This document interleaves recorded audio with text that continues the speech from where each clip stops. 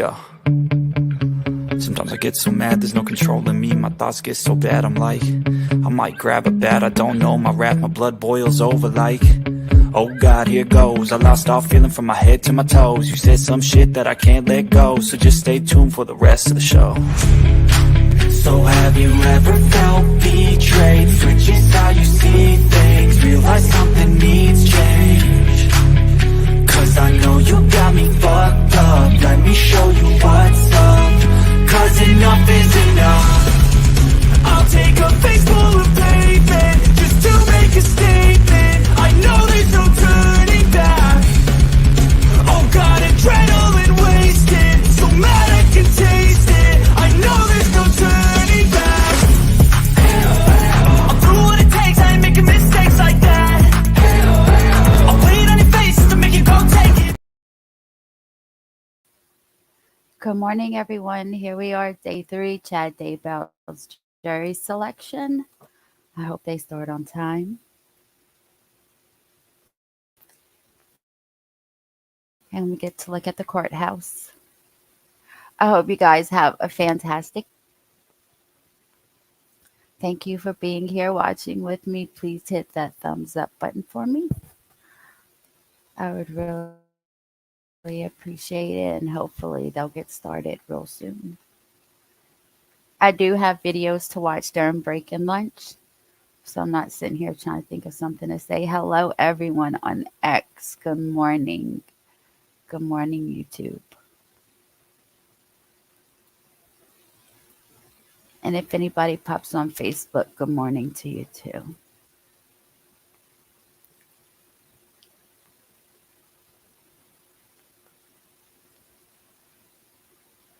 In case you didn't pay attention to any news last night or this morning, the glasses that they talked about at Sebastian Rogers' press conference yesterday had nothing to do with the case. They didn't belong to him. So I just wanted to let you guys know that in case you didn't hear that. I wonder how many jurors we will get today. Got 4 yesterday, 16 the day before, so we have 20 and we need 30 more. But they let half of the group go like right away yesterday morning.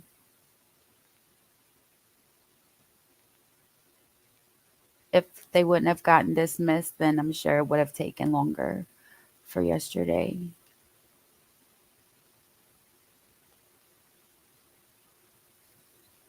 Hello, everyone coming in. Please hit that like button for me.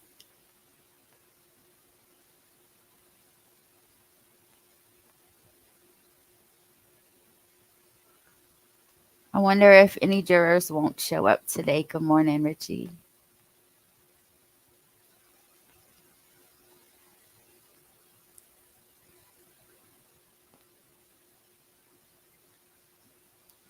Tomorrow, I'm hitting the live button right as soon as I see he's on the bench.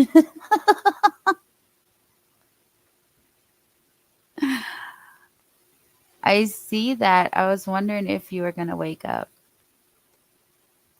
I mean, early.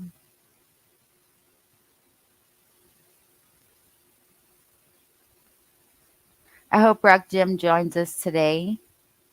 I know Sherry's probably sleeping or just waking up. I don't have morning people, okay? And then I have people in Australia, so they come in late too.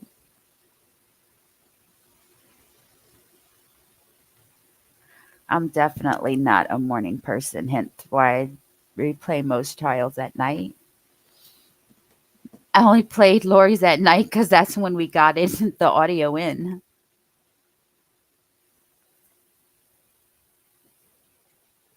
I was hoping they would start on time. They did say 9 o'clock, right? And his whole life is set for 7 in the morning. You are so late. I was hoping we would look at the seal or something, but we don't get to. And they do have search parties out looking for Sebastian. If you live close to Hendersonville, Tennessee, and would like to go join, I'm sure that they would welcome you with open arms.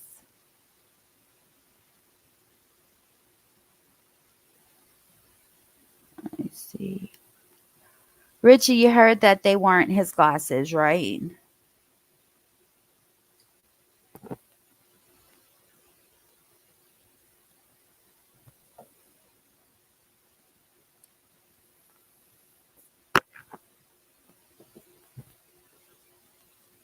I mean, it's easy. Just like if I lost my glasses, there's a serial number on the frames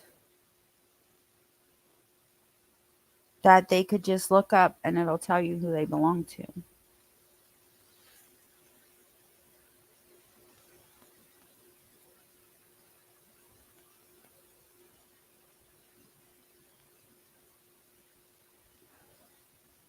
Lord, oh, help us if I lose my glasses.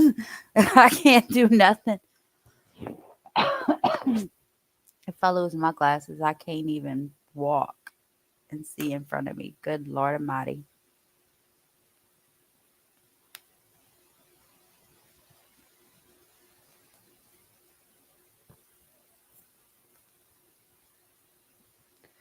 I might as well just play one of the videos now.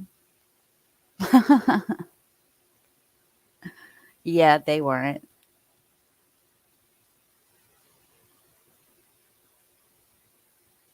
They have everybody searching and one person driving around, just showing the people searching.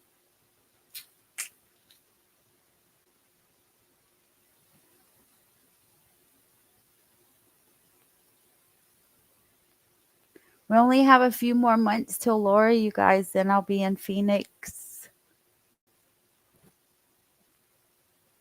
Excuse me, not Phoenix. Is it going to be in the Phoenix courthouse? I don't remember if it's Gilbert.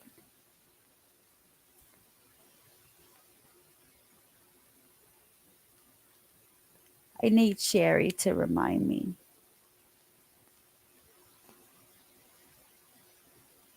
She lives over there.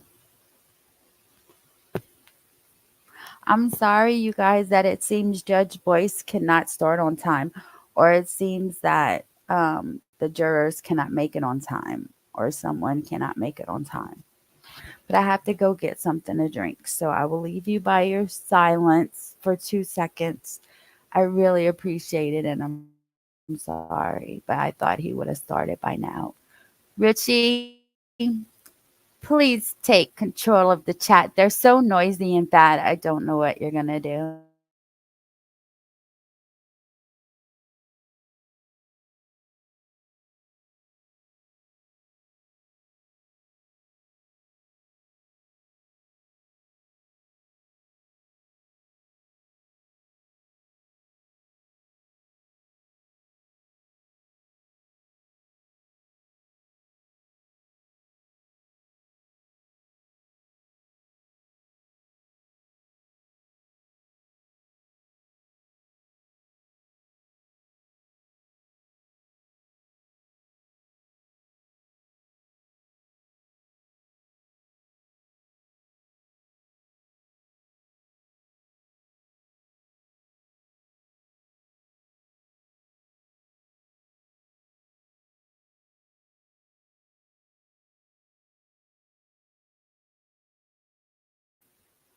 Yes, I will be in Phoenix for Lori Vallow's trial beginning August 1st.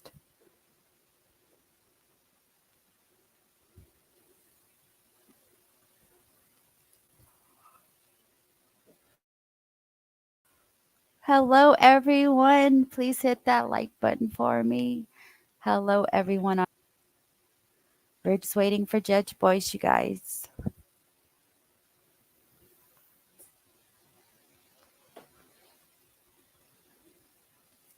That means I have 2 months to recuperate from Vegas.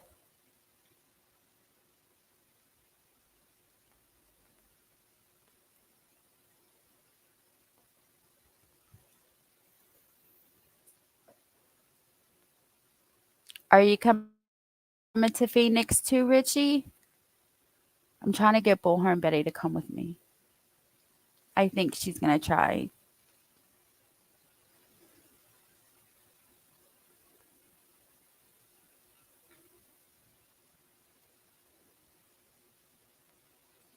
I know tomorrow I'm going to sit here until he goes live and then I'm going to hit live real quick. Ba bam. No, I'm not moving to Phoenix. No. I think this is a big city. Yeah. They have a lot more buildings. We're more open than they are. They're more of a city.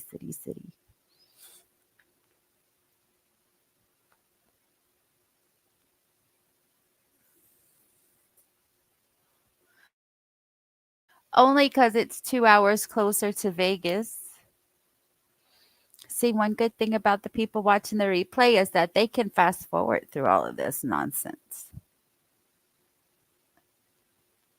You poor people can't, but you can't leave, but don't.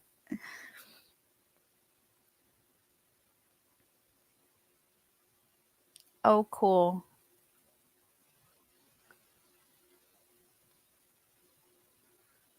I don't even know because Chandler is where Charles was killed. I'm pretty sure they lived in Chandler. So I don't know.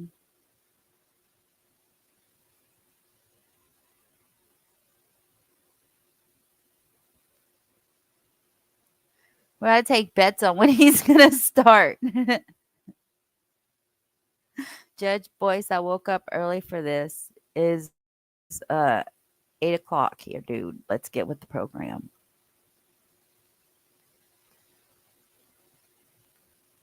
I just know Judge Boyce is ready to get this out the way. He's done with Lori Vallow. Now he's going to be done with Chad Daybell after almost 4 years. I know he's happy. And then he'll get some more fucked up case. Kind of sucks that Richard Allen's not going to be televised or streamed. I don't, yeah, something's up with that case. I feel sorry for that man. I don't care if he's guilty or innocent. He still doesn't need to go through what he's going through right now. He is considered innocent.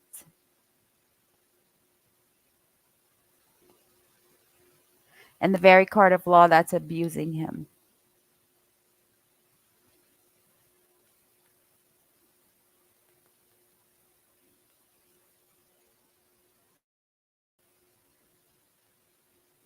Good morning, everyone coming in. Please hit that like button for me.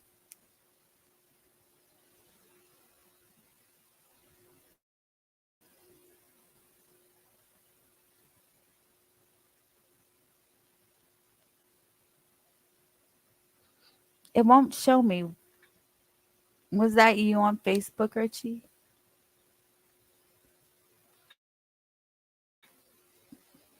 Oh, no. Thank you, Julie, on Facebook.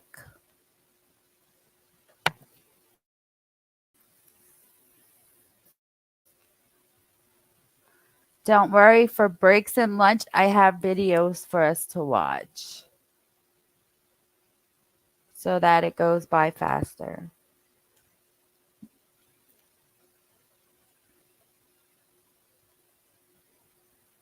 Tomorrow he should say, how does X look like? What do you mean? What does the live look like? On X, I don't know. But I usually have my most viewers on X, of course.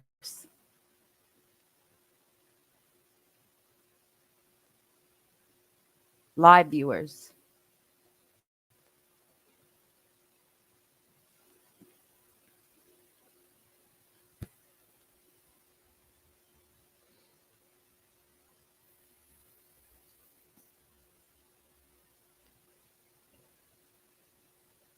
Like I can't really chat with them or anything, or I don't think they have a chat. I don't guess I don't see it. Maybe they do.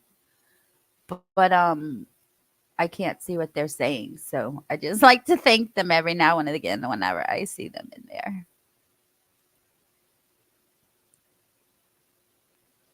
Like even though it shows 6 in here, there's more people watching on other platforms.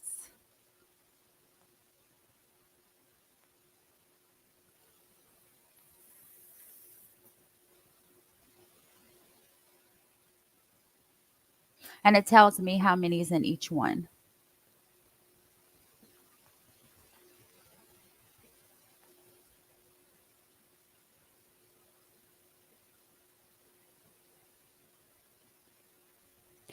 Good morning, everyone coming in.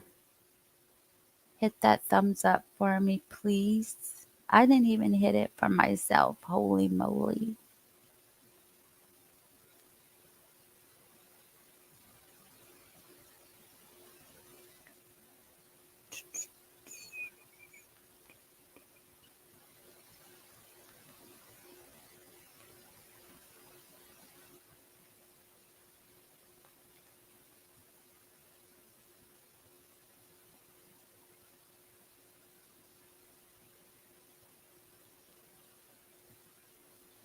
But I do thank you for sticking through these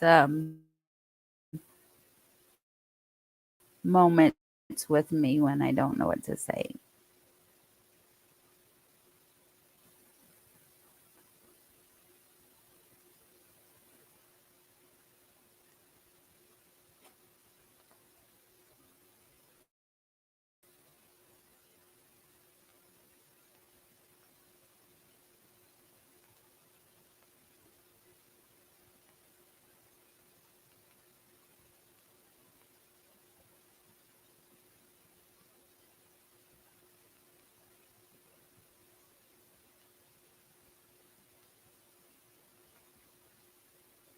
Do you have X, Richie? I guess not if you're asking me what it looks like.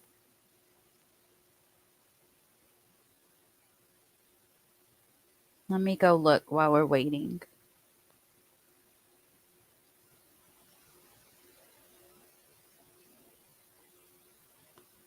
How are you going to see my live? Let's see. I have no clue what I'm doing on X, you guys. Let me see. Me, profile,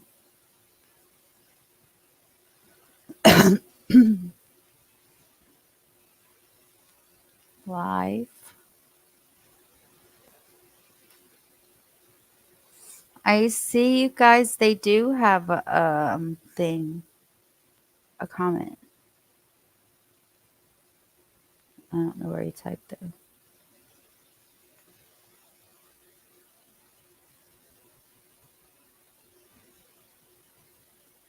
Can y'all see the whole screen?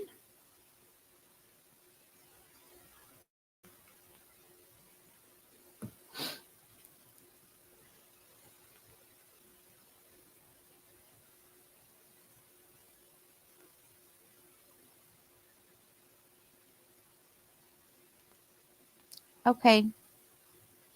Oh, okay. Hey, Kaz. Good morning. You're up early.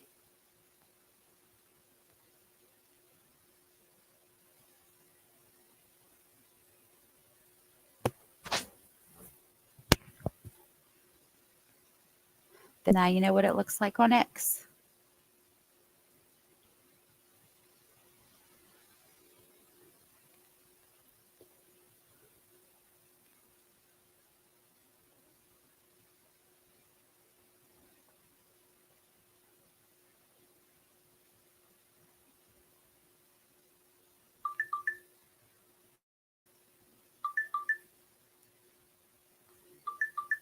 Let me turn my ringtone down.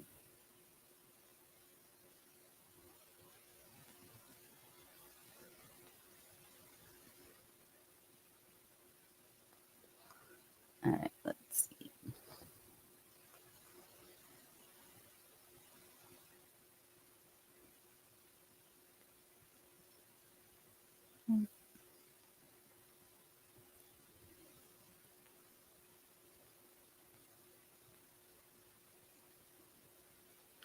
I guess we're gonna start at 8:30.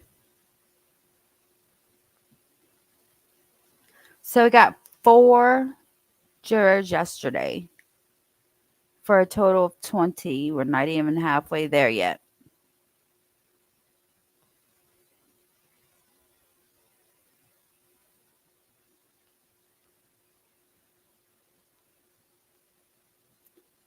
Oops.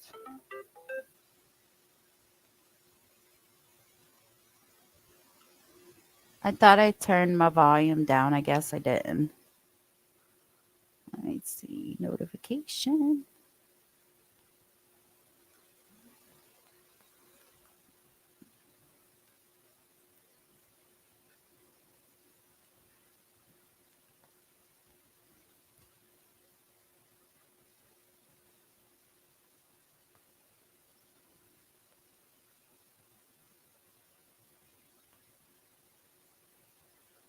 Thank you guys for hitting that thumbs up button.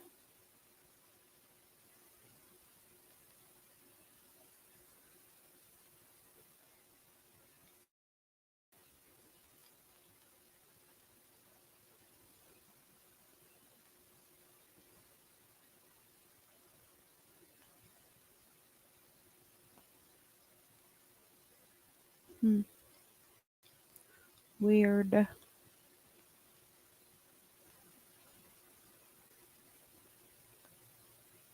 If you're just coming in, I was talking about Sebastian Rogers, the glasses that Ellie talked about yesterday in the press conference. Um, that had nothing to do with Sebastian's case.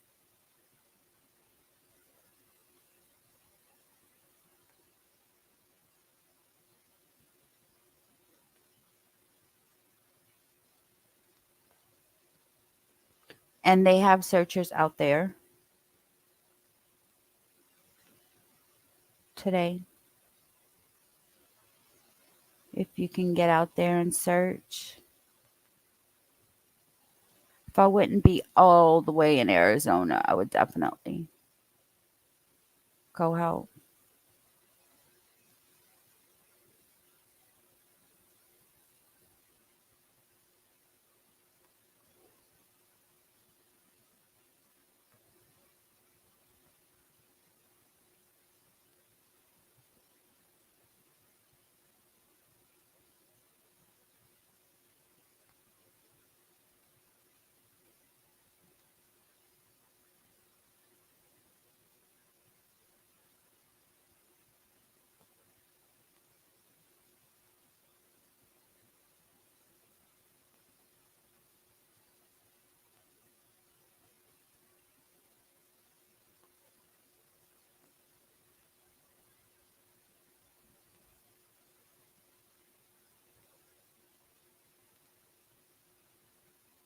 All right.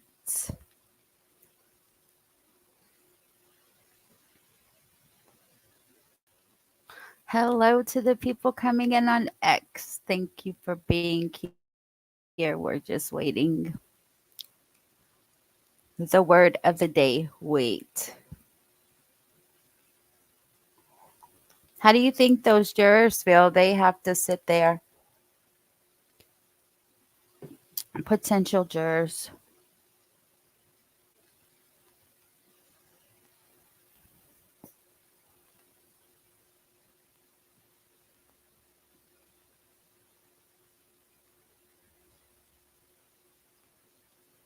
We're just waiting for Judge Boyce, you guys.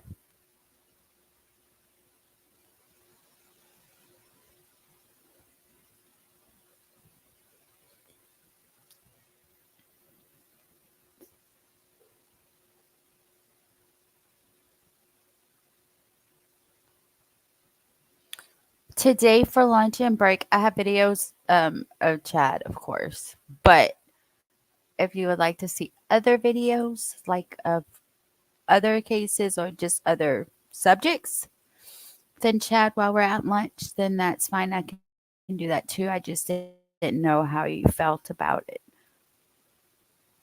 But it'll be better than me sitting here trying to find something to say. I'm usually just sitting here quiet, like to myself, my dog. in real life. That's about it. She doesn't answer me, so we just don't sit there and have a back and forth conversation. Sometimes we do with her eye movement or her hand movement, but Mama's talking about you, lazy bum. She stays in bed till like 10, 11 o'clock. I swear to you. It ain't like because I stay up till 2 or 3 o'clock in the morning. There's no way. Oh, let's go. Nope. Dang it. I thought it was ready. Let me like his stream. I think I put the link. Yes, the link to his chat and the two videos to his channel and the two videos that I'm going to play today are in the description.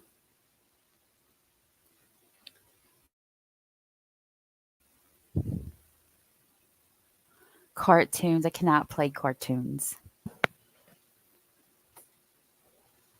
Especially if the live goes past 7 to 8 hours, I can't edit it out. So definitely not cartoons. Then I wonder if they're going to do one group at a time like they did yesterday. Break at lunch and then go through more. That would take longer, in my opinion. Yo, poor Pryor sitting there by himself like a lonely goose. And they have four prosecutors at the other table just like ready to eat him up. And Chad's sitting there withering away trying to figure out the perfect spot to slip out under the desk to his portal. Where he wants to go other than to see Lori over here in Arizona, I have no clue.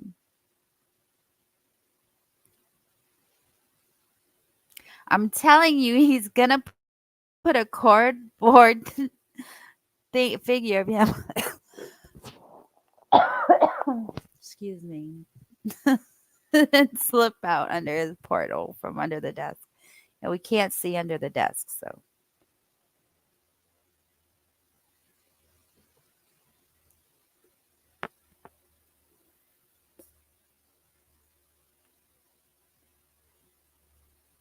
Kaz, how is y'all weather over there, over the pond down under? Across the pond and under the dirt.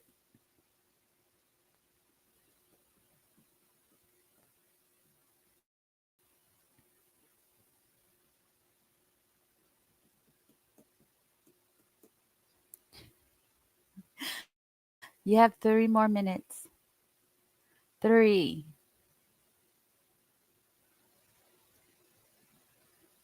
Thank you, Dad, if you're listening. Richie, go thumbs it up on Facebook for me.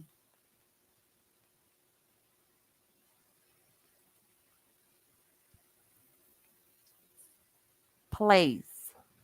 I'm so bossy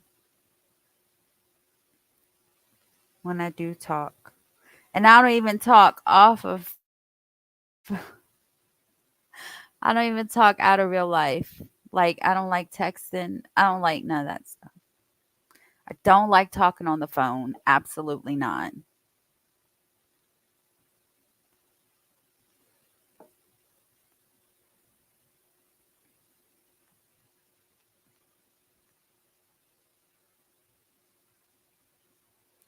Oh, that was from yesterday. There we go.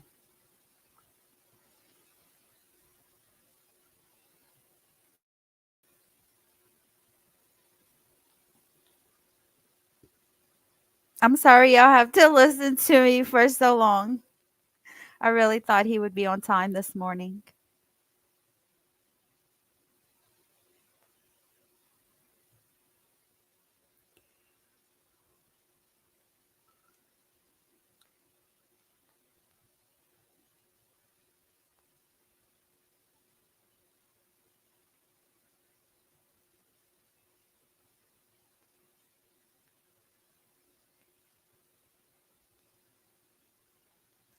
No portal. It is closed for good.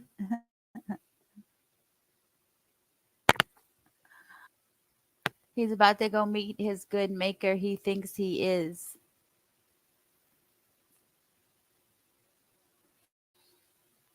All right, let me go click on my own live on Facebook. How do I get to it? Oh, it says live.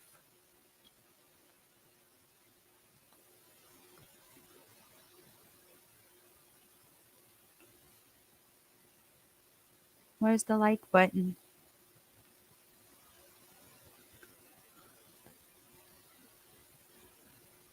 Oh, wait. Did I do it? I see my comment on StreamYard, and I see my thumbs up. I did it. Whoop, whoop. Back to YouTube I go.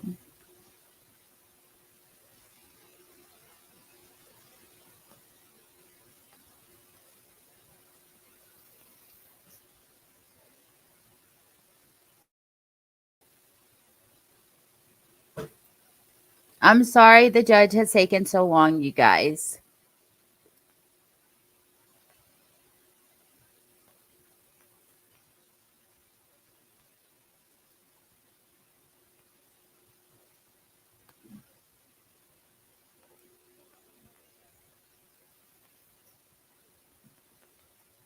I would play something, but I know as soon as I play it, he's going to start. But if I don't play it, he's not going to start.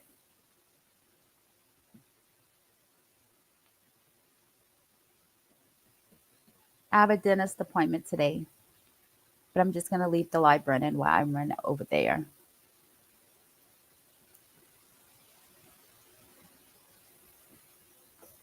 I have an appointment today, next Tuesday, and the Tuesday after that. I need to change my calendar to April. So I'm tired of looking at it and flipping it. And I'm really scared of my EMG, you guys. I had one like 20 years ago, and it was so painful. Hopefully, technology has advanced and it's not as painful as it was before. I hope to God not, because I sure cried my booty off when I was having an EMG.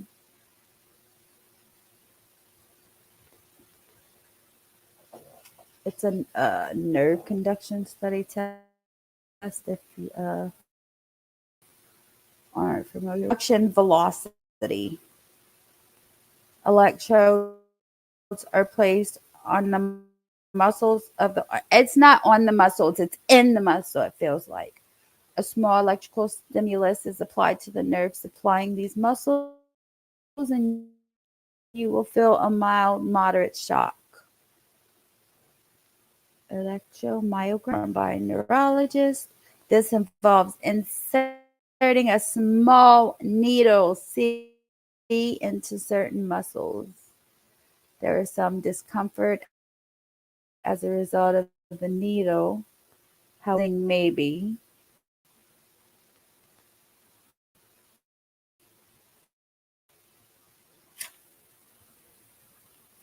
That's on the 9th.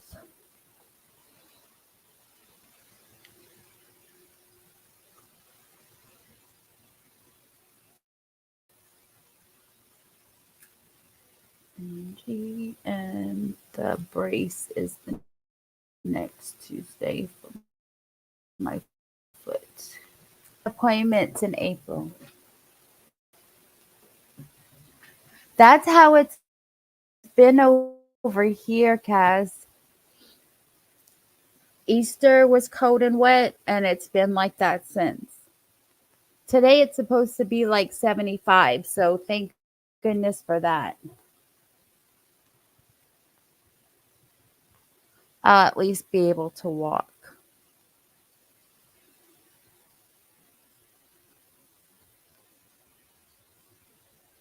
For those that don't know, I joined a challenge to walk a mile a day for 30 days. I do it anyway, so I might as well. And for cold, rainy days, I do 2 the next if I can. I try to double it up.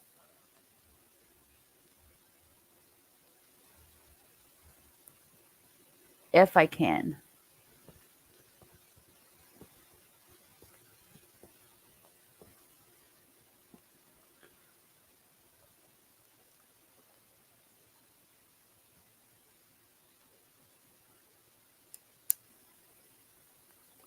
So has your weather, I'm assuming yes, your weather started to get cold now for your winter. Because hopefully ours is going to start warming up. Unfortunately, not looking to 120-degree weather anytime soon.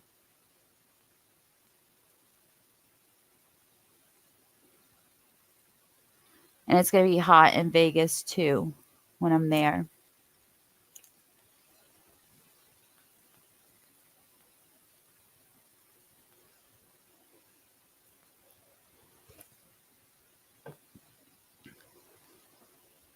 For anyone that doesn't know, I am going to Vegas to visit Richie next month.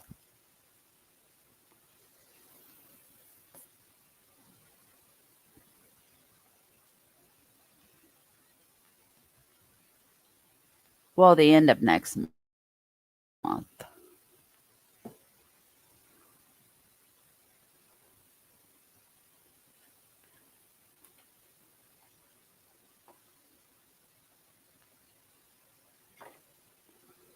Hmm.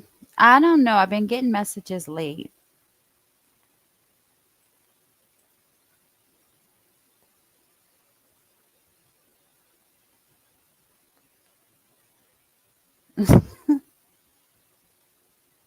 Okay.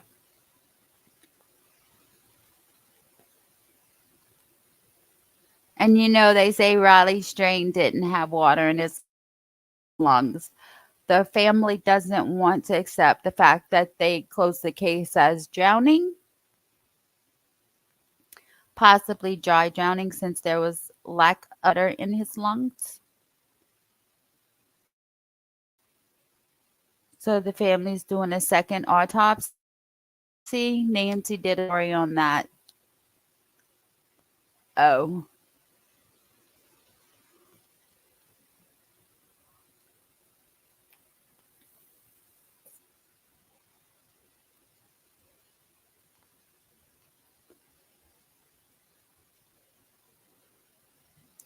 thank you to everyone still waiting on X. You don't know how much I appreciate you guys. And those waiting with me on YouTube. I'm so sorry he's so late.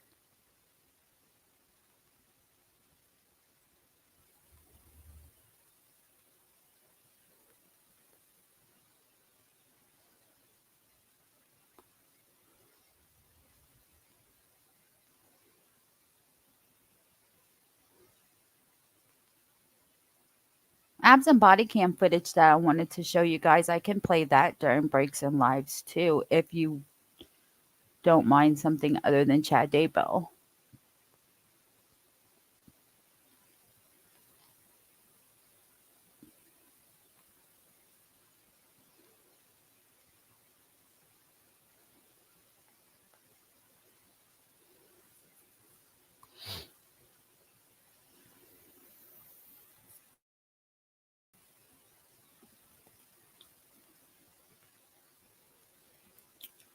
Let's see. If I could show y'all maybe some searching from Sebastian Rogers until he starts.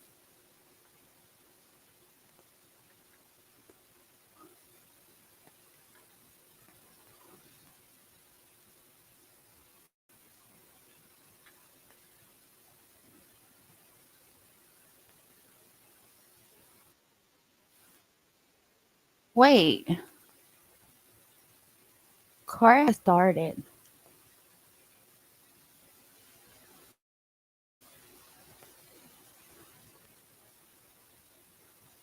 What is East Idaho?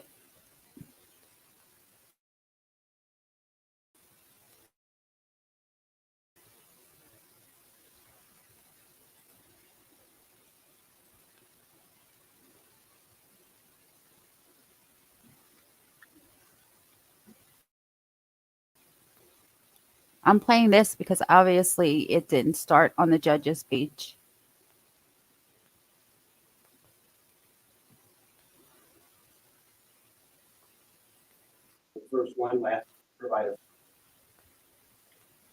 Damn.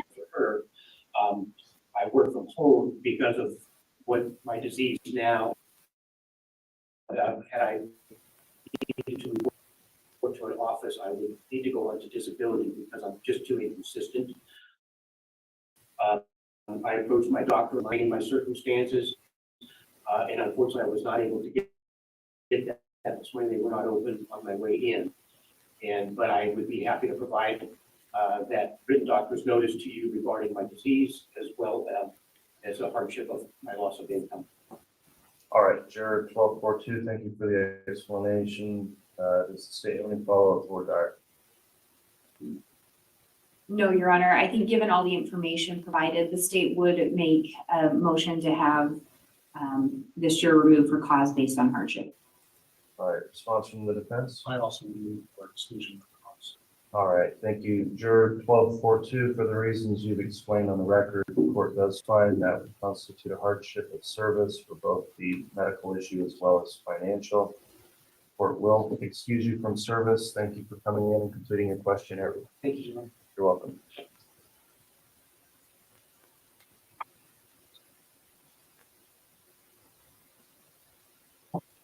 I don't know what time it started. Oh, we have a card going up on juror 1204.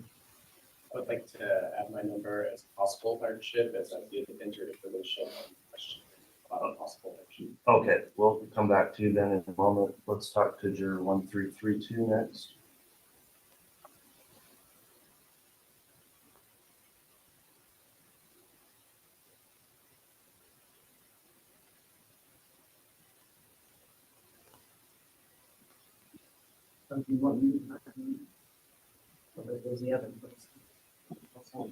Yeah, I'm looking at your questionnaire, juror 1332. You filled out a, on that part of the questionnaire and did talk about a potential hardship here. Would you like to explain that to the court this time? And my hardship is basically my husband. He's a sole income for our family. We live here together. We don't know anybody, and he works in the middle of nowhere. He's on a specific diet, and I have to prepare and pack all of his food for however long he's going to be gone. And he works on somewhat of a fireman schedule. When the machine breaks, he has to go. So it gives us not much time, and it's kind of like being always on call. All right, if you were able to be home each day late in the afternoon, would that give you adequate time to help prepare those meals for your husband? You know, it's not something I can say definitely, because he could get a call at 9 o'clock at night. He could get a call at 6 o'clock in the morning. He could get a call anytime. He doesn't only work in Idaho. He works in Oregon, Washington, Nevada, and California, and Idaho. And travels through the whole Pacific Northwest he works on giant inverter machines that transfer power to the utilities. And they're not happy when their machines go down, but other than the 2 plants he takes care of in Idaho, all the other plants are 6 hours at least one way. All right, during the course of the trial, do you think there's a way that if you were unavailable to prepare his meals, he might be able to prepare some of those meals on his No, he own? would take whatever's in the refrigerator, throw it in his lunch pack, and who knows, because he's in the middle of nowhere where he's working, he can't just hop in the car, or it's time for lunch, go to town and get a sandwich. Like, he's on a special diet and he can't eat out. So he gets really sick when he does. And I work really hard to keep him healthy and keep us going. And, he's older now, and it would be nice if he could really retire when he turns 65, but that's not the case anymore. All right, any follow-up, Board Darf, from the state, I have no follow-up, Your Honor, thank you. from the defense?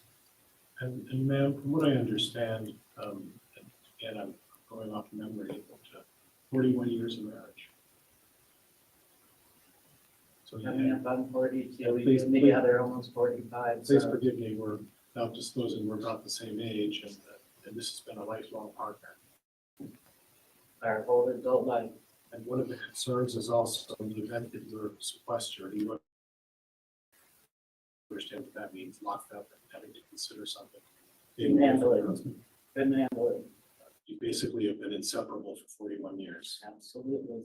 And not only would that cause you a distraction and not be able to be processed what needs to be processed in this case. Absolutely. Would there be a concern? I don't even have to ask. I guess there would be a great concern about how your husband was doing it. Absolutely. And that would be a significant distraction. Absolutely. Given that, Judge, I'm going to move for cause to have this juror excused. I think this is a significant hardship. All right, I've considered the hardship expressed with juror 1332. I'll grant the strike from both parties here. So 1332, you're excused. Thank you for filling out your questionnaire and coming in.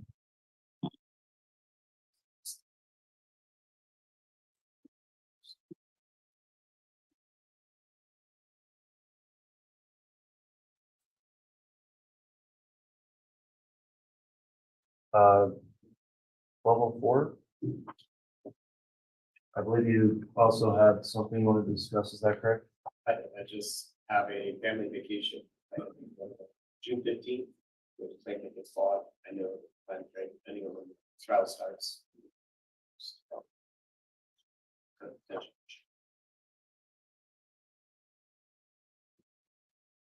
All right, I'll defer more to counsel. They are the ones that would know best on trial length. It's my understanding we should be done by June 15th, but if the state has any follow-up to address any concerns about that time frame on this June 15th vacation, we can follow up with that juror 1204.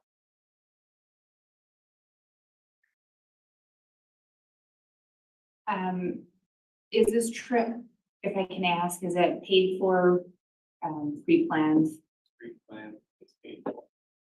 And would you be able to get any, money back if you weren't able to?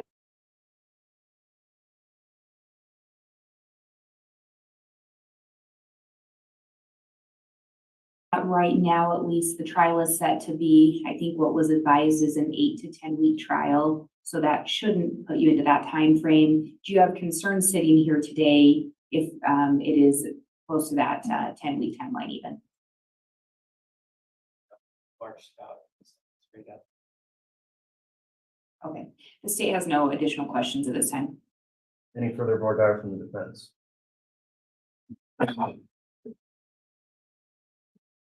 I'm not anticipating going to June 15th. I guess what I'm concerned about is what if we do? I don't think so.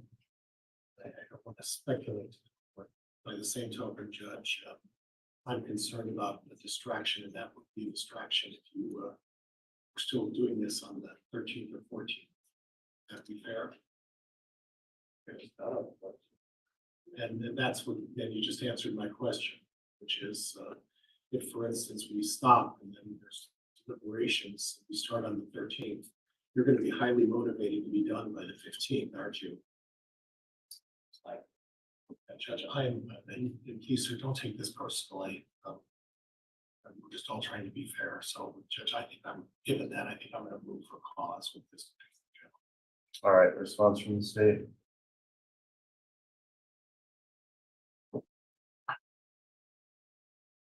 Judge, the state would just submit on the information provided to the court. All right, the court is at this point going to overrule the challenge for cause on 1204. We have to try to fit in this trial around everyone's schedules, including jurors. And I'm in good faith going to tell you I do believe the trial will be done, not to interfere with that schedule. Can't all predict the future with certainty, so we're trying our best to move things along, and from what I see so far, it does seem to be moving along on schedule. So, Juror 1204, appreciate your concern. But you get to stay. Have you remain in the jury pool for further consideration. We go through another step of peremptory challenges after this. So, with that, the court will allow 1204 to return for peremptory challenges. Thank you. Oops.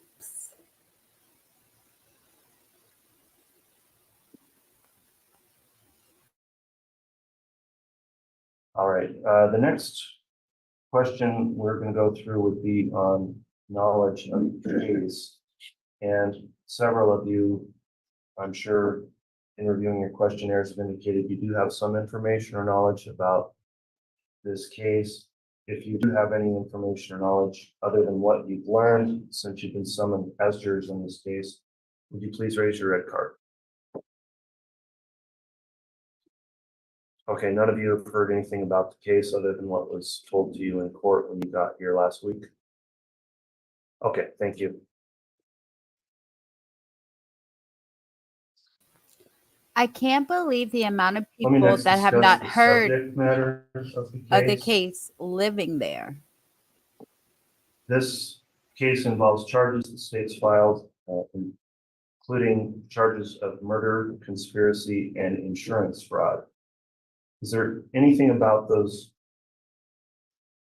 charges and the nature of those charges that you think would make it impossible or difficult for you to fairly and objectively evaluate the evidence in this case and render a fair and impartial verdict? Your Honor. Okay, no one answered affirmatively.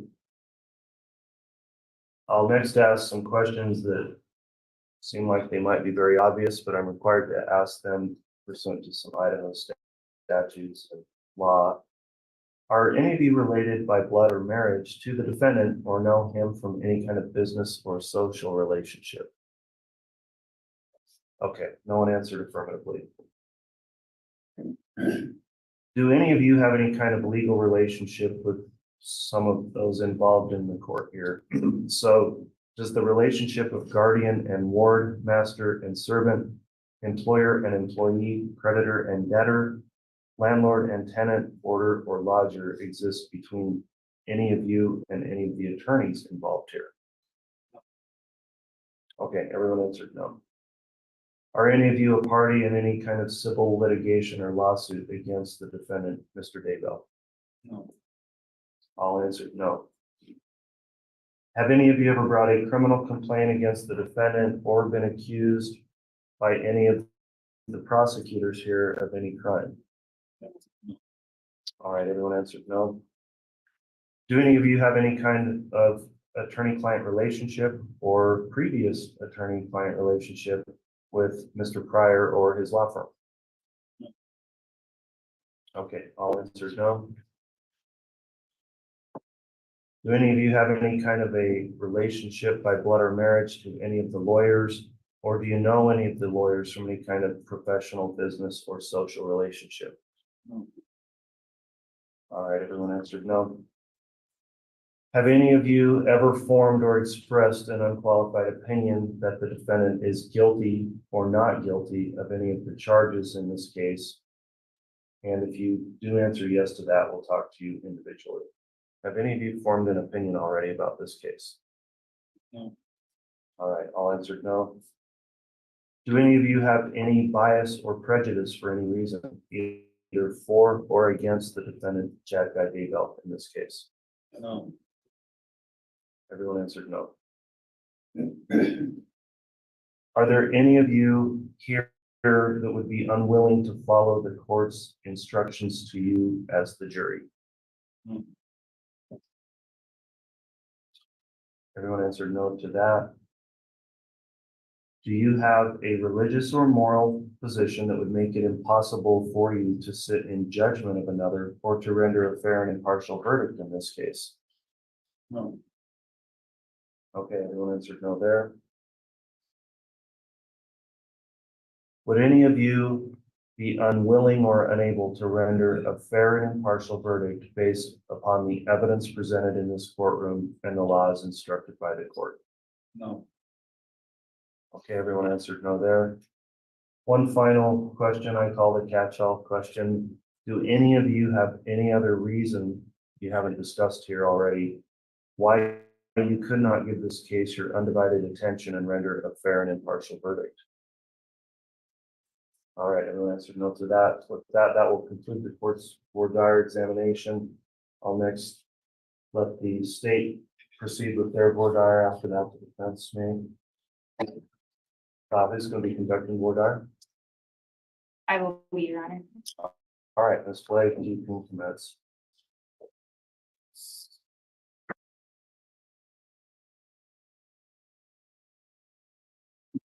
Hello, ladies and gentlemen. Thanks for being back with us this morning. I know this process has been long. You all had to come in last week and fill out a questionnaire, so we appreciate you sticking with us through this. As you may know, we want to just be thorough as we're selecting a jury. Both the defendant, Chad Daybell, and the state of Idaho have the right to a fair trial. So we're going to ask you some questions today. None of them are meant to offend. I don't really want to put anyone in a hot seat, but I will be asking some of you questions and I will be asking for responses. So I just want you to know why we're doing that. If I were to use the term brutal honesty, I'm going to ask some people what comes to mind. Juror 1392, if you hear the term brutal honesty, what do you think of?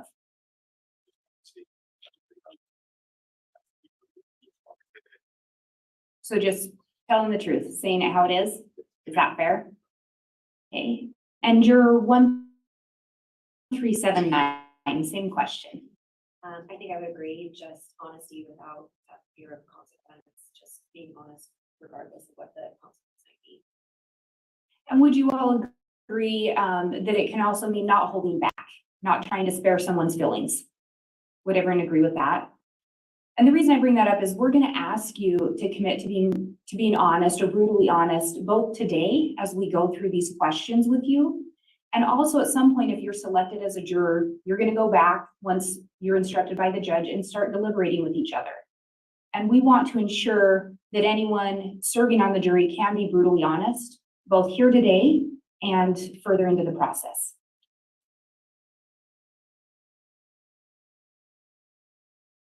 And we all may know someone that we feel like we can go to get just the honest, how it is answer. So for me, I had my first niece, I found out when she was pretty young, she wouldn't filter her answers. So if I really wanted to know how something looked or how I was looking that day, I could go to her and she did not hold back. And so I don't know if some of you have someone like that in your life, but that's what we're asking for today. Don't hold back. Just tell us how it is. You've also heard from the judge what the charges are in this case. We have multiple counts of conspiracy to commit murder, and we also have multiple counts of first-degree murder. You had a question on your questionnaire regarding seeing graphic images. This case does involve the murder of 2 children, as well as a mother of 5. There will be some images shown, most likely. Does anyone here have concerns if they were to see images that are graphic in nature, maybe unpleasant to look at?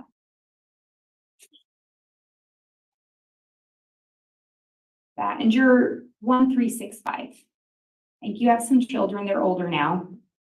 Does it cause you any concern, the idea of looking at images of maybe children that are graphic? No, if it's in a court-related environment and you have to do that, and if it's going to allow more truth to come out and the facts to come out. Thank you. And juror 1320. I think you also have children. Looks like they're adult children now. Yes. Does that cause you any concern, the idea of looking at images of children and maybe graphic? No, as long as it goes towards facts of the case. And you feel that you could look at those images and give them the weight you feel they're due in relation to other evidence for the case? Yes. Thank you. Has everyone here been on a plane before? Yes. When you get on the plane, you get the instruction at some point, they say, sit back, lay back, and enjoy your flight. We're going to arrive at our destination at such and such time. If instead you got on a plane and the pilot came on and said, hey, I'm going to try to land, I think we'll get there at this time and I'll do my best to land. Would any of you feel comfortable staying on that plane? No. I'm seeing that shaking of the heads, and juror 1389. I saw you shake your head no. Would you want to stay on that plane?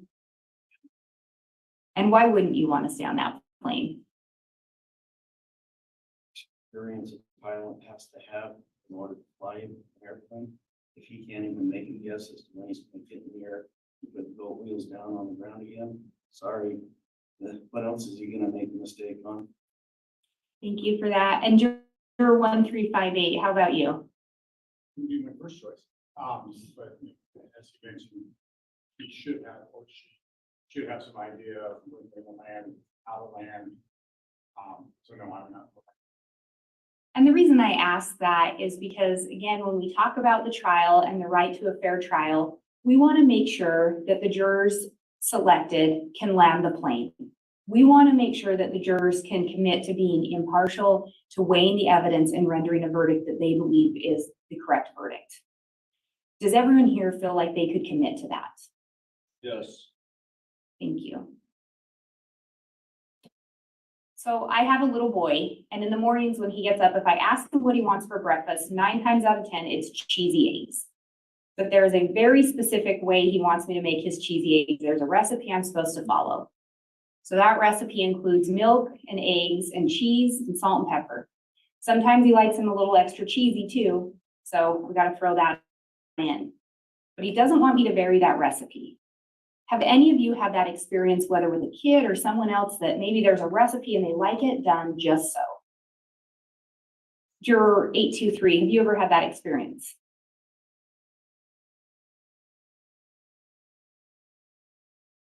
Yes, someone. Somewhat? Okay. And juror 1204, have you had an experience like that? Not to that extent. Do you have kids? Are there any specific ways they like their food made or cut up or that they used to? They're pretty easygoing? Okay. And juror 1251, how about you? I'm okay with deviating from the recipe. Okay. If you were given a recipe and told this is how you have to do it though. And what I'm talking about is the judge is going to give you some jury instructions, and those instructions are going to say how you have to handle this case. And he's going to give you an instruction that includes the elements of each offense that the state would have to prove. And there's going to be specific elements or ingredients. So you may look at them and think, well, and kind of like a recipe, you may think, well, if you added this or if you took this away, I think it would be better. But in the courtroom, you wouldn't be able to do that. Could everyone here commit that even if there was something that you wanted to see and you wish was an element or an element that you didn't think should be there, can everyone commit that you would actually follow exactly as that recipe or instructions written out? Yes. Does anyone have concerns with that?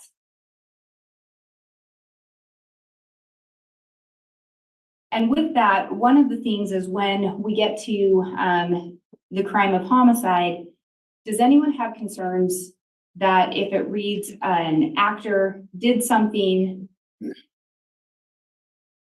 that caused the death of another person, but the actual cause of death is not an element?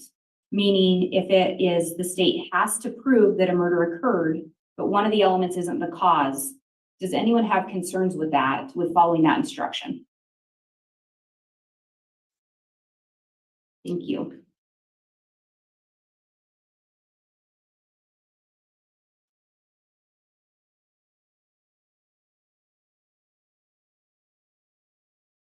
So today, as you headed to court, if the sky had started to turn gray, and then you got into the courthouse and we closed all those windows and we closed the blinds, and when you went outside, it was wet, your car was wet, the grass was wet, the pavement's wet, you start driving home, everything's wet along your drive, are you going to be able to determine what happened? Yeah. And your 823, what would you determine had happened? And your 142, how about you? Oh, sorry, 1424, I apologize, yes. Yeah. And you didn't have to see it rain to make that determination, correct? So in this case, you'll hear different types of evidence, and some of the evidence you'll hear referred to as circumstantial. Does anyone have concerns that with the type of evidence presented, you would have concerns weighing that and giving the weight it's due?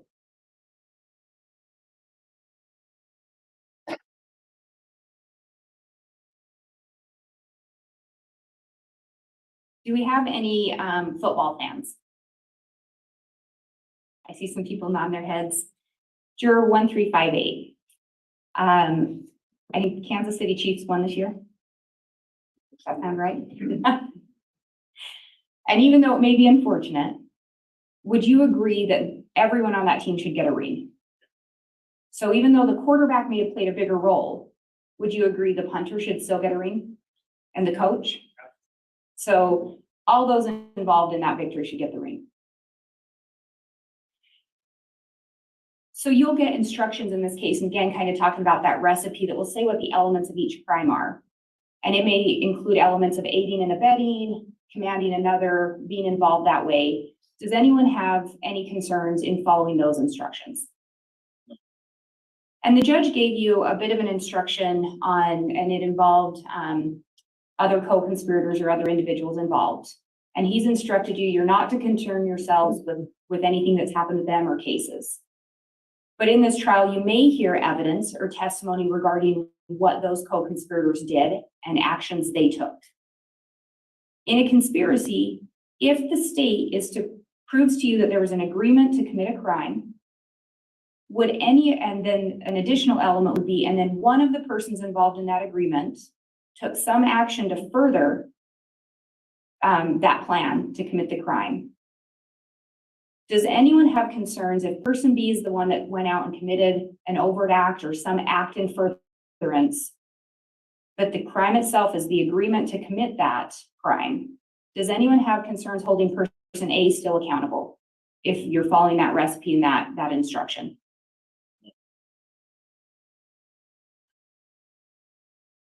Thank you. I have no further questions. All right, thank you, Ms. Blake.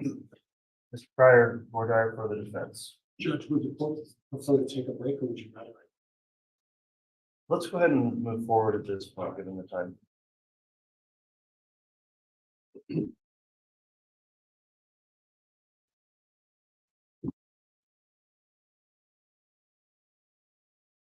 Ladies and gentlemen, I introduced myself before. I'm John Pryor. I'm the attorney for Mr. Daybell. And we're going to have to ask, some questions. And I don't want any of you, please, to imply that Chad is guilty of anything, because I'm going into areas of concern, and it's just part of the process. What we're really trying to do is to get your feelings and your honest feelings about a variety of subjects. And the reason we do that is because this is an important case. It's a serious charge against Chad. And we need to get as much information about your opinions about bias, about knowledge of different topics, about how you feel. And in order to do that, we're given a very short window of time to do that. Ms. Blake asked you to be brutally honest. I'm just going to ask you to just answer the questions as best you can. I'm going to ask you to tell me how you really feel, and remember that there really isn't any wrong answer. All of us think differently. If I were to poll you on an important issue, I would imagine if there were several ways to answer it, we'd get several answers. And not everybody answers things the same way. And what's more important than anything else, each and every one of you have a very important idea and perception of how you feel about different issues. And that's what we're really after. So when I ask you questions, again, I can promise you if you ask me questions, I'd probably have different answers, and all four of us here, the four prosecutors here and myself, would probably have 5 different answers. So again, there's no wrong answer. I've spoken to some of the other jurors before, and I talked about a story how when I was a young man and I wore smaller clothes, how I was on jury service. And the lawyer at that time asked the jurors, is there anyone who just really doesn't want to be here? Now, I struggle with that because as a citizen and having been raised by an absolutely wonderful mother, an amazing father who taught me the importance of doing your constitutional duty and your civic duty, and that we live in what I think is the greatest country in the world, that you don't shirk that duty. But he also said, and I remember this, and I continued to do this for the almost 30 years I've been practicing law. And I ask all the jurors this. I do that because all of us have a lot of things going on in our life. All of us have had issues, and some things are important. Previous juror has a dog, and that's a very big concern. Some people who are dog lovers, that's a really big concern, and it's very important. Some of you have other concerns. Some of you are in the military service and having to focus on our military and protecting our country. Others have jobs where you're an accountant and you have responsibilities and potential hardships because tax season's coming up. And that's a concern. All of us have concerns. Some of us just don't want to deal with this because they find this very difficult. So I want to ask you, and I'm going to ask you to start off by just please tell me, and please be completely honest with me. This is our opportunity to share information and to kind of get an idea where all of you stand. So is there anybody who just doesn't want to do this? Just feels like, you know what, this is too much for me, or I have so much going on in my personal life that I just can't do this. And I would please ask you to be honest about that. Anybody at all? No? Okay. Now, you've heard the charges against Chad. And you'd heard the judge read the charges against Chad. And the prosecutor has talked a little bit about elements, about a recipe, and I'll get to the recipe part of this. But is there anybody, having heard the charges, immediately assumed that Chad was guilty because this judge read charges? No. Thank you. Thank you. Does everybody agree with that? No? Okay. All right. Okay.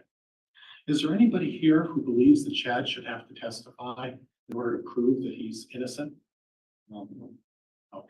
No? Okay.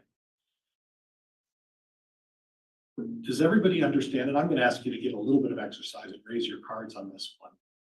Does everybody understand that if Chad and I decide to, we don't have to put on a single piece of evidence? Does everybody understand that? Yes. And I'll try to limit the raising of cards. Thank you, folks. And does everybody understand that the prosecuting attorney must prove this case? And that if they don't prove the case, the verdict from you folks has to be not guilty. Do all of you understand that? Yes. Yes. Thank you. Thank you.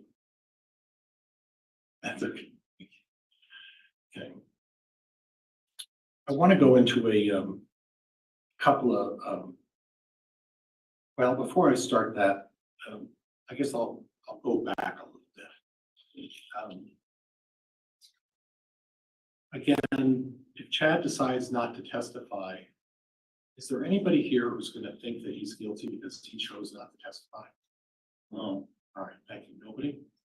Okay. Now, I want to talk a little bit about bias. Does everybody understand what bias is? And would everybody agree that bias is you have an opinion about something, whether it's based on fact or truth, but you have an opinion about somebody and it may influence your judgment? Would everybody agree that?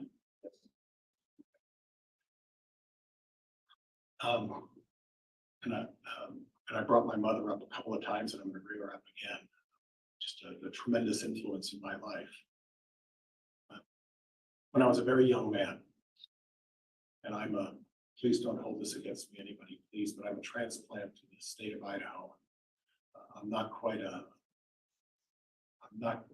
born and raised here, but I've got 30 years in, so I think I feel like I've spent enough time in my life that I consider myself a true Idahoan. I was born in the early part of my life was in the back east. And I lived in a neighborhood. And my mother's very best friend had a very close friend. And they didn't share the same beliefs, faith beliefs. And one day I was sitting there with my mother, and it was a very hot day in back east. In back east, it gets incredibly warm. And this person at the time, and my mother was probably 40 years of age, and they were sitting there in the backyard. And I looked over at her best friend, and on her right arm were numbers. And there were about 5 numbers. And they had been tattooed on. So I asked her, why'd you get the numbers tattooed? And she said to me, well, I lived in Germany for a little while. And then I stayed at a camp called Auschwitz. And I was surprised because I couldn't understand as a 7-year-old how someone would tattoo someone an arm and put numbers on there. And that was a good lesson for me, because what it showed is that there are people who have feelings so strong that they would engage in that kind of conduct. And I can assure you, you can't count the number of people who have had that done to them anymore, because most of them aren't here anymore. But that had a profound impact on me, and it was the best example of what bias was. And I want to ask you folks, is there anybody here who feels that you should judge somebody just because they may have different beliefs than you do? Please raise your cards. This is important. No. Saying no or saying yes? If you say no, raise your cards. Okay, unanimous. Thank you. Do all of you understand that it's important not to judge somebody because of their beliefs? Okay. Do all of you know that we all may have different beliefs? That we all may believe some things that are different? Do all of you agree that regardless of how unusual or how unrealistic those beliefs are, we have to respect people for their beliefs? Would everybody agree that? And that we can't judge someone just because they may have unusual or beliefs that we just don't find realistic? Would everybody agree? Yes. And would everybody agree that you're not going to judge a person just because they may not conform to what you think is normal or average or standard beliefs about various topics? Would that be fair to ask that of you of that?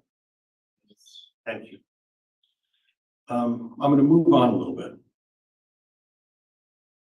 Have any of you watched any video, audio, programming regarding this case or anything associated with this case? No. Not read any newspapers about it? Yes, I have. You have? Would you talk to me a little bit about that? So, Mr. Pryor, if we're going to go into detail here, I'd like to do that individually. Okay, all right, thank you, Judge. And I'll move on. And which juror was that, though? That was 1242, I think. Okay. 1424, forgive me. Now, I'm going to give you an expression. And I want to know if anybody can give me an explanation. And if you can, and you want to, raise your card and I'll ask you individually. I listen to all kinds of music. I try to be open-minded about that, but I love country music. And that was developed because when I moved here, that seems to be a natural, maybe the way we live, at least from where I live anyway. And there's a really great song that I love, and when I listen to it, it always moves me a little bit. And the song is from a guy named Dan Seals. I don't think he's alive anymore, but he wrote a wonderful song, and it says, "Everything that glitters is not gold." Is there anybody who doesn't understand what that means? Is there anybody who understands what that means? Raise your cards if you understand what that means. Okay. And I'm going to pick on 1389. So why don't you talk to me a little bit about what you think it means when you say everything that glitters is not gold? In the physical world, there are a lot of things that can glitter. For example, light striking off a crystal. Okay. Glitter off a crystal with a diamond. Any other reflective surface, so it stands to reason that it's not going to be gold no matter what. Okay. Okay. And I'm going to go to 1379 because you've got the biggest, finest smile I've seen for at least 2 or 3 days. And it's refreshing to see someone smile like that. So talk to me, because I think you're thinking about something else. No, I loved the very definite, Right. description he gave. I mean, I was thinking more in, not quite such a literal sense, that, Okay, just what were you because you thinking? see, just because something is shiny and sparkly doesn't mean it's necessarily valuable or being gold-like, so. Does anybody look at that? Because the song really goes back to talking about relationships. And juror number 1365, boy, was that a strong nod. And I'm not going to get into your past or your history or whether you've been in the situation where something was glittery but it wasn't gold. But you talk to me a little bit about that. I look at it more, I guess I think of like the perfectly dressed couple and they're in the perfect house and you think, my gosh, they're making, all this money and then you find out that just because it's on the surface, that deep down inside, it doesn't mean that it's glittering on the outside, but everyone always has issues on the inside somewhere. Right. And sometimes you may be tricked into believing that something is gold when it's just glitter. Or like in our city of Idaho City. And there's and we'll go, in fact, I'm going to jump to 1378. Where am I going with this? All the fools that's up there. Right. Yeah. And we have a place, a wonderful ski resort called Bogus Basin, right? And we all try to enjoy that when we can. Getting to the end, I think we've got about another week or two probably. Yeah. But that is where they believed that there was gold up there. So when you evaluate information and look at information, it's important that we really decide, is there really gold here or is it just glitter? Would everybody agree to? And I'm going to move over to juror number 1392 because you haven't had a lot of reaction. You had a couple of things. What are your thoughts on this? Everything is glitter is not gold. I just think you can't judge a book by its cover. Right. But all of us struggle with that. Would you agree with that? All of us have been in situations, whether it's a personal relationship, or whether it's a business relationship, or whether it's any kind of relationship, and we have to gauge somebody. And would everybody agree that we've made mistakes in terms of judging people who we thought may be gold, but the reality is they may be glitter? Does everybody agree with that? Yeah. Okay. And sometimes it's too late, isn't it? Mm-hmm.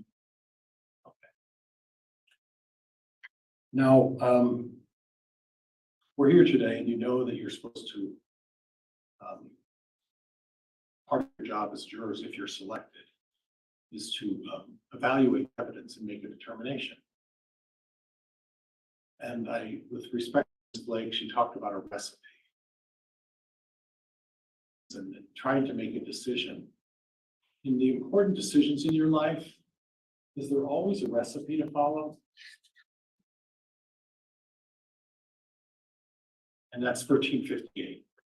And I want you to talk about that. Very few things have recipes. She mentioned a cooking recipe. Those Right. have to be a little more exact, especially if you're baking.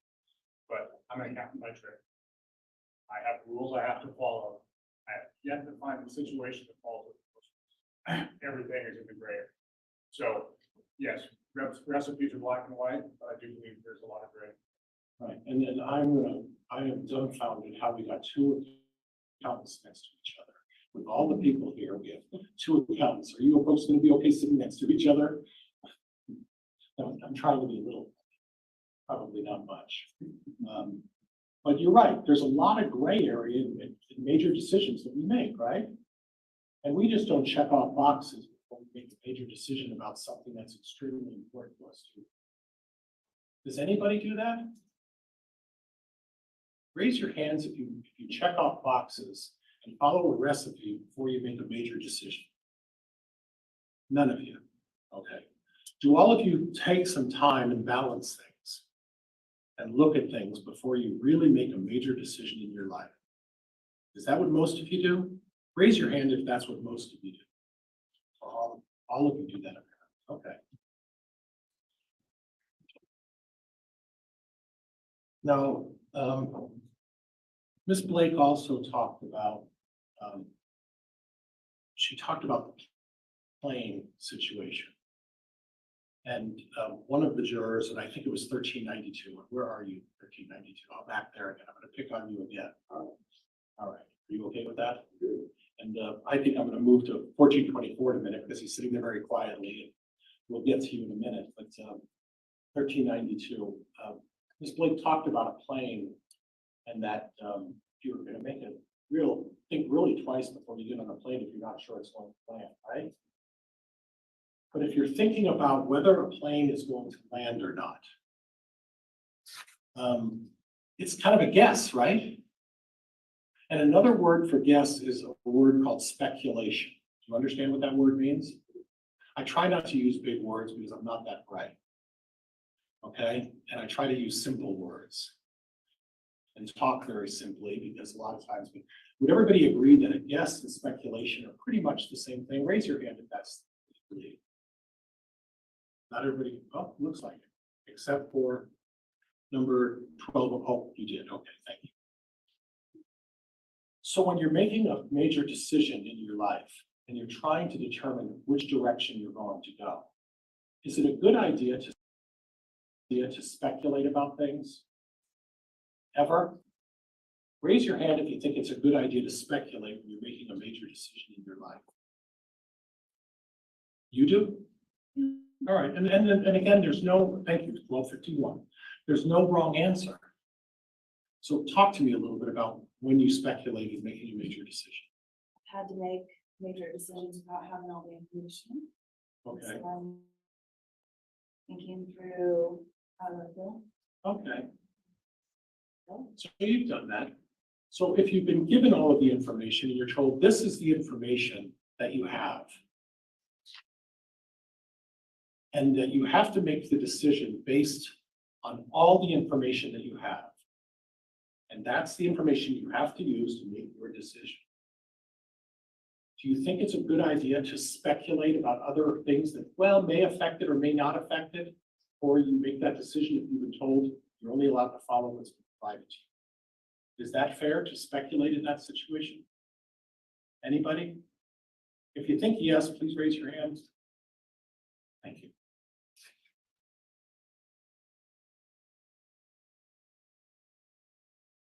I'm going to go into two more areas and then I'm done, I promise, okay?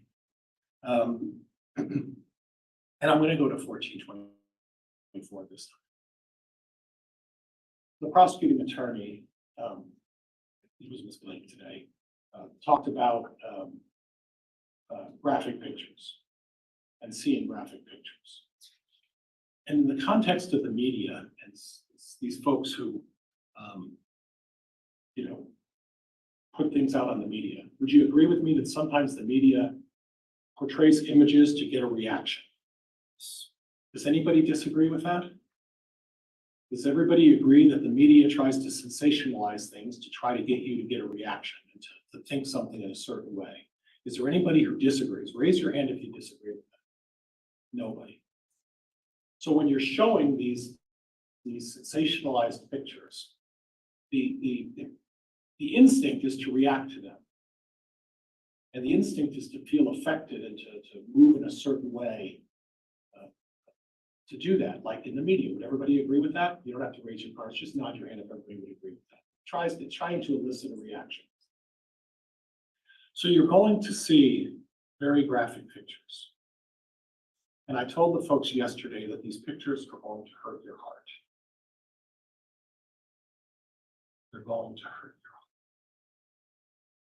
heart. And there's no way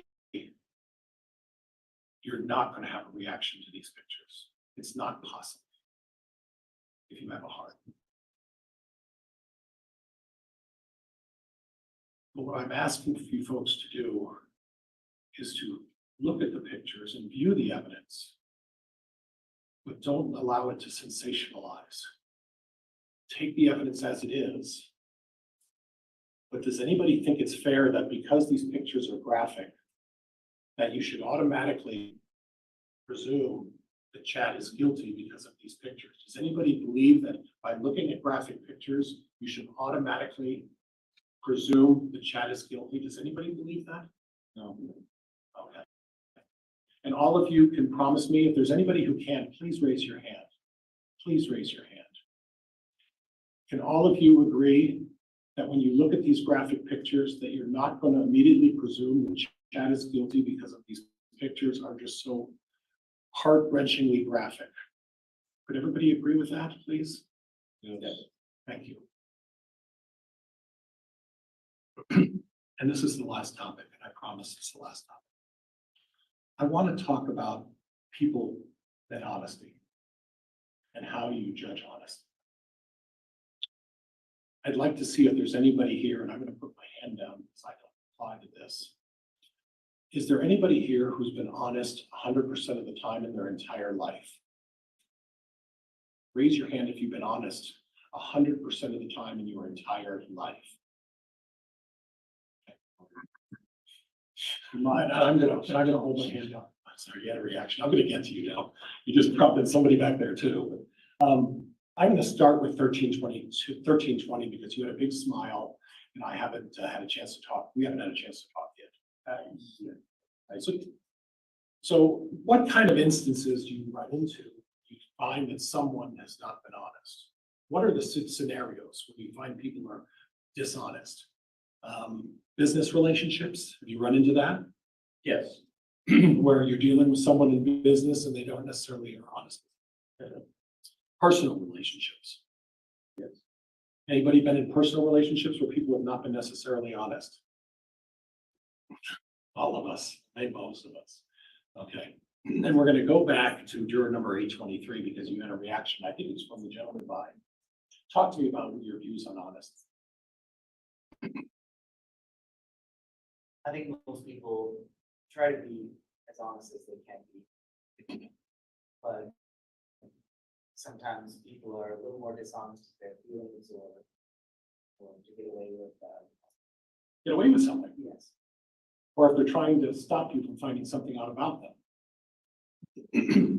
Or if a guy says, honey, I was working late last night, when in fact he was at a tavern with a beautiful young lady having a cocktail, he's not going to admit that, right? And people tend to be dishonest if they're maybe doing something in a personal capacity that they shouldn't be doing. Would you find that people are in that situation would have a tendency not to be honest about everything? To cover it up? Yes. Okay, anybody disagree with that? Okay, we're gonna go back to 1378 because you're the one who caused 823 to have the reaction. So talk to me a little bit about honesty.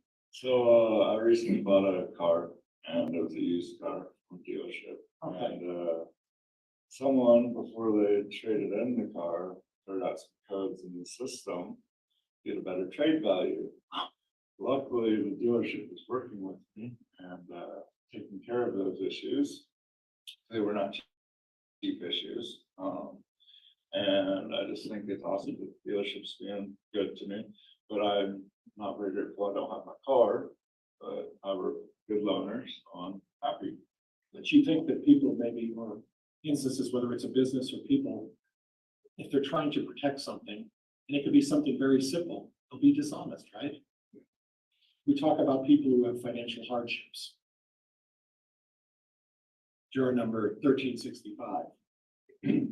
The couple shows up with the fancy suits and the sports cars and all the big house and all the other stuff, and then we find out that they don't have better watch my expression, right?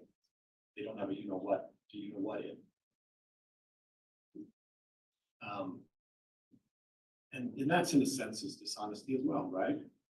But that's a simple thing. They don't want to be embarrassed or they don't want someone to find out about it. So they may not be truthful about situations. And that may be a small white lie, it may be a big white lie, but it's because sometimes they're embarrassed about it, right? And that's why people lie as well. And then I'm going to go to 1379 because you keep smiling again and you're catching my attention with that smile. So if you please don't stop. Thank you. So let's talk a little bit about honesty and what your thoughts are on that.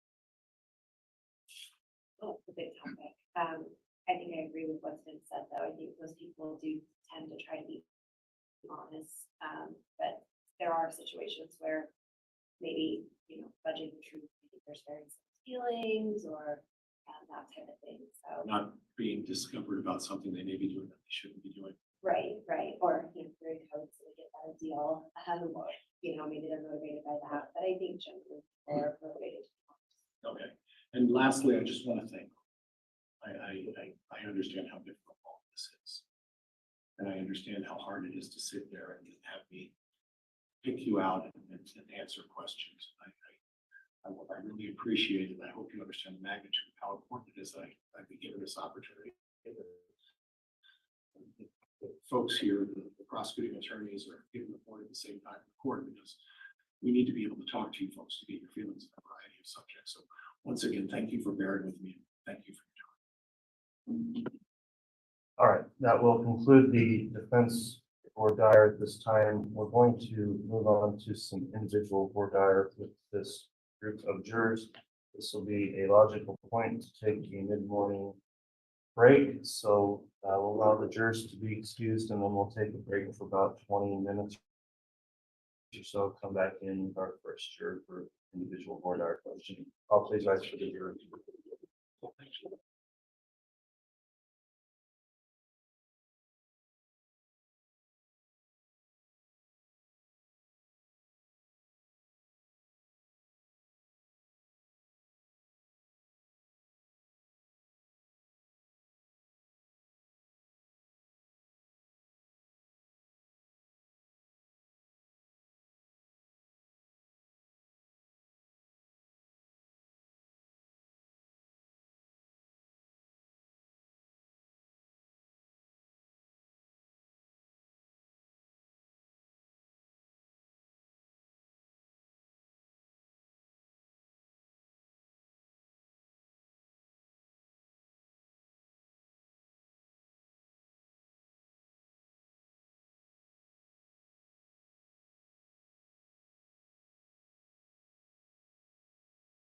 Day. And can you think of any bigger fool as the murder trial starts?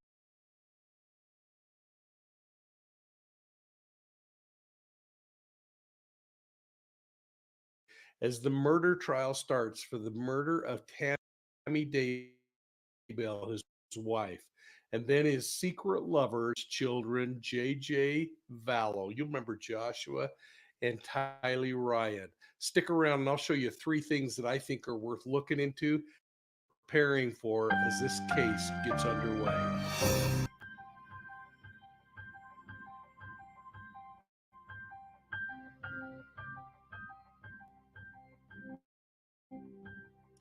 Well, hey, everybody, it's Mike from Profiling Evil. Welcome aboard. I'm going to just be playing some video today, and we're going to be allowing what's going on in the courtroom to continue on.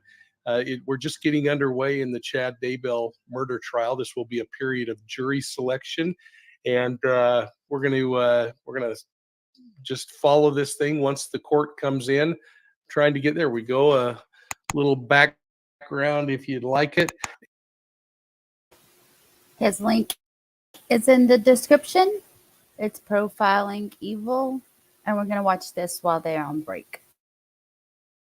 And I thought maybe as we get started, we could share a couple of things that are going on. I mean, think about it. It's April Fool's Day.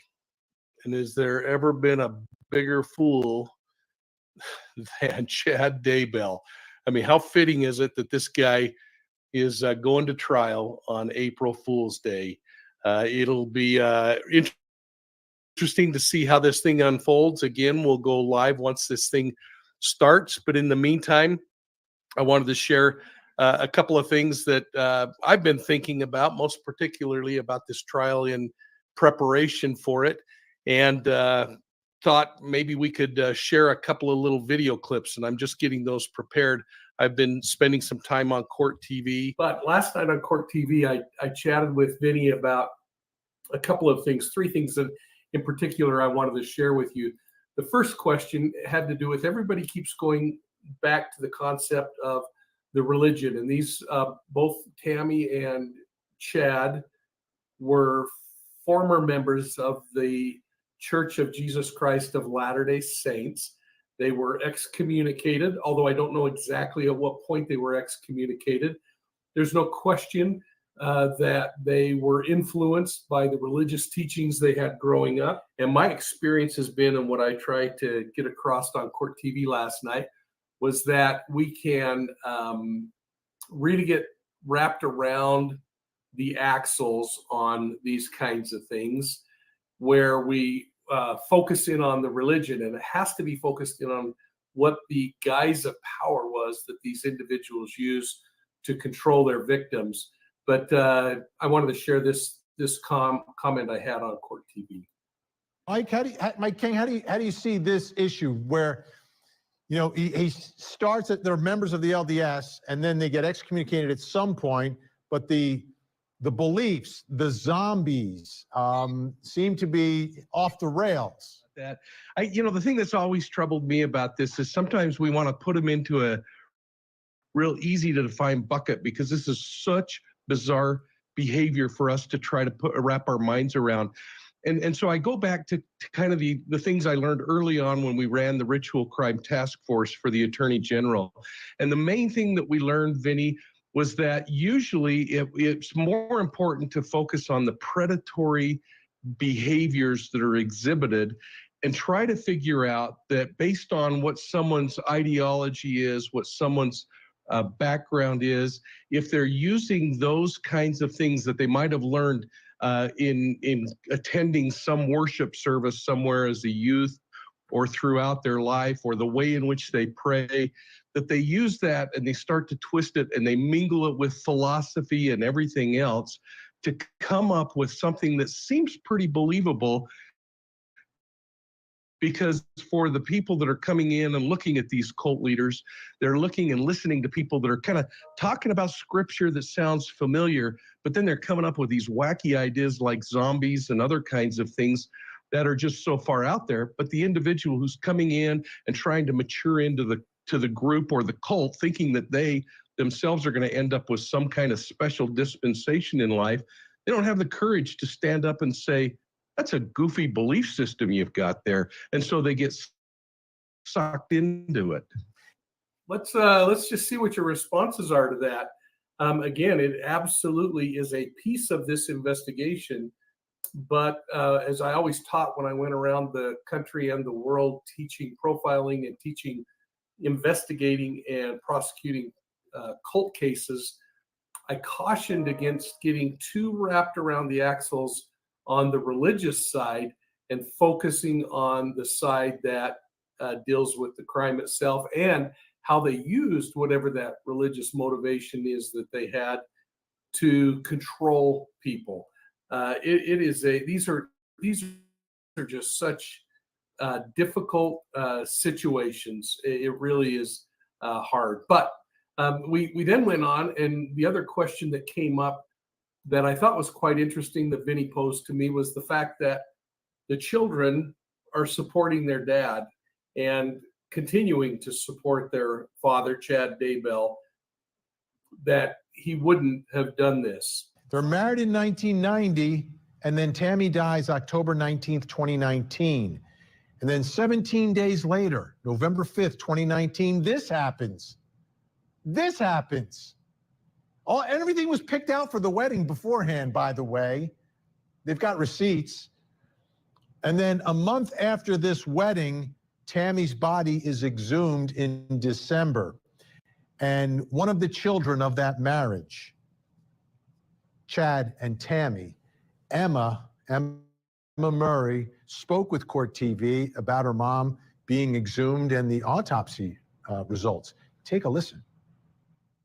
The Fremont County Sheriff is who I called, and I left a voicemail at their office. I just wanted to know if I could see my mother's autopsy results. I want to see them before they're released to the media.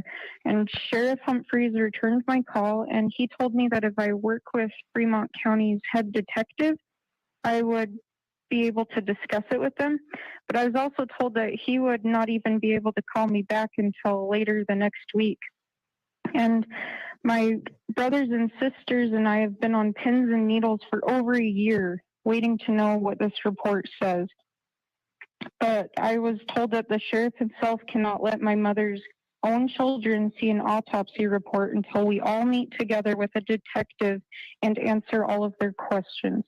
I don't understand why we would have to meet with a detective just to see a report. And it's something so private, personal, and sensitive that this isn't something that we would be going around talking about anyway. I just want to see the autopsy report. This is my mom. I don't think this is common knowledge, but the Fremont County Sheriff's Office reported the exhumation of my mother's body in December 2019, 2 weeks after the fact, through a public press release from the Rexburg Police Department. That's a city in a different county. They did not sit us down or anything and prepare us or let us know what was going on. But we found out that our mother had been exhumed. I didn't even know what that word meant, but she was exhumed and we had no idea. Mike King, real tough spot for all of these children. I mean, even if you're an adult child, I've covered, unfortunately, a lot of cases involving accusations of spousal murder. The kids are caught in the middle. And I would say 18 times out of 20, they believe that their parent is not guilty of anything here. Yeah. In this, despite the evidence, like here, We did see some of this watching Vinny the other day, but it's on Profiling Evil's video, so we're going to watch it. timing of everything. I mean, Tammy is dead October 19th, and they're getting married on November 5th. Yeah, that whole thing, Vinny, is so troubling to those of us on the outside that are not connected by the emotion. And we have to remind ourselves, one of the things we work so hard for in the Attorney General's office is the victim advocacy program statewide that actually represented families during periods of crises like this. But this is a criminal investigation, and they can put across the point that, yeah, we wanted to know what was happening, but they had to have known that something wasn't right when their father goes through this experience. We don't know exactly what the emotional responses were right after Tammy's death or any disconnect, but we are learning through testimony in Lori Daybell's case and trial of comments that were made that, hey, this was predestined. No, that means it was pre-planned. And those kinds of things become really difficult because a family's already mom and dad.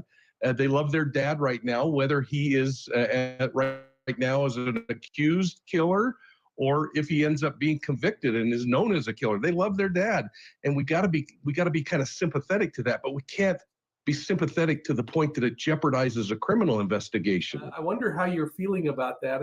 This is a challenge for us that are on the outside and void of the emotion that these kids are feeling. Again, they've lost one parent through murder, and now they stand to lose another through jail time and I guess potentially execution. These are really difficult kinds of things that come up.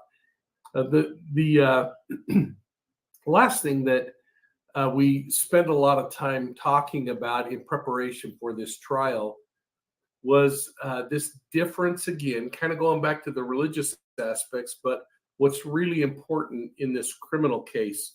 And it's really easy to get, again, pulled aside with the emotion of the murders being religiously motivated. And one of the challenges I faced with the Ritual Crime Task Force was that the voodoo is really tantalizing and we want to spend a lot of time on it. But again, I taught law enforcement all around the world in these kinds of investigations that it's important that we wait for a season to really get into the voodoo, which can be pretty confusing to some people. For a small portion, it might be something that sets them off. It might be something that offends on the other end. So you have to be really cautious because the most important thing is proving the elements of the crime of murder. So with that, I want to end with this last little video that I did in Court is still on break. I'm playing this video during break just so that you don't have to listen to me talk. I hope you appreciate it. Regard to the court TV appearance and my thoughts in that regard. And that brings me to my final question tonight, Mike. Motive, right? When you look at this couple, we talked about it during Lori's trial, and it depends on how you're looking at it. Is it their twisted beliefs? Is it different for Chad than Lori? Is it passion? Is it lust? Is it the money? How do you see this? The bottom line of why this happened. Vinny, I think you probably said all the reasons that might be involved in this, but what we find is that it really is about power, dominion, and control. And and I've said this before on your show, as you get fuel, gasoline, and fire together, which Lori and Chad were gas and fire together, you have this explosive thing occur where these two are feeding off of each other. And whether they have some forms of mental illness, or whether it is a power play and a way in which to fight for themselves and get away from everything else they've done, it's really difficult to say. And that's why in these kinds of cases that involve religious ideology and these kinds of decisions that are made where we want to keep focusing on the religion, I keep saying, let's focus on the elements of the crime, the fact that a murder occurred, the fact that the child's body was desecrated and destroyed, and then at the appropriate time, bring in all the crazy belief systems that might have fueled it from the background. But don't lose track of the fact that we've got to prove a criminal case here. Absolutely. And you have elements that you have to prove. You know that very well, Mike. All right. Great job tonight.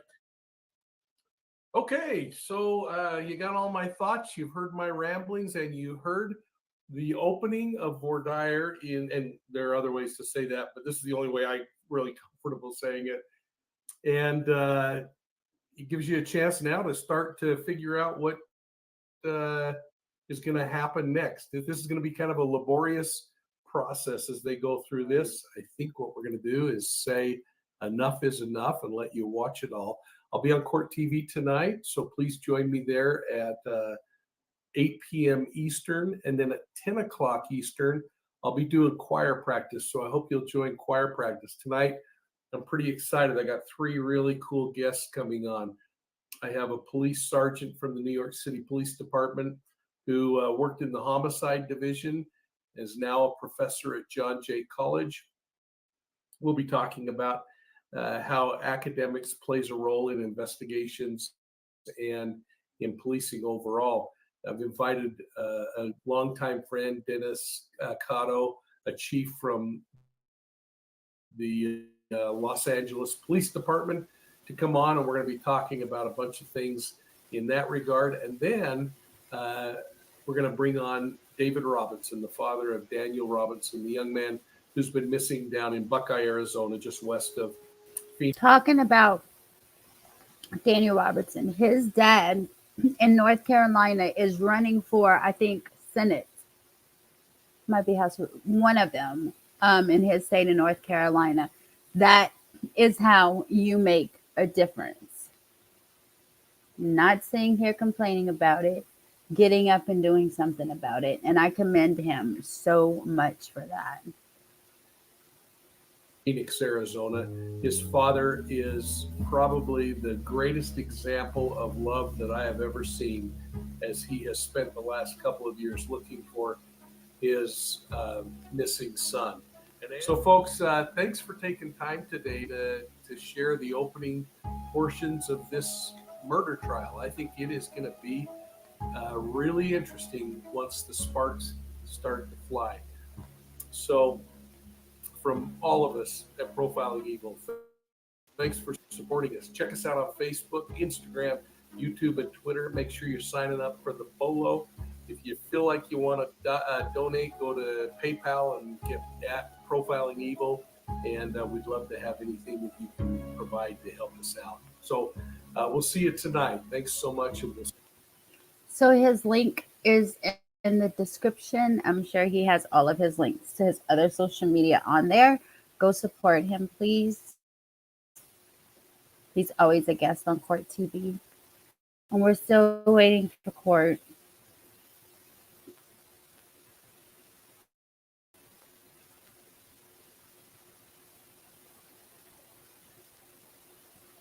That's for later.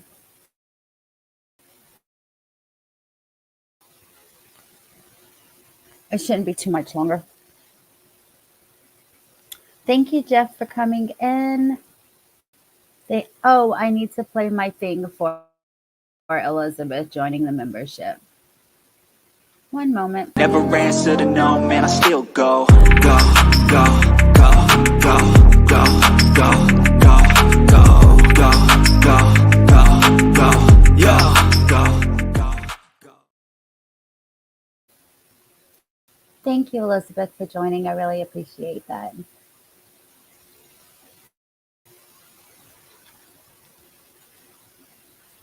Yes, you do, Jeff. I noticed that you have not been here. Yesterday was a very short day, so it should be easy to catch up. They stopped at lunch, and the rest of the day was not open to the public. So you only have a half a day for that. I'm so glad you guys have come back from Lori's trial a year ago. That makes me so happy. Millie, Rock Jim, Elizabeth, and whoever else is in here from last year. Hello, everybody on X. Thank you for watching over there.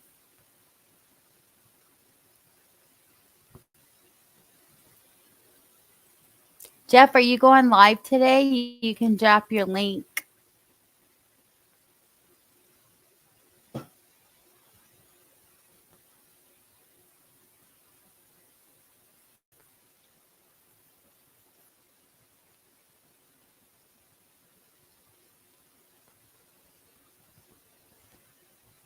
So I definitely do not think they will have 50 by Friday. We can hope and pray, but I don't know. We'll see how many get dismissed out of this pile right here. We have 20 so far. We need 30 more. Let's see how many we can get today.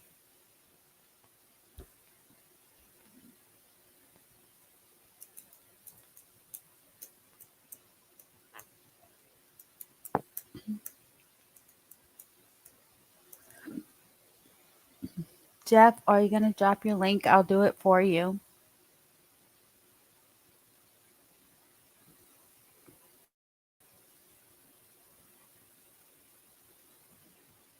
This is Southwest Jeff's link.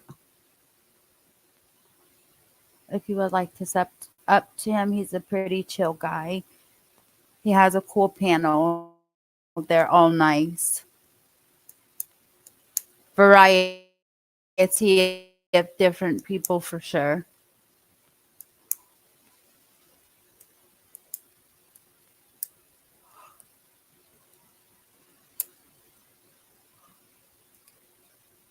Whew.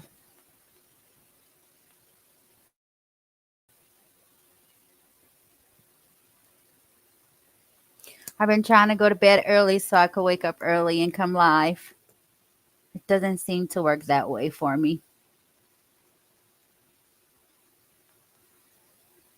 I don't know. I like nighttime, I guess. I used to hate it because everything was dark and it was just like by myself. Everybody was sleeping. And now that y'all are 3 hours ahead, it's like so boring over here on the west side.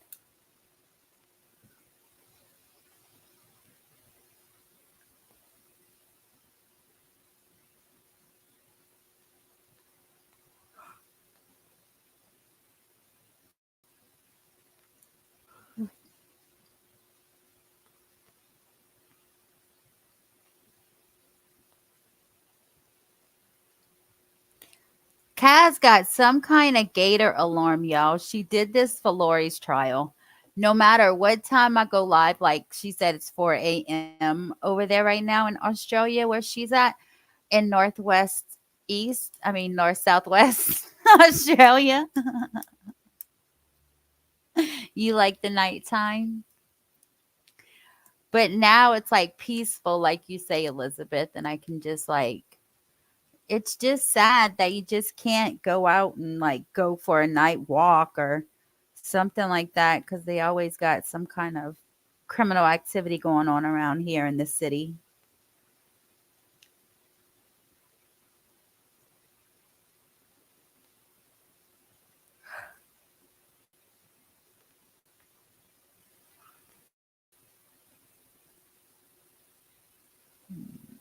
You guys continue to keep Sebastian Rogers in your prayers and send positive thoughts to his family.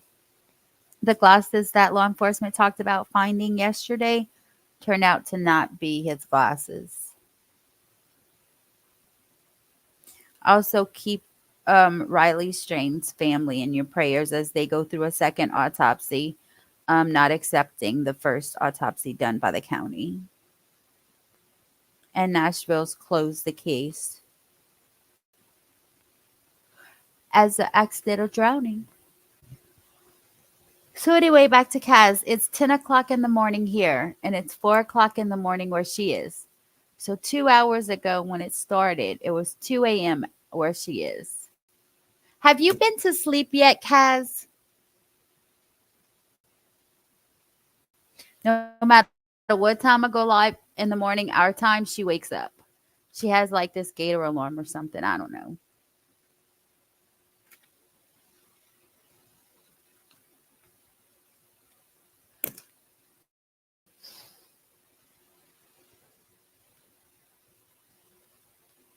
Very suspicious, but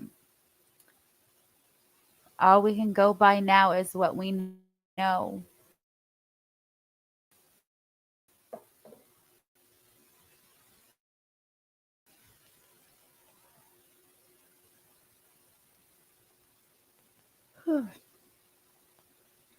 Sorry.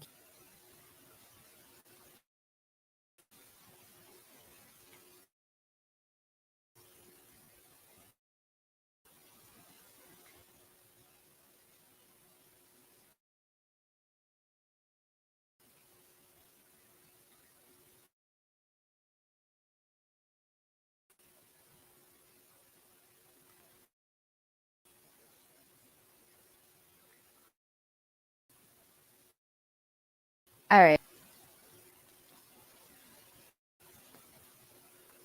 We're just going to continue to watch East Idaho News because for some reason the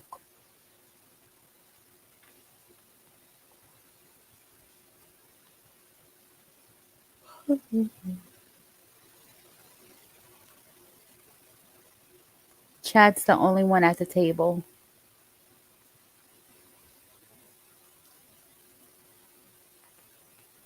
I'll just continue to share this one instead of the judge's Zoom.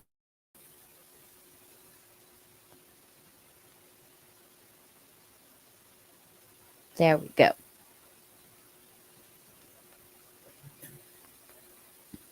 You're having technical difficulties?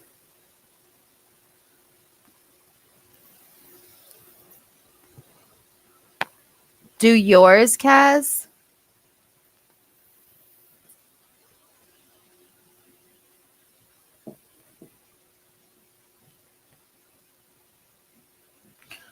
Everybody else's clocks change, but not ours.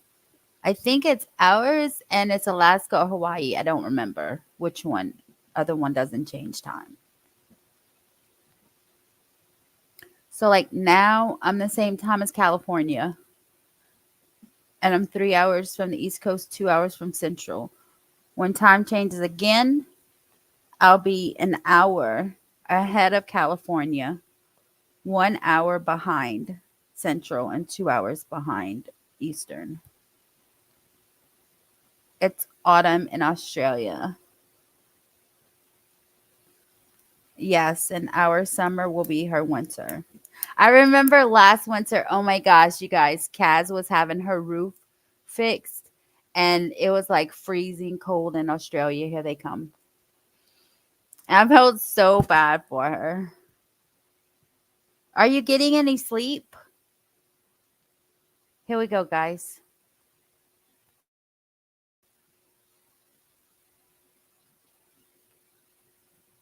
Okay, he's back.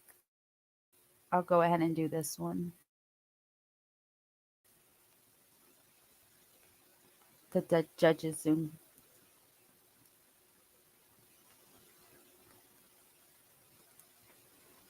Okay, maybe not.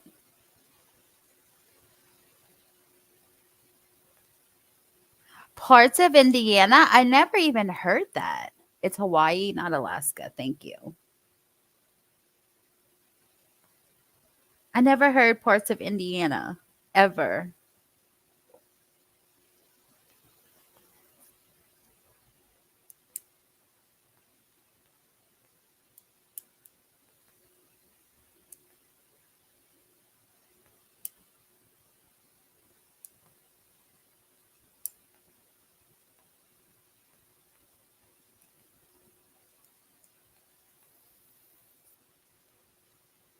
That's crazy how half of a state changes and half doesn't.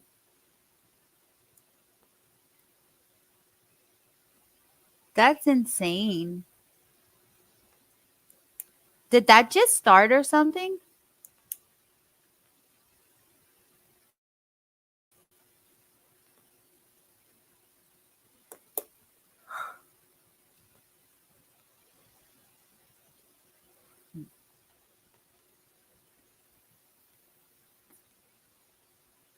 I wonder what's in Chad's mind.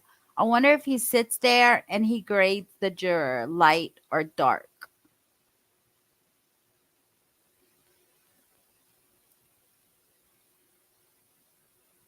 Yeah, you like it?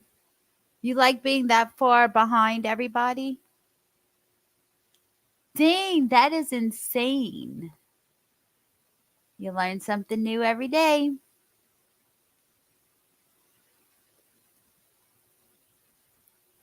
I think I just marked my face.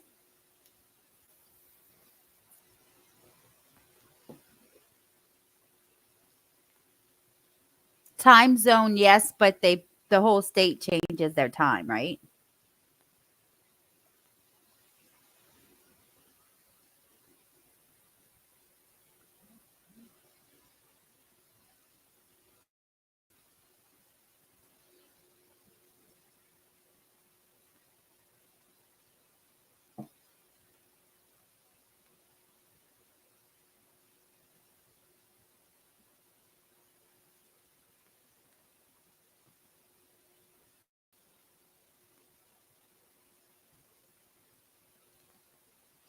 I think like Moscow, Idaho and Boise, Idaho is are they on the same time zone? I don't know. Rexburg, Idaho, that's on the east side, right? Moscow's on the west side. I don't know where it's split. Texas is split too, isn't it?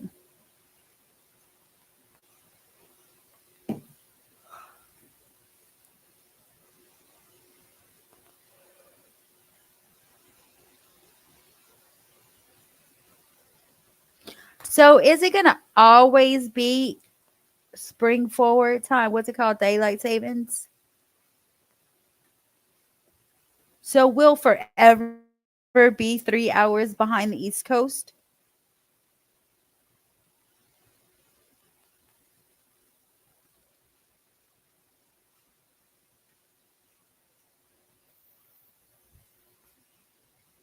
Elizabeth, where are you at? Texas isn't except maybe El Paso area. Yeah, I think when you first get into Texas, a couple of hours, that's when the time changes. Ah. So Lower California is not Pacific Standard Time?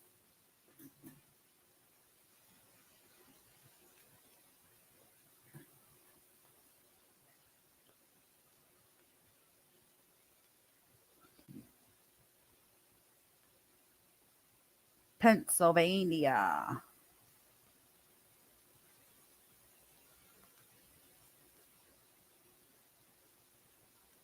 See, it's 1 o'clock in the afternoon for you guys. It's 10 o'clock in the morning for us.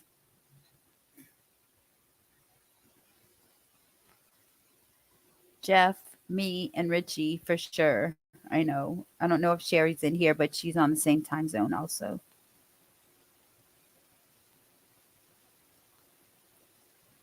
And is it the same time zone as us?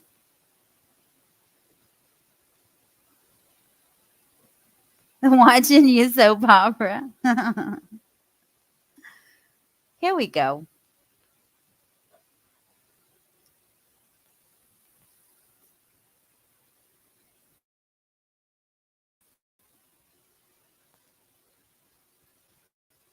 Oh, you're an hour ahead. Okay.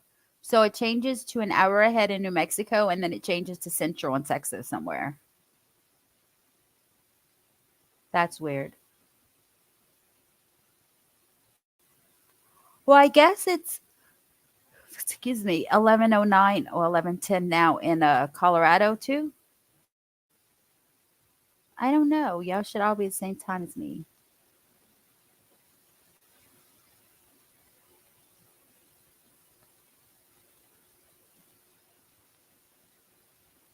So before time change, you were the same time as me.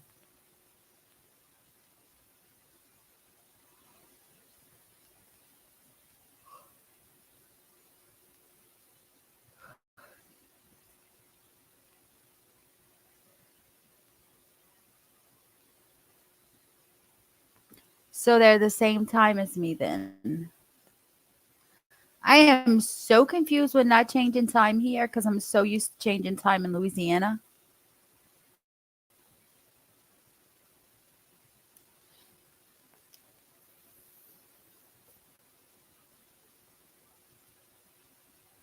Do I have it muted? Yes, I do. Good God. All right, thank you, Juror 823, for returning this morning. We've got some additional questions on individual board diary. And I'm just taking a moment to review the questionnaire again. One thing I'd like to just bring up, because our schedule is set and everything's important here. I did note that I think you didn't appear when you were supposed to, but you did appear today, so we're happy you're here.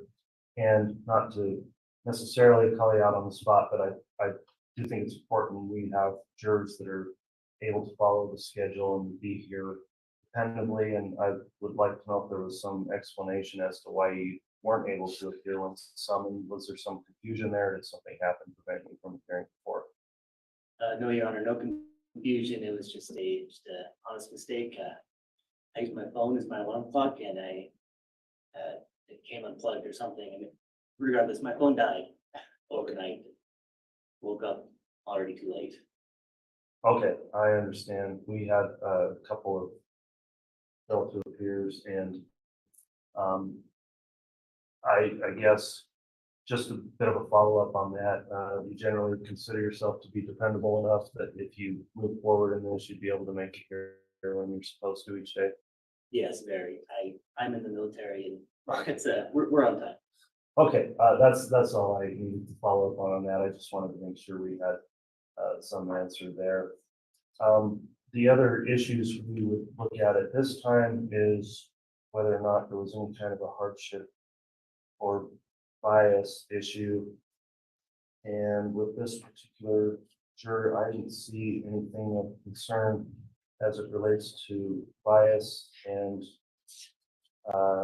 getting no knowledge of the case nor of hardship. So I don't have any follow-up question on either of those areas. Does the state have any follow-up for the juror on hardship or bias? We do not, Your Honor. Nothing from the Okay, so there's one other topic we'll talk to you about individually, then juror number 823. In your questionnaire, you filled out and completed a section on your attitudes regarding the death penalty. And that is in your questionnaire starting on page 12. Do you recall when you filled out your questionnaire thinking through those questions and answering those? Yes, I do. Okay, are the responses you made still your feelings about the death penalty now that some time's passed since you filled that out? Yes, Your Honor. Okay, I'll advise you that in this case, it might be necessary for you to make that determination in regard to the imposition of the death penalty or some other penalty. And as you're thinking about that, consider that that's not a hypothetical because this is the case before us. So you have to consider that as if any punishment you consider would be absolute and carried out in the case. So as you think about that, I'll go through your questionnaire responses, a few of those. And on the first one I'll address with you, the question is, do you support or oppose the death penalty? And you said you support the death penalty. Is that accurate? Yes. Okay. The next question I'll look at was on the following page. You were given a series of choices about what would most accurately represent the way you feel. And you picked choice C, which reads, I generally favor the death penalty, but I would base a decision to impose it on the facts, law, and instructions in the case. Do you recall selecting that answer? Yes. And does that describe your feelings about the death penalty? Yes. Okay. I just have one more question for you then. Do you believe, or is it your personal belief that you would always be in favor of the death penalty in every case where a murder's been committed? In every case, not necessarily, no. All right. Thank you for your responses to those court's questions. Does the state have any questions on voir dire relating to the death penalty? We do not, Your Honor. Does the defense have any questions? Just a couple questions. Certainly, this is probably. Mr. Pryor? Oh, microphone. Oh, my goodness. You said, in every case, no. Can you give me some insight into, is there a line there where you say, this is an absolute for the death penalty, or this is not an absolute? Is there some sort of black line that you draw, or can you elaborate on that for me a little bit? Well, it's, every case is different, obviously. Different circumstances, such as, it's not specified whether it's, an intentional murder or like an accident or, just all sorts of different things could be.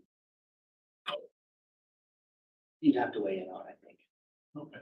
So if it's an intentional murder and there are children involved, is that an automatic death penalty? No. Okay. When you looked at the list and then you had the options from A through F, A, B, and you know what? Murder is death penalty. If you could refer to that, I think it's H.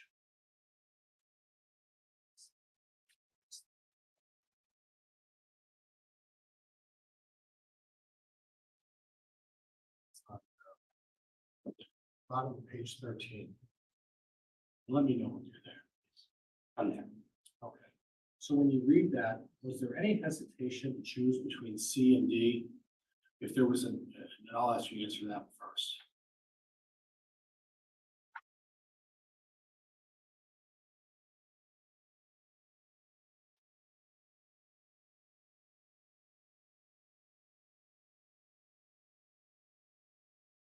Not really, no. Okay. If there was one that said neutral, that I'm going to make up my mind based on each and every one individually and not just rubber stamp yes or no on the death penalty, would that be closer to your beliefs? Yes. So if there was a neutral choice where you would say, listen, I've got to hear everything, and then there's just there's no criteria for like a recipe, let's put it that way, that quite frankly, you have to look at the facts, and it's not just because there are kids or not just because it was intentional. You have to look at the whole story to determine whether or not that's where you're going to go. Would that be fair? I'd say yes, yeah. Okay. Yeah, sir, thank you for your time. Judge, that's it. All right. Thank you, counsel. Juror 823, then that will conclude the individual voir dire for you. You'll go ahead and return to the jury room, and we'll have further instructions for you here after we talk to the other jurors. Thank you. Thank you.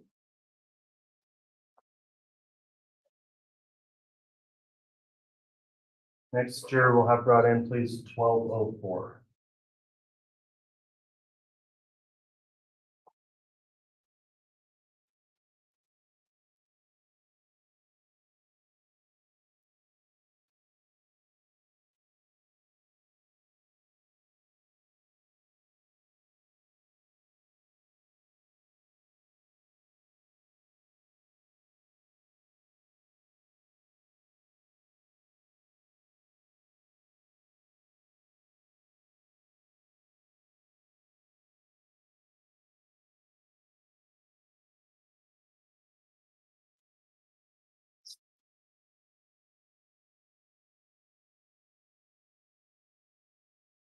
All right, Juror 1204, welcome back. Thank you for returning for individual or Dyer.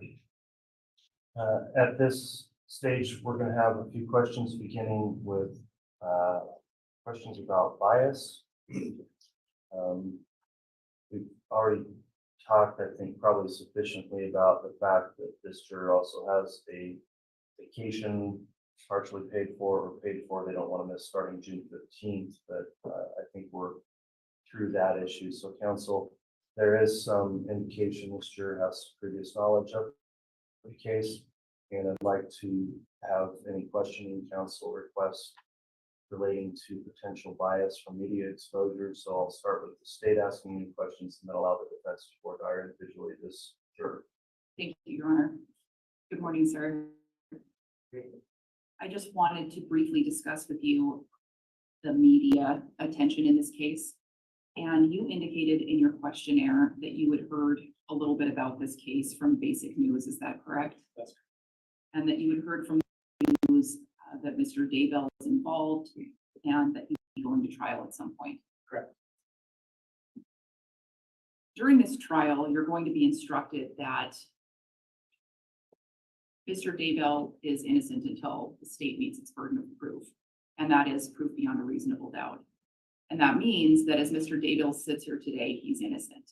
Do you understand that? I do. Do you understand that nothing that you've heard on the news is evidence? Now, when you learned on the news that there would be a trial at some point, did that lead you to form any conclusions about his guilt? No. Okay. And you indicated on your questionnaire that you had not formed an opinion on this case. Is that still accurate? And you also indicated on your questionnaire that you would be able to put out of your mind what you have read or heard about this case and render an impartial verdict. Is that still accurate? Yes. Thank you very much, sir. I have no additional questions for this jury, Your Honor. All right, thank you, Ms. Beatty. Mr. Pryor for the defense. Thank you, Your Honor.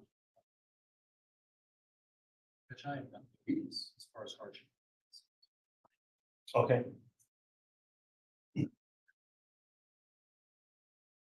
All right, Mr. Pryor, could I get you to repeat that again with the microphone? We didn't catch it on our audio. Judge, I have nothing on hardship and bias on this. All right, thank you, Mr. Pryor. The next section we'll look at then is in your questionnaire, juror number 1204. Do you recall reading through and filling out questions relating to your attitude regarding the death penalty? Do. All right, and are the responses you made in the questionnaire still the way you feel about that as you sit here today? Yeah. All right, you indicated when given the option of support or oppose, question, do you support or oppose the death penalty? You said support. Is that correct? That's correct. In addition, there was a section that gave you some pre-written responses to choose from, and it's which one most accurately represents the way you feel. You circled in the questionnaire what's labeled as 6C, and that reads, I generally favor the death penalty, but I would base a decision to impose it on the facts, law, and instructions in the case. Is that still the way you feel about the death penalty today? It is. Okay. Another question then. You are in favor of the death penalty. Do you believe that the death penalty should be imposed in every case where a murder has been committed? Answer that, no. Okay. Is there anything about your views on the death penalty that you think would either substantially impair or prevent you from following the court's instructions about the death penalty, whether that was to consider it or to not consider it in this case? Okay, thank you for your responses. I'll let the state continue with Fort Dyer. Thank you, Your Honor. Sir, you indicated on your questionnaire that you believe that the death penalty has its time and place and that it is not to be taken lightly. Is that how you feel still, as you said for today?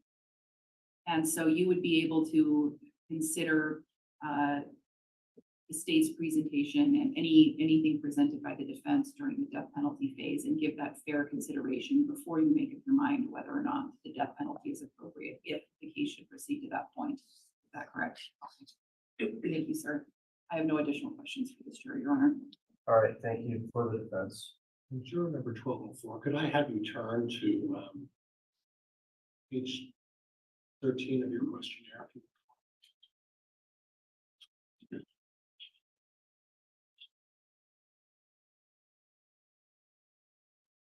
Now, at the bottom of page 13, you circled number C.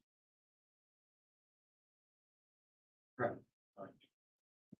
At the time that you were reading that, would you take a look at number D? Let me know when you're done.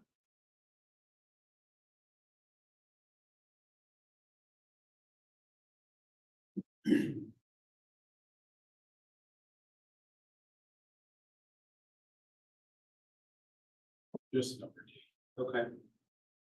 Okay, if there was a choice between number C and number D, I will tell you that when I read that, the difference between C and D is C says I favor, D says I oppose, but both folks would look at the evidence and make a determination on the facts. Do you agree with that? Right. If there was a choice that said neutral, and that I'm not going to make up my mind until I've had a chance to look at all the facts and not just prejudge it, evaluate the facts and circumstances, not one way or not the other way, and then make a decision. Could that represent your position? It could. I would say I generally, I might lean more towards neutral, but I do still support the death penalty. Okay. Certain circumstances. Well, in certain circumstances, and if the judge gives you instructions and says, listen, in the event we get to a sentencing phase, there are options that you have, and the two options are death penalty or life in prison. You will, before you make a decision, you'll look at all the facts and circumstances and remain neutral until you decide which one fits the facts and circumstances. Would that be fair? Yes. All right, Judge, I have nothing else. Thank you. All right, thank you. Juror number 1204, then that will conclude your individual voir dire. We'll have you return to the jury room with the bailiff and you'll receive further instructions once we've talked to other jurors today.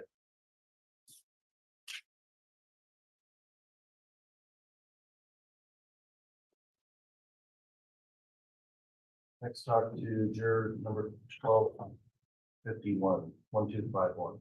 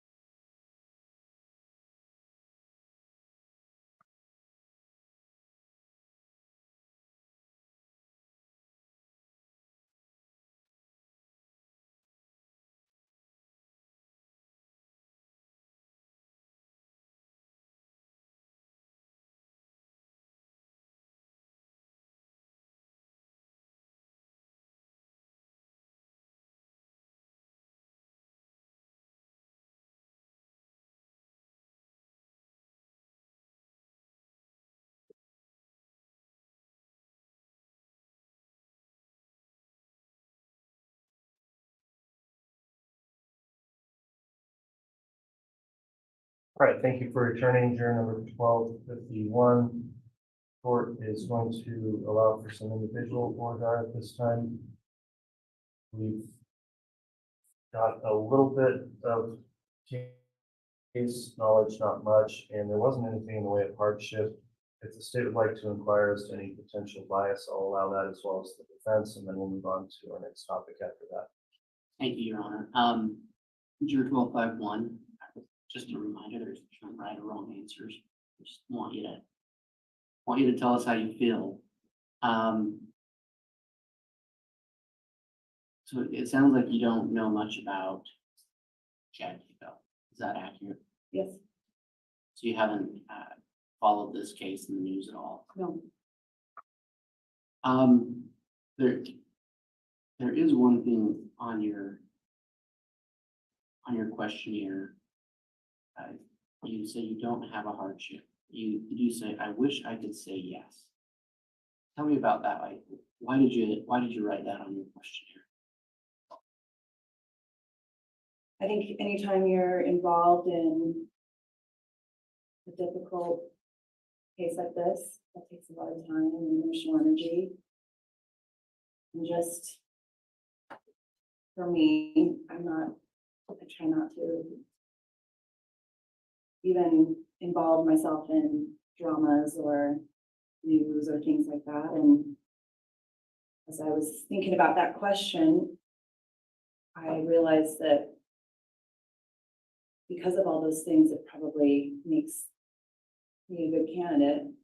But I just want to be honest about my exposure and hardships and all of those things. And it's like, you can make things up, but if I don't have anything, then it's like, there's no reason why I shouldn't be serving this duty.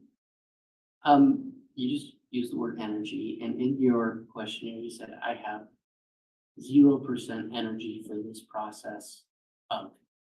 Yeah. Can you elaborate on that? And maybe you've already kind of answered that in what you just said. We just want to make sure we understand how you're feeling. So when you say you have no energy for this process, what does that mean to you in terms of actually serving on a jury in the case? It's more connected to people who watch news and are into sensationalized things or just not really focusing on their own lives. And so they insert themselves in all sorts of stories and spend a lot of their time, I guess, reading news headlines. And I just don't do that. I don't live my life that way. That's why I don't watch the news. That's why I don't read articles and anymore. So I'm in communications. So it's like, I see when it's trying to get my attention or trying to get me to think certain ways. So that's why I just choose to not involve myself in headlines. And to be fair, yeah, when you said the 0% energy, that was for the media.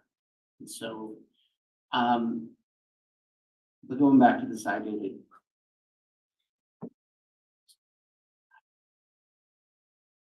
on page 19 of your questionnaire, I wanted to ask if you can put anything you have heard out of your mind. You say, yes. But then you say, do I want to be involved? No, I do not. Does that mean you don't want to be on this jury? I was being prosecuted. I would want an unbiased jury. And as someone who doesn't know anything about this, that's where it's like, I would hope that there would be people stepping up if I was in this situation, just to hear both sides of what was going on. So even with what you wrote, can you commit to, if you are put on this jury, that you will fully engage in that process of weighing the evidence, listening to witnesses? Yes.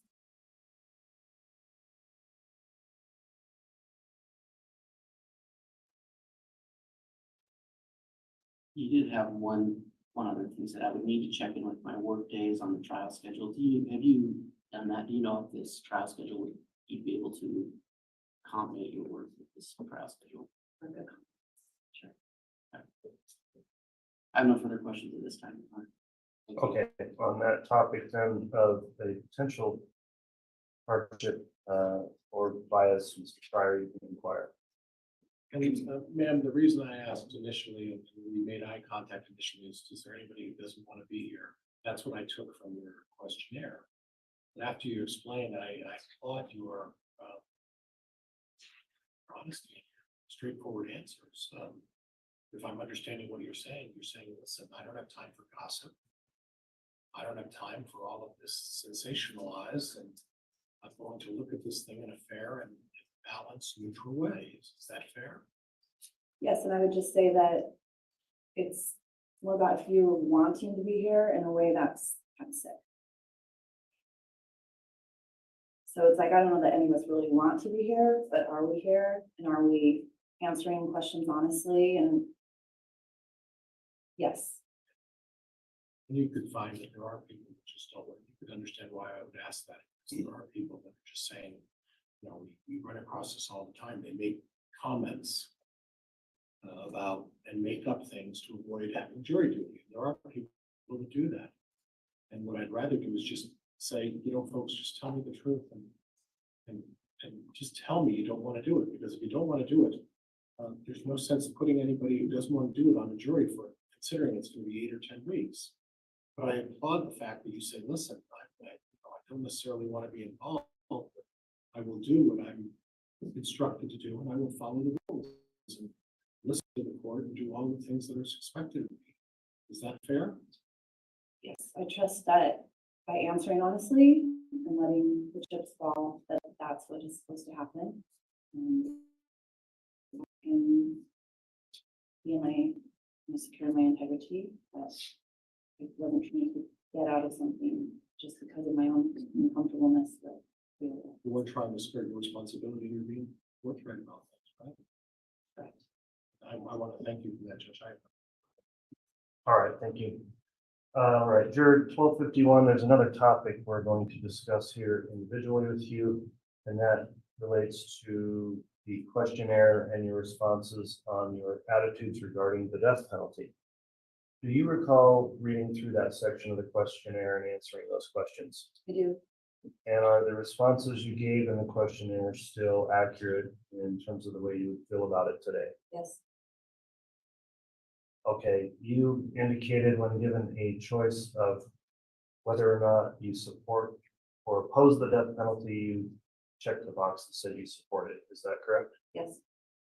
All right, and I will advise you in this case that it may actually be necessary for you to make a determination in regard to the imposition of the death penalty or some other penalty. And when we're discussing this, you need to consider this as not a hypothetical, but that it may be required to be considered in this case, and it may be absolute and carried out in the case. So with that in your mind, you said you support it. Also, in a response when you had choices on this section 6, there were like 7 different choices. You selected choice D and said, I am generally opposed to the death penalty, but I believe I can put aside my feelings against the death penalty and impose it if it is called for by the facts, law, and instructions in the case. You recall answering that? Yes. And does that generally represent the way you do feel about the death penalty? Yes. Okay, so in the one instance when just a yes or no, you said you support, then later you say you're generally opposed but would follow the facts, law, and instructions. So is there anything you want to clarify there, or are you just kind of in the middle on that issue? I would just hope that the death penalty is reserved for extreme case. Okay, so you are not of the view that it should be considered in any murder case. You wouldn't believe that. Can you repeat that, please? So the question is, do you believe that the death penalty should be considered or imposed in any case where a murder's been committed? No.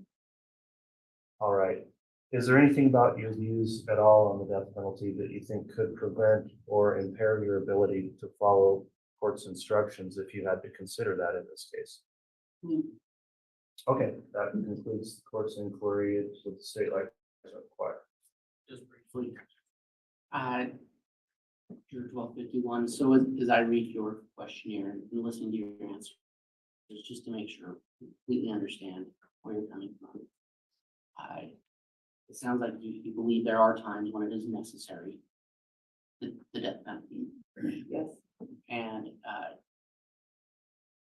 but you are willing to, if the court is to give you instructions, if this becomes an option, you will follow those instructions in law to make sure it's applied appropriately. Yes. I have another question. From the defense. No questions. All right, thank you, Juror 1251. We'll go ahead and have you return to the jury room with the bailiff and maybe some additional instructions once we talk to the other jurors.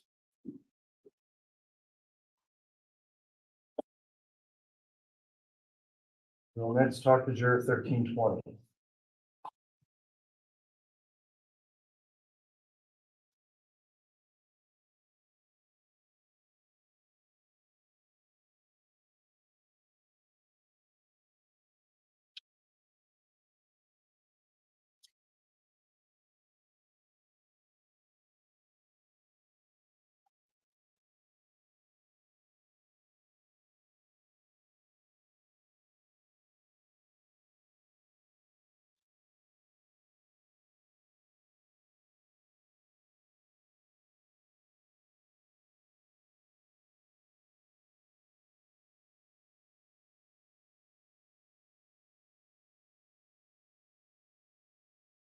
You can be seated. Okay, thank you. Okay, juror number 1320 has returned for some individual voir dire. We're doing this with all the jurors, so they'll be concerned that you're here alone. There's some question in the review of the questionnaire about some knowledge of the case, as well as you did explain potentially a hardship here. Maybe I'll just address that with you and then allow the state and the defense to question on hardship or bias. On the trial length, where you were told that in the questionnaire, and also it was reiterated here, you said you did check the box, yes, you'd have a hardship. You said, I have a job and a life to live, but I'll serve if selected. So with that, could you explain a little more what impact that may have if in fact you are serving for a 10-week period? Okay, yeah, I looked into it since then. The work will give me 2 weeks pay for 10 days. And then I'd have to take my time off and I go a month of that. So the 6 weeks of pay and 4 weeks of no pay, I guess, as I would come out. Which I found. It's not like I'd be living on the street after that, but you know, it would be. Okay. I appreciate you doing the follow-up, looking into that with your employer also. If in fact this extended out, you said you are willing to serve, very much appreciate that, and you still feel that way, and considering that it could go beyond that 6-week time frame and cause some financial strain. Yeah, I'm not living from paycheck to paycheck, and so yeah, it wouldn't be fun. But, okay, I guess. Well, thanks for your responses on that. On the bias, I didn't have any specific questions. The state can conduct voir dire on either topic, and then I'll allow the defense. Morning, sir. Yes. So to follow up where the court just left off, I think I followed you that you'll get a couple of weeks pay. You've got some time off, probably paid time off, you can apply. About a month. Right. That if this goes 10 weeks, you won't get paid. Yeah, for the last few months. Do you feel like there's anything about that during that last month, if you were chosen as a juror, that probably wouldn't be uncommon for jurors or lawyers or judges after 8 or 10 weeks to be tired of the case? Do you feel like during that last month where you're not getting paid, did that cause any resentment? Did that cause you to be distracted at all in terms of listening to evidence or resentful when you're still there? No, not necessarily. My wife has a part-time job, so it's, like I said, it's not like we'd be going hungry or living on the street, but my 401k wouldn't get as built up as I want it to be. Maybe I won't buy that new video game or something. Fair enough. Excuse me. And then just a couple of questions from some comments you made about the press coverage. You made a comment on page 415 of the questionnaire that it asked if you did follow these cases, has that caused you to already form an opinion regarding the guilt or innocence of Chad Daybell in the case? You said no, but the media reports is not necessarily the truth of facts. You still stand behind that? Yeah. They're there to sell newspapers or screen time. They're reporting on what we get noticed, not necessarily what is the truth. So is it fair to say though, that you have heard some things about the case? You have some, Yes. okay. Anything about what you have heard that has caused you to form any specific opinions about the case or about Mr. Daybell? No, not really. I mean, when it first came out, I read about it. And, you know, it was interesting and so forth, but I didn't make an opinion on it because it's, you know, I know it's not the whole truth there.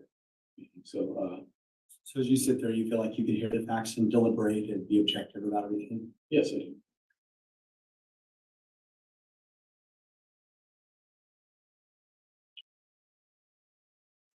Your Honor, on bias and hardship, the state has no further questions. Thank you, Mr. Woods. No questions from the defense, Your Honor. Thank you. All right, juror 1320, then we'll move on to one final topic with you in relation to the part of your questionnaire you completed called attitudes regarding the death penalty. Do you recall reading through that section in the questionnaire and answering it? Yeah, I did. Okay, and if you would like to reference it, it's page 12 and 13. Yeah. So considering those responses you made last week, are those still true and accurate in the way you feel today? Yes, I believe so. Okay. I will advise you in this case, it may be necessary for you to make a determination in regard to the imposition of the death penalty or some other penalty in this case. So remember, this does apply to the case, and any penalty you're considering should be considered as if it is absolute and will be carried out in the case. So with that in mind, there was a box checked by you on the question, do you support or oppose the death penalty? Check the box saying you support it. Is that the way you feel? Yeah, I think in some cases, it's warranted by the law. If that's what the law says, then that's what should be done. Okay. On the next page, there were some more detailed choices you had there out of 7, and this was the questionnaire's words, not your own, but you selected a choice you thought most accurately reflects the way you feel. You checked a box that said, I am generally opposed to the death penalty, but I believe I can put aside my feelings against the death penalty and impose it if it is called for by the facts, law, and instructions in the case. Kind of contradictory, wasn't I? And that's fine. If you'd like to explain any more about your thoughts on it, this would be the time. And I don't know that that necessarily is contradictory, but do you have any explanation on that choice? No, it's just that, you know, I would, no one should have to die, but if the law, if the case says and the law states that that's what's to be done and that's the punishment, then that's what should be done. So you don't feel then, as I gather, that the death penalty should be in place or considered in every case where a murder's been committed? Not unless it's asked for by the prosecution or the facts being that it's advisable by the law or whatever. Okay, so one final question then, is there anything about your personal views or thoughts or feelings on the death penalty that you think would prevent or impair you from following the court's instructions on that if you serve as a juror in this case? No, I don't believe there is. Okay, thank you for your responses. Let's have the state, if there's any follow-up or dire on that topic. Thank you. We do, Judge. Sir, probably just a couple of questions. So on page 12 of the questionnaire, on the bottom, you had answered in a question, do you feel the death penalty is used too often? You X that box. Then you explained so much more costly to pursue than life in prison without parole. Showing not an uncommon opinion. As you consider that there, well, first of all, is that an accurate expression of how you feel about it? Well, as far as do you feel the death penalty is used too often, too seldom? I don't know. Maybe I don't know is the right answer. I don't know. seems like there's not a good choice there at all. Yeah, I've heard that it's more costly to pursue a death penalty. Fair enough. And there's no wrong answers here. We get where you're coming from. Yeah. So I guess my question is, if the case does proceed, if there's a conviction and then we get into a death penalty question, the judge will give you certain instructions as to how to evaluate the death penalty, whether it should apply. Will the fact that you think and believe that it's more expensive to society to use the death penalty than just life in prison, will that be anything that would dissuade you from otherwise following the instructions that the judge gives in terms of how you apply the facts and law? Will that still be a factor in the back of your mind? No, because all the people, the first part, prosecution, the judge and everyone has weighed out those facts and those, the cost of it and so forth. And if they believe that it's viable, then, and I'm given those instructions to figure that out, then do what the judge would ask. Okay. So it's fair to say that you won't let that cost factor be part of your decision. Is that fair? Yeah, yes, that's fair. No, I don't have any more questions. All right, any questions for Vordire on that issue? Just to follow up, my concern. Yes. You made a comment that if the prosecution asks for the death penalty, I take things sometimes literally.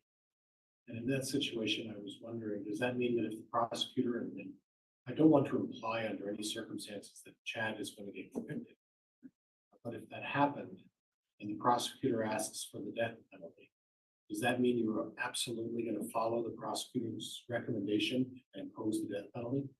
No, I would follow the judge's advice and take the prosecution's arguments into fact and your arguments into fact.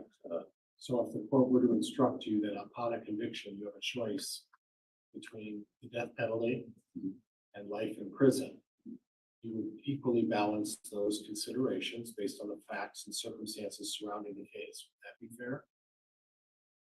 If that was what the judge dictated and those are the choices, yes, I would balance those out fairly. Okay. And at this point, based on what I understand, is that despite those choices, it's still your, and I don't want to use the word preference, you oppose the death penalty, but you're going to be fair.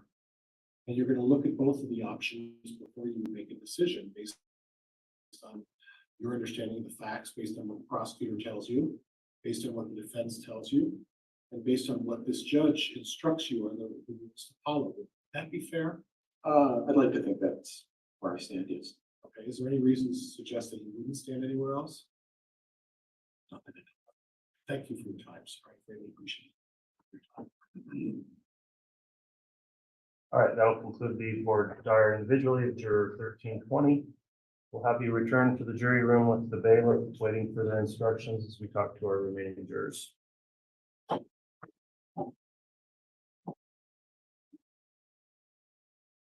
Our next juror will discuss individual Vordire with this 1358.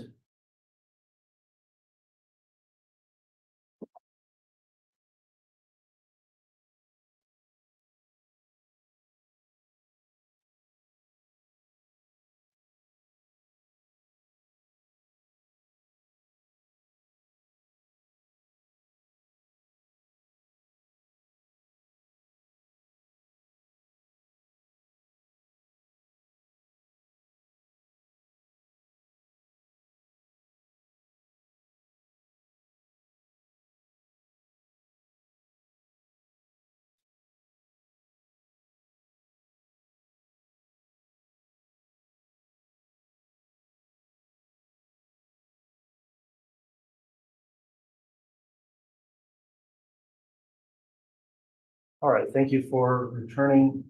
Got a couple of follow-up questions for you here.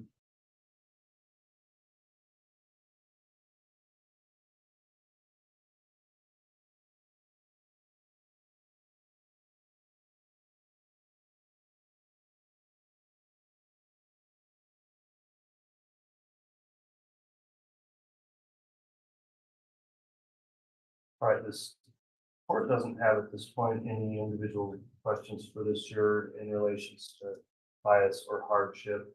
So I'll allow the state to make any inquiries on those topics, if any, and then the defense, and then we'll move on to the other topic. And Your Honor, we don't have any questions for this gentleman about those topics either. Thank you. On either hardship or bias questions, anything from the defense? The only thing that caused me some hesitation is, I'm pretty familiar with accountant's responsibilities. And the likelihood is that if you pick, we're going to be, 4/15 is a very important date for you. So, I work for a private company, I'm the controller. The 15th deadline is for corporate, and again, we have some entities within that need to be filed. We made a lot of progress in the last week, with, I won't use the word anticipation, but knowing that this is a possibility, so I think we're in decent shape. If I am selected, nights and weekends through the 15th, I'm good on that front, so I don't believe that that's the hardship. Unless there's sequestered between now and then it could. What if you're sequestered in, late May or June? Is that going to create any problems for you? Not at all. That's all I had, Judge. I just want to make sure. Thank you, sir. You're welcome. All right, the next issue we'll discuss then with this juror is in relation to your questionnaire responses on attitudes regarding the death penalty. Do you recall going through those questions and answering them last week in the questionnaire? I do. Okay, having thought about the questions and responses since then, are those still accurate? Or is there anything you change about your opinions stated in that questionnaire? Those are still accurate. All right, you had an option of either support or oppose were the only choices, and the question was, do you support or oppose the death penalty? You said support. Is that accurate? That is accurate. Okay, you also, when given a range of choices, said what most accurately represents the way you feel. You selected a choice that reads, I generally favor the death penalty, but I would base a decision to impose it on the facts, law, and instructions in the case. Is that still the same way you feel about this? Yeah. All right, I will advise you that in this case, it may be necessary for you to actually consider this and make a determination in regard to the imposition of the death penalty or some other penalty. And you have to be considering this not hypothetically, but as if it would be absolute and carried out in the case. So thinking through that, does that change at all your opinion on those choices? No. Okay, one final question I'll have then is, do you believe that the death penalty should be imposed in every case where a murder has been committed? I do not. All right, that concludes the court's questions on that topic. I'll allow any board doc from the state and the defense. And Your Honor, I don't have any additional questions for this juror on that topic either. Thank you. All right, from the defense. No questions. All right, juror 1358. You might have set the record for the quickest individual board doc today at least. So thank you for your quick and concise answers. We'll have you return to the jury room for further instructions and talk to the remaining jurors. Appreciate it.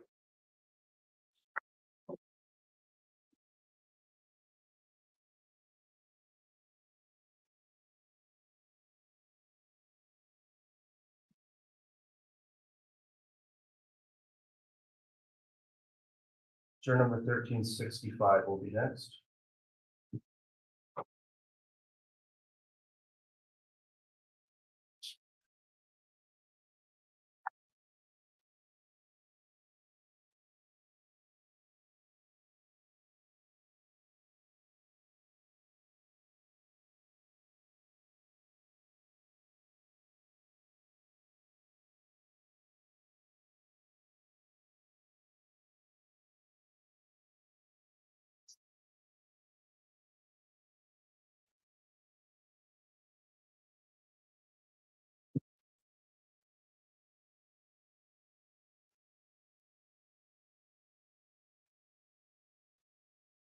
All right, thank you for returning. Juror number 1365.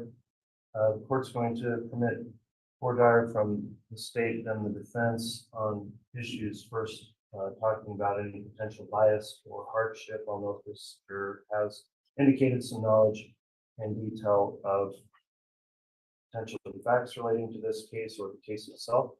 So with that in mind, who's going to be conducting Dyer? I am, Your Honor. All right, Mr. Wood, if you'd like to inquire, you may. Thank you. Sure, 1365. Looking at your questionnaire, it looks like you do have some familiarity with the facts of this case. Is that fair to say? I had heard over the years that when the children were found, it was on the news. And then I believe when Lori was convicted, that's when I heard those on. Okay. And did you seek out the news on this particular case, or? No, it's just a matter of the news was on and I heard that. Okay. So you mentioned that you did know that Lori Vallow was convicted. The judge gave an instruction earlier today. In this case, you will hear about Lori Vallow. She was part of this case. But the fact that she was convicted, the judge gave an instruction that you were not to consider that. Will you be able to put that out of your mind and not hold her conviction against this defendant? Yes. Because they're two separate people, and so you can commit to that 100%. Yes. And similarly, just the other facts you've heard about this case. Can you commit to only making a decision based on what you hear in this courtroom? Yes. Your Honor, I don't have any further questions. All right, thank you, Mr. Wood. Mr. Pryor. Thank you, Ron. It sounds like all you've heard are a few stories that were on the news. That's about all the exposure you have, right? Yes. And you haven't made a decision one way or the other, even knowing that there may have been some issues with the Lori Vallow, correct? That's correct. I kind of do believe that sometimes the news doesn't necessarily report all the truth either, And sensational. one of the news, as I understanding, one of the news agencies. Mr. Pryor, could you talk in your microphone? I thought I was, Judge, I'm sorry. One of the news agencies was it East Idaho News you were looking It would have been whatever was here, at? Okay. because it's local. Okay. All right. When you look at page 13 of your questionnaire,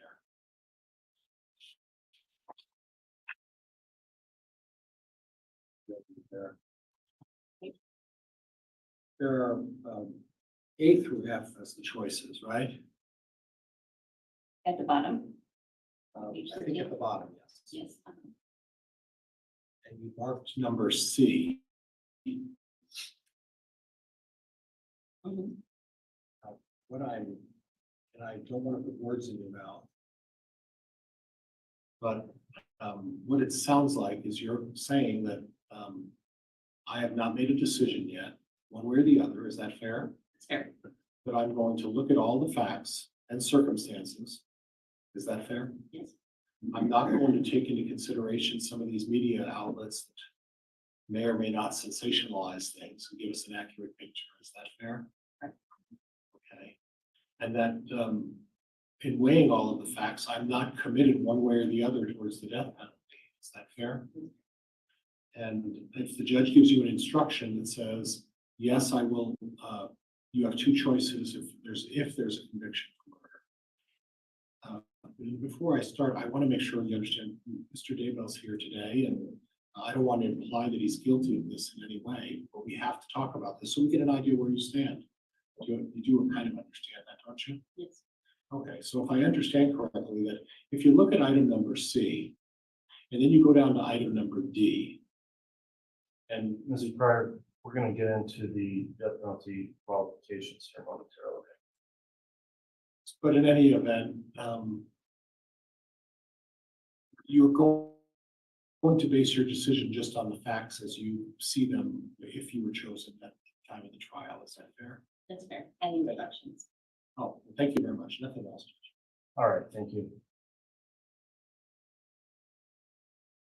All right, the next topic then the court will go through with you is on your responses to the attitudes regarding the death penalty section of that questionnaire? Do you recall answering that? Yes. Okay, and having thought about that, since you did your questionnaire last week, do you still feel like these are accurate representations of your attitudes on that? Yes. All right, I will advise you here in this case that it may be necessary for you to make a determination in regard to the imposition of the death penalty or some other penalty in this case. And remember, any penalty you're considering should be considered as if it is absolute and would be carried out in this case. You understand that? Yes. All right, you had a selection here as one of your answers. Do you support or oppose the death penalty is the question. You said support. Do you recall that? And is that still your thought as you sit here today about that? Yes. All right, one other choice you made out of 7 choices in some more detail provided about what most accurately represents the way you feel. You selected choice C that says, I generally favor the death penalty, but I would base a decision to impose it on the facts, law, and instructions in the case. Does that still accurately describe your general thoughts on the death penalty? Yes. Okay, finally then, with your position on the death penalty, is it your opinion that the death penalty should be imposed in every case where a murder has been committed? Absolutely not. Okay, is there anything then about your views on the death penalty that you think could in some way prevent or substantially impair you from performing your duties in this case if you received instructions about the death penalty? All right, that concludes the court's order on that issue. Mr. Wood? The state has no questions, Your Honor. Thank you. Mr. Pryor, any board ire? Yes, I jumped the gun. I apologize for that, Judge. That's I think it's just habit. So we're gonna go back to item number 13, A through F, I believe. And I don't want to put words in your mouth, and I don't want to suggest an answer to you, so just but what I think I'm hearing is that if the judge instructs you that the death penalty is a possible sentence and life in prison is a possible sentence, at this point, you're going to go into this process if you're a juror and you're not going to make or be favored one way or the other at that point, and you're going to look at both options. Is that fair? That's fair. And then only after you've reviewed all the evidence and listened to what the state has said, listen to what the defense has said, and then listen to how the judge instructs us. At that point, you'll make a decision based on both of those options. Is that fair? Okay, so if there was an option between C and D on number 13 that said, I'm neutral and I'm going to look at all the facts, all the circumstances before I make a decision in this case, would that be closer to your position? I think that would be more accurate. Okay. And thank you for your honesty. I really appreciate you allowing me to spend some time with you. Thank you. Judge, I have nothing else. Thank you. Very well. That'll conclude individual board ire for this juror. Thank you for answering those questions. We'll have you return with the bailiff to the jury room and talk to our remaining jurors.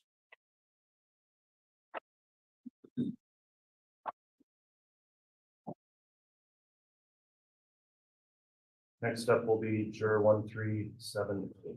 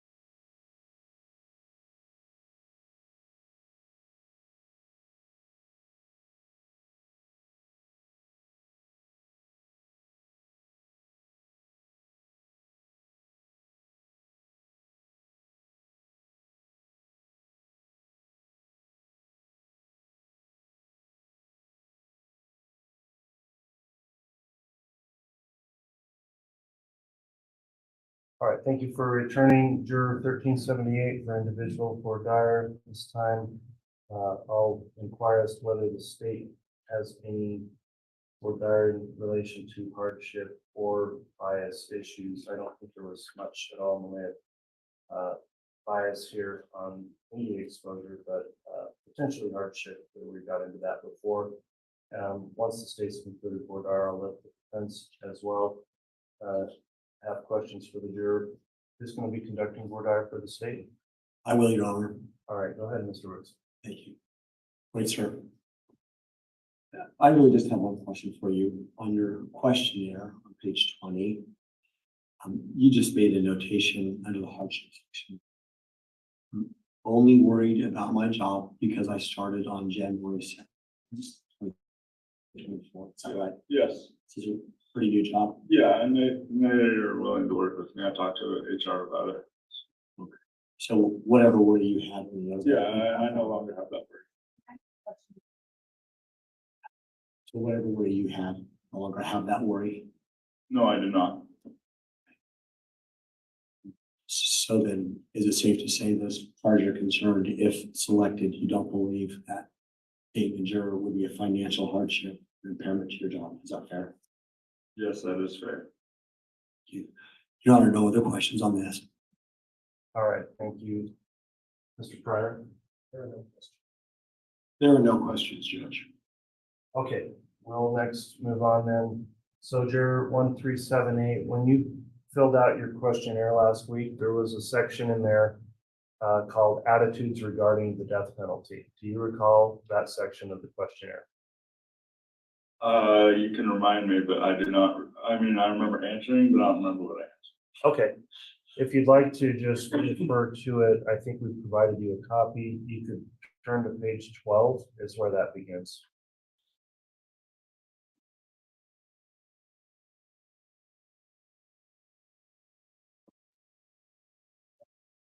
So when you answered your questionnaire, right, kind of in the middle of page 12, there's a question that says, do you support or oppose the death penalty? And you check the box saying support. Is that accurate?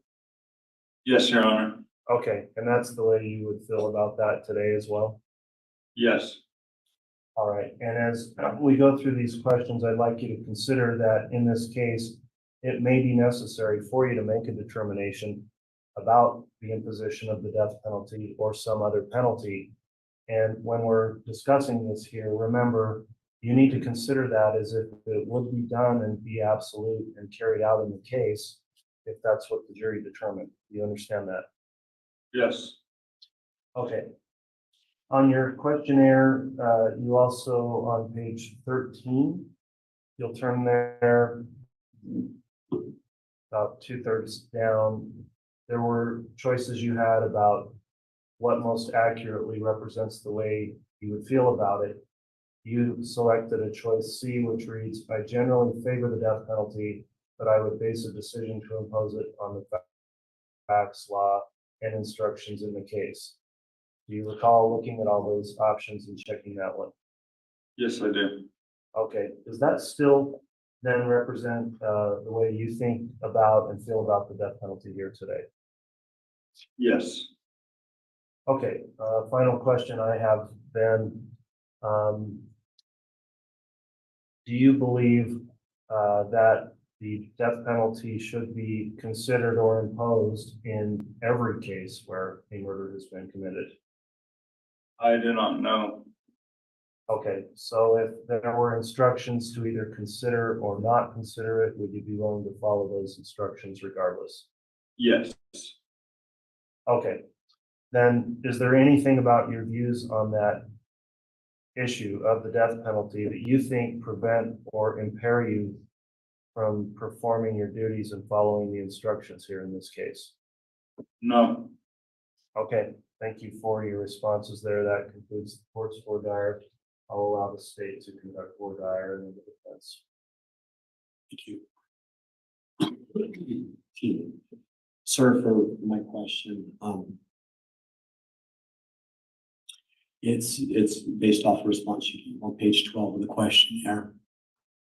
And you were asked in question section A, How do you feel about the death penalty? And you responded, if guilty and required, I agree 100% without a shadow of a doubt, guilty verdict has to be the cap. Am I reading that correctly? Yes. Sorry. Could you explain what you meant when you wrote that? When you come to a guilty verdict, you can't be 99% sure. And you have to be 100% sure without any doubt. And that's what. So is it safe to say that in your mind, you just are would only be inclined to impose the death penalty if in fact in your mind there had been 100% proof that whomever Mr. Daybell is guilty, is that correct?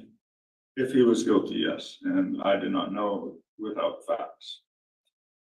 So sir, then my question would be, if the judge gives an instruction and explains that the standard to determine guilt in this case would be that the state would have to prove beyond any reasonable doubt. Is that an instruction, one, that you feel like you understand or would understand? And number two, would you be willing to follow that instruction? Yes and yes. So then you wouldn't necessarily hold the state to prove 100% without a doubt that he was guilty. Yes.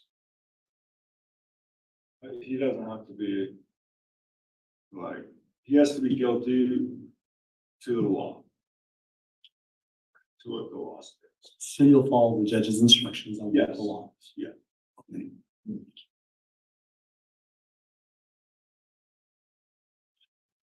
You know, I don't have any further questions. All right, thank you. Mr. Pryor. Sir, if I could get you to turn to page 13 of your questionnaire, if you could, let me know when you're ready. All right. Okay, on page 13, you marked item number C. Is that correct? Yes. And what I'm hearing from you is saying, listen, I am going to listen to the judge's instructions and take those, apply those to this case, right? Yes. I'm not going to make a decision right now or not until I hear 100% of the evidence that's presented, correct? Yes. That you have not made a decision one way or the other, correct? Yes. That you haven't made a decision whether, and you don't favor the death penalty or not the death penalty at the present time, correct? Yes. That that decision won't be made until you've had a chance to look at 100% of the evidence, correct? Yes.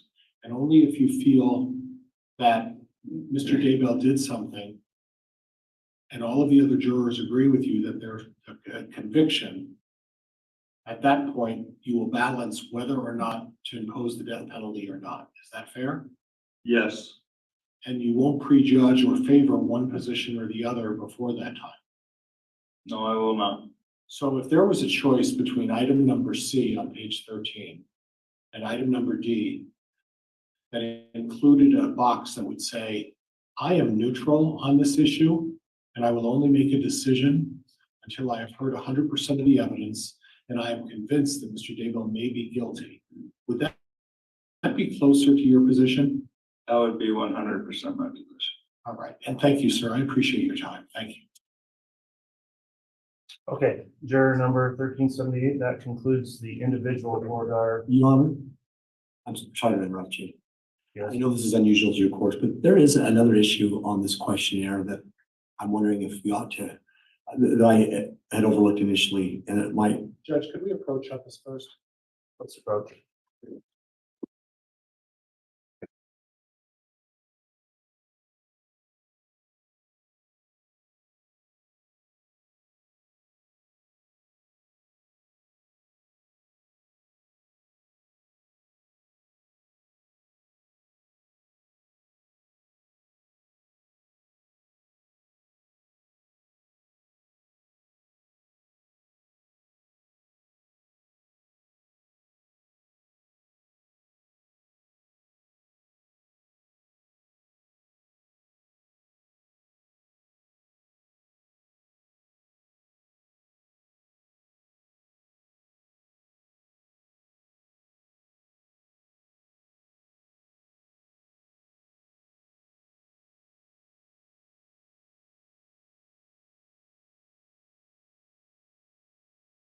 All right, thanks, counsel. Juror 1378, you can go ahead and return to the jury room with the bailiff, and we'll question the additional jurors, then give you some more instructions after that. Thank you for returning.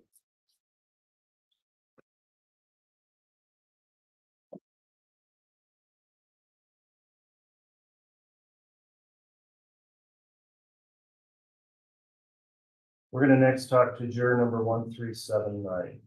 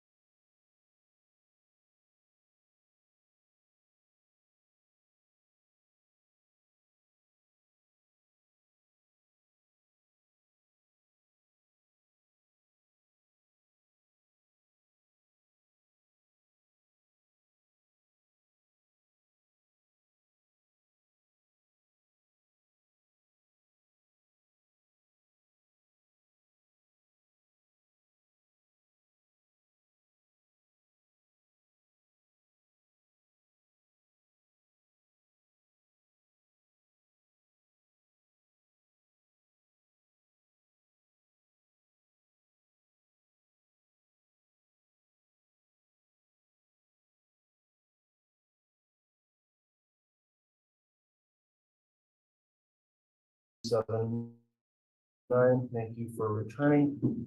Court's reviewed your questionnaire and we've determined individual board is appropriate on certain topics, including that of potential bias through some information the juror has from media surrounding the case and knowledge of the case. And I don't think we had any hardship issues. So if the state would like to inquire to discuss whether or not there is any knowledge of the case, and in this setting, of course, juror 1379, you can discuss whatever facts or knowledge you have in answering, since the other jurors aren't here. So who will be conducting board for the state? That would be me, Your Honor, and thank you. All right, Ms. Beatty, you may proceed. Good afternoon. Hi. So I wanted to chat with you a little bit about media exposure in this case. And you had indicated that you saw some documentaries and news about the case. Yeah. And I think you had indicated on a question about your knowledge of the victims, that you would your awareness was just what you'd seen on the news. Yeah, exactly. Yeah. Right. Can you kind of describe what knowledge you do have about the victims in this case, specifically what you have heard? Like I said, nothing more than what's been on the news. Just I usually have the news on in the background, so just kind of snippets of the case here and there, but not much more than kind of headlines and news stories. Okay, great. Would you be able to put aside what you've heard on the news and render an impartial verdict? Absolutely. And you'll be instructed during this trial that Mr. Daybell is innocent until the state proves him guilty beyond reasonable doubt. Are you comfortable with that?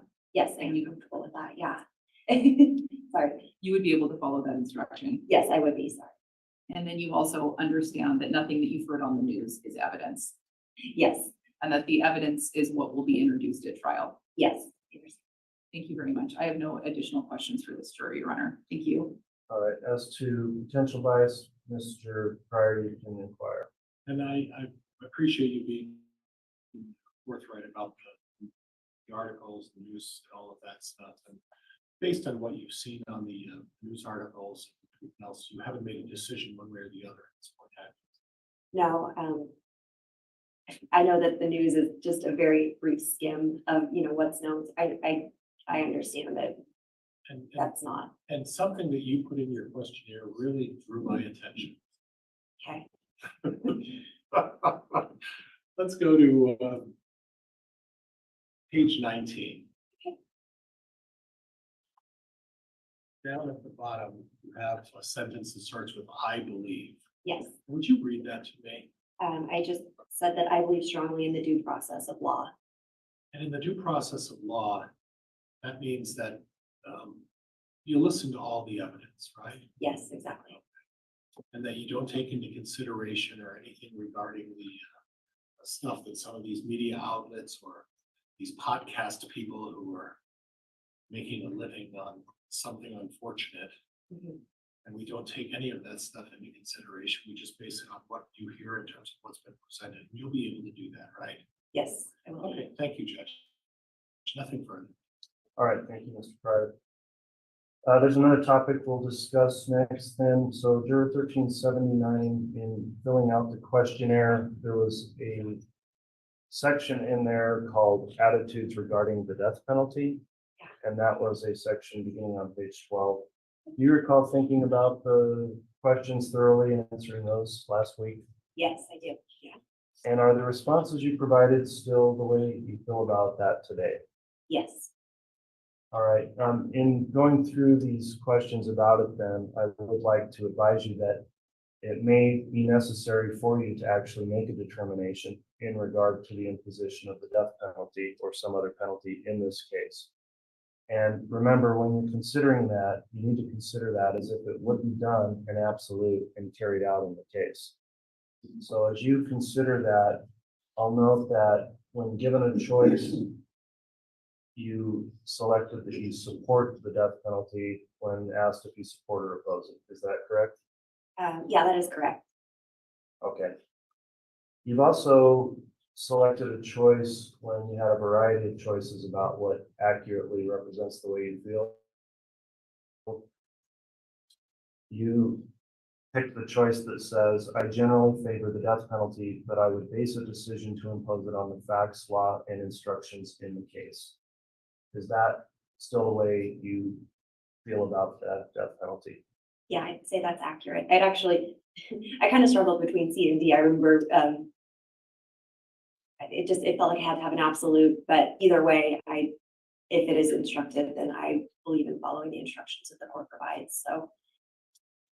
Okay, and so you had considered maybe leaning towards generally opposed, but following the instructions and putting aside your feelings. Yeah, I kind of wanted a neutral in there. Like I'm neutral, but I would follow it. I believe that it's necessary in certain cases, and I will follow the court's instructions when it comes to part of it. Okay, so given the way you feel about it, then do you believe that the death penalty should be imposed or considered in every case where a murder's been committed? I don't think it's appropriate in every case necessarily. And when you're talking about especially egregious cases, that is probably inappropriate.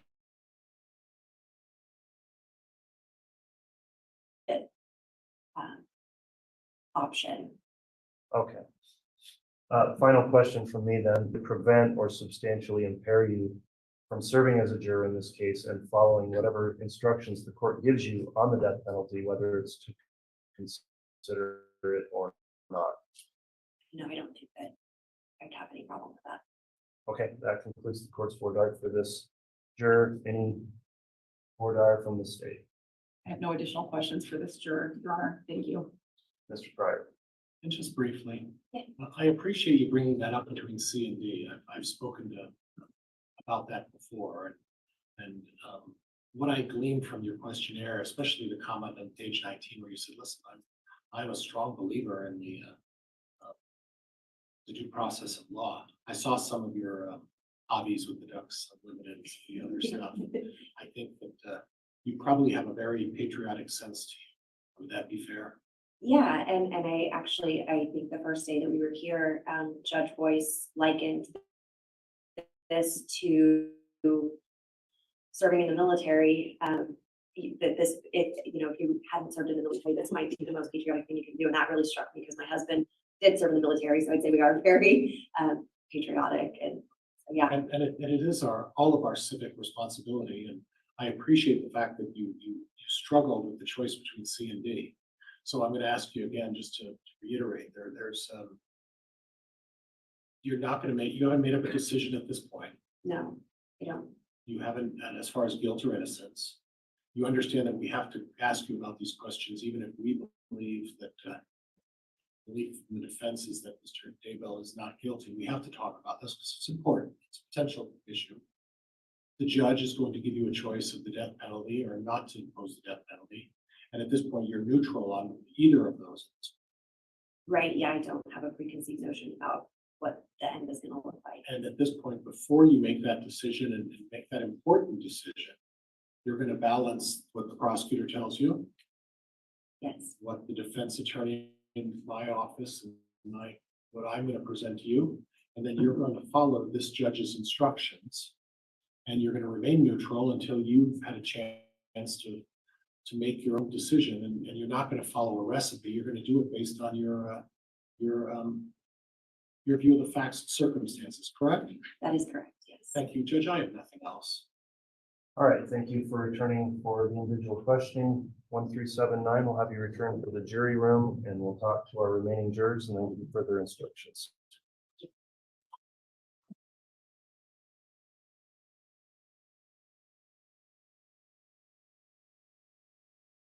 We'll next talk to juror 1389.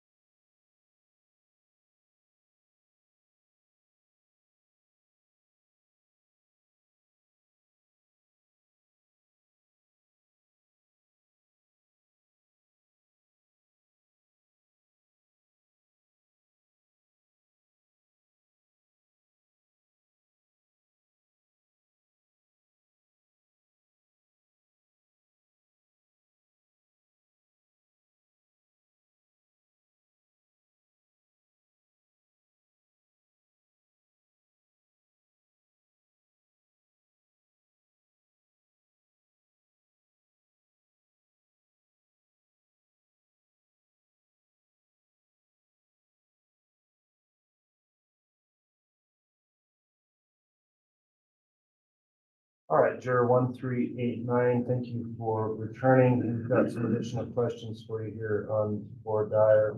One of the things we're looking at and can discuss here openly, since other jurors are not around, is whether or not your prior knowledge of this case might serve to cause you to form some sort of an opinion. I would note that in looking through your questionnaire, you seem to know quite a bit about the case. Is that accurate? Only what's been presented in the media up until I was called for jury duty.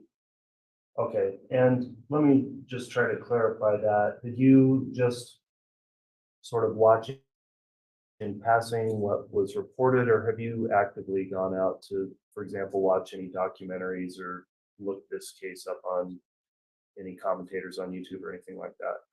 Well, only passively, basically anything that was a media push on various news aggregated websites, or my wife had the television going, for example, Channel 7, they've covered it extensively. It's kind of hard to miss when they have that as their headline news for the night. Okay, and sure, and again, there's absolutely nothing wrong with knowing about it, knowing as much as you know. That's what we need to determine. A lot of people do follow the news and get interested in stories. That's why they are in the news, is because they're interesting sometimes. The one response you had in your questionnaire was whether or not you formed an opinion regarding the defendant's guilt or innocence, and you said possibly, but only because some of the victims were young children. So on that issue of whether or not you've possibly formed an opinion, and we'd like you to be as honest as you possibly can here, with this defendant here in this trial, can you tell us if you do believe you have formed some opinion about his guilt? Well, given what was on the news, I think it'd be extremely difficult not to have already formed some sort of an opinion. It just makes it more impactful that small children were victims in this case, and it kind of hits you. It really hits you kind of hard. Something happened to those children. Who or what did it? I don't know. Just whatever's been reported. Okay, and to follow up on that, not what may think or someone else, as you sit here, what is your opinion at this time? At this time, I honestly don't know. I have to go in maintaining that. I don't know. The impact is significant, yes. But if I were to, if somebody were to ask me to make a judgment right now, this moment, I have to say I can't. All right, but it's fair to say you're not completely without some opinion here. It does, and again, we can openly discuss this here. So if you are leaning one way or another, which way are you leaning right now? Right now, just based on the news coverage, I have to say I'm leaning towards guilt. Okay, and I do appreciate your responses. This is what we need to discuss. I'll let the state follow up with any additional voir dire if you'd like, and then the defense. Your Honor.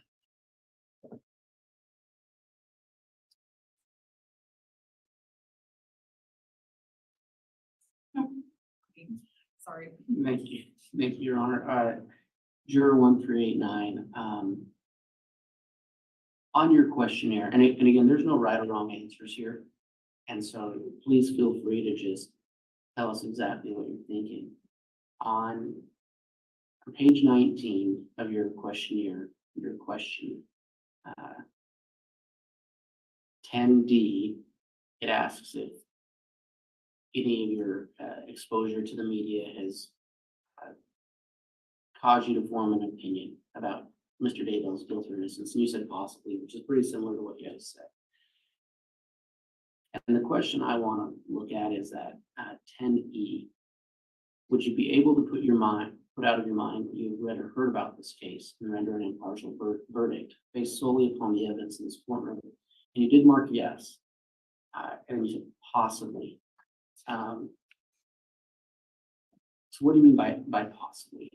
Well, basically, I'll refer back to what's already been covered in the media. It predisposes you to lean toward either this defendant is either guilty or not guilty. That's just how it's been presented in the media.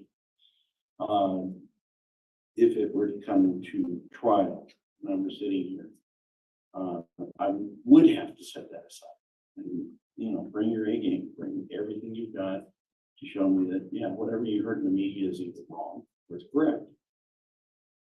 So, well, and that brings up an interesting point. When you say, show me what the media has said is wrong or correct, do you think that at some level, as you're sitting here listening to either evidence from the state or from this defendant, that you're going to be referring back to what you heard in the media? It will be at the back of my mind, but again, there's going to be one side saying one thing, the other side saying something either counter or present another facet.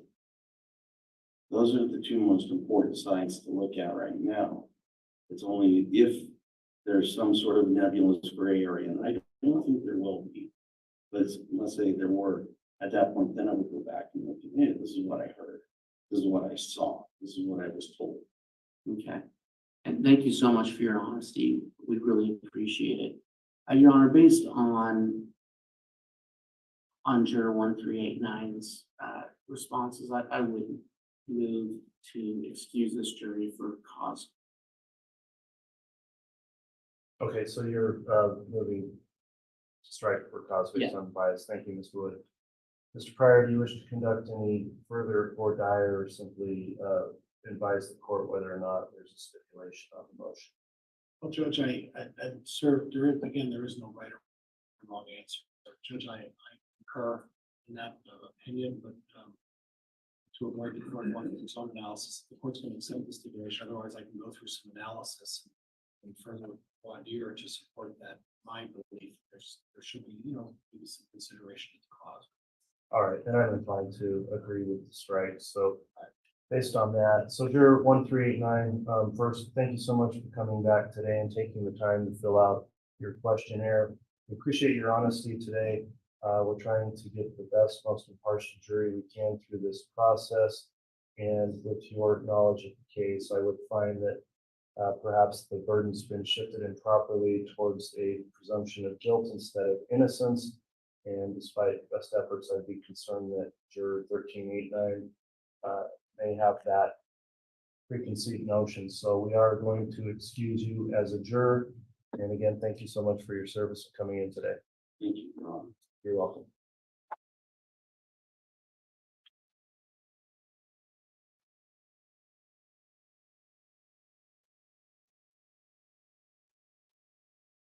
All right, next up will be juror 1392.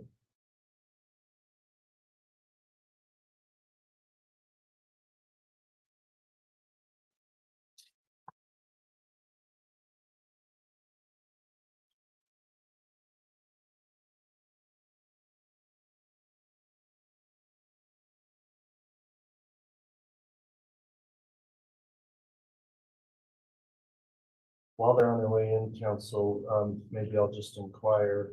I don't see any type of bias or hardship presented at all in the questionnaire. Either side have any questions you think you'll have on that? Judge, I just have one. And it was towards the end where he talked about the fact that because of his employment, not a lot of media coverage. And there was concern there. In terms of blocking the media coverage. Okay, I'll allow that. Is the state going to have any individual voir dire? Just one question on part 4.1a response was made. Okay. Juror 1392, thank you for returning for your individual voir dire. This time I'll allow the state and the defense to conduct any individual voir dire on the issues of hardship or bias. Yeah, Your Honor. Yes. Sir, I just have one question for you. On your questionnaire on page 7, under part 4, paragraph 1a, there was a question, do you feel that a defendant should be required to testify? You marked X as in yes. What did you mean by that? I might have misread it. I don't say they have to testify. I think I just read it wrong or misinterpreted it. Fair enough. So would it be safe to say that if the judge instructs you that if the defendant chooses not to testify throughout his trial, that you shouldn't hold that against him? You're willing to follow that instruction? Yes. Thank you. I have no other questions, Your Honor. All right, thank you. For the defense.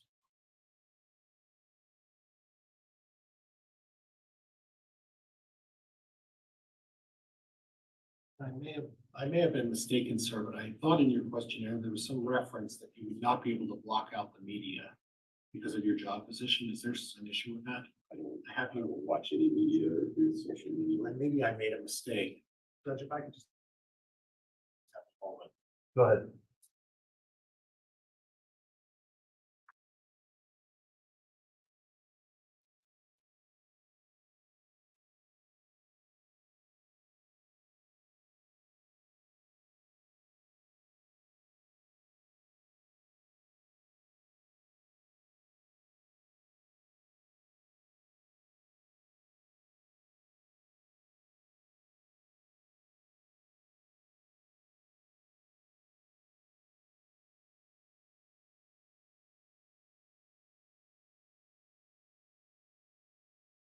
Nothing further, Judge. All right, thank you, counsel. So juror 1392, there is one additional topic we're going to cover with you. In filling out your questionnaire, you went through one section that was called attitudes regarding the death penalty, and that was on page 12 and 13. Do you recall thinking through those questions carefully and answering them in the questionnaire? I remember answering the best of my ability that day. Okay. Let me advise you that in this case, it may be necessary for you to make a determination in regard to the imposition of the death penalty or some other penalty. And remember, when you're considering that, you need to think about it as if it would be done or absolute and carried out in the case. So with that in your mind, you selected a choice. First of all, when you were asked, do you support or oppose the death penalty? You said support. Is that still the way you feel as you sit here? In the right circumstance, if somebody is proven guilty without a shadow of a doubt, then I don't have a problem with the death penalty at all. All right. You also selected one choice out of 7 you had about what best represents the way you feel, and you said, and this is a quote written in the questionnaire, that I generally favor the death penalty, but I would base a decision to impose it on the facts, law, and instructions in the case. So given those choices you had there, is that still the way you feel about that? Yes, basically, I'm just saying I don't have a problem with the death penalty as long as the defendant is found guilty on reasonable doubt. Okay. And is it correct for me to say then, well, I'll ask you just a question. Do you believe then that given your support of the death penalty in certain circumstances, do you think it should be considered or applied in every case where a murder has been committed? No, not every case. All right. So finally, I'll just ask you, is there anything about your views on the death penalty that you think would, for some reason, prevent you from serving or substantially impair your ability to be a juror on this case if you were required to follow instructions about the death penalty? No. Okay, that concludes the court's questioning on that topic. I'll allow the state any additional voir dire and then the defense. Just one question again, sir. Not to mince words, but you had mentioned you would consider the death penalty if the state proves beyond the shadow of doubt. I'll just ask, would you agree to follow whatever instruction the judge ultimately gives you about the proof standard and providing proof beyond a reasonable doubt? Will you follow his instruction when you get that? Okay. All right, thank you. You don't have no more questions? All right, right. And sir, we have to talk about these issues because they're very important issues. And I don't want you to assume that because I'm talking to you about this, that I believe that Chad's guilty or that we're not here for some purpose. But if I understand you correctly, that in the event there were to be a conviction to the charges, it's not an automatic in your mind that the death penalty would be imposed. Is that correct?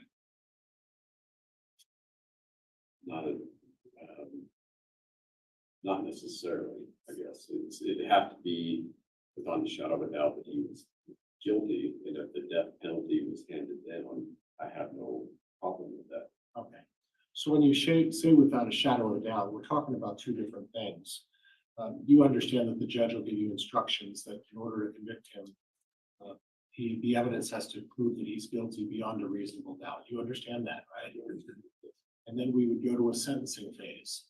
And I guess what I'm hearing from you is that at the time of sentencing, although he may have been convicted of a beyond a reasonable doubt, it's going to need to be no doubt in my mind whatsoever before I agree to subject someone to the death penalty. Is that fair?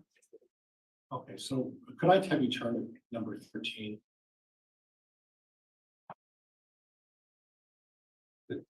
And your choice is C.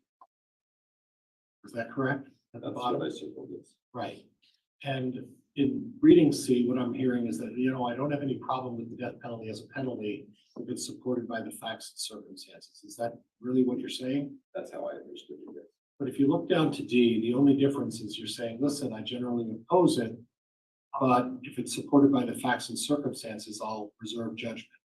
Is that the way you would read D?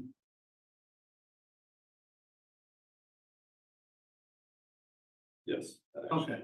So if there were one between the two of them that said, I'm neutral on whether or not to give the death penalty, but what I'm going to do is I'm going to listen to the prosecutor's evidence, I'm going to listen to the defense's evidence, and I'm going to follow the judge's instructions, and I'm going to remain neutral right up until the point that I make my decision. Would that be closer to what your opinion is? 100%.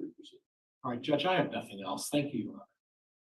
All right, juror 1392, then that concludes your individual voir dire. We'll have you return to the jury room with the bailiff. We've got one more juror to talk to individually, then you'll return for further instructions.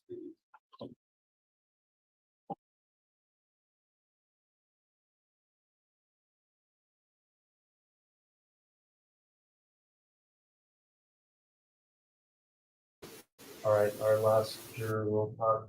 This one is 1424.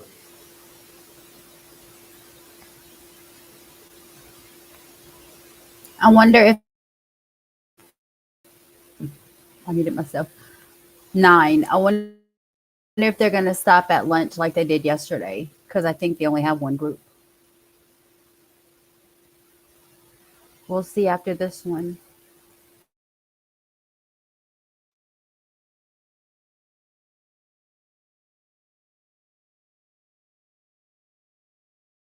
All right, juror number 1424, you're returning for individual voir dire. We had some additional questions for you that you may talk about in as much detail as you want or as requested by counsel of the court about your prior knowledge of this case. The court does need to conduct an individual voir dire in relation to potential bias. I don't think there was any hardship issue. So you do have some knowledge or information. Yeah, just general knowledge. So I haven't really followed it closely for 4 years. I had court TV at one point, and so I'd seen some of that recording. Okay, okay, apologies. Is there, well, let me just read one of your responses. You said the media portrayed him as guilty. The media has been wrong before. A concern we have, including me and the parties, would be whether or not he may have already formed some type of opinion about the defendant and his guilt or innocence with what you know in the case. I haven't. All right, let me allow the state some additional voir dire, and then I'll allow the defense as well. Thank you, Your Honor. Sir, you indicated that you had watched some proceedings of, in this case on court TV. Is that correct? Yes. Okay. And you indicated that you hadn't really followed this case for the last couple of years. Correct. But during the time you were watching news on this case, it sounds like you did get some knowledge of the case. Is that fair to say? Yeah, it was, I think they were speculating still. Okay. You described learning of a religious aspect to the case. Yes. And when you were asked what you knew about the defendant, Chad Daybell, part of your answer was that you had learned about a quote trail of death. Is that correct? Yeah. Okay. You described one of the victims in this case, JJ Vallow. You were aware that he had special needs. Mm-hmm. And thank you. And you described him as sweet-natured. Is that correct? Yeah, I think it was his grandfather who might have said that. Sure. So based on that experience, watching court TV, watching the news, learning about a trail of death and some humanizing facts about these victims, do you think that contributed to your sense that you would lean toward guilty that you put in your questionnaire? I think if I didn't know anything further, that's the way I would lean. Okay. So when you filled out your questionnaire on page 19, there were a couple different places where you wrote that you were leaning guilty just at this point. That's fair to say. Okay. And as you sit here today, are those answers still accurate? Yes. Okay. Your Honor, I would move to excuse this juror for cause. Thank you, sir. Mr. Pryor. And so there's no right or wrong answer, okay? But obviously we have to evaluate. Judge, I'm going to stipulate. Okay, the court's considered the responses here. I'll also agree there's a concern the burden may have shifted here where the juror's statement, if we didn't know anything further, that's what he would think, which may require more than is due process afforded to Mr. Daybell in this case. So Juror 1424, thank you very much for your service and for taking the time to fill out your questionnaire. Due to some prior knowledge of the case, we'll continue to look for completely impartial jurors, and you will be excused with the sincere thanks of the court.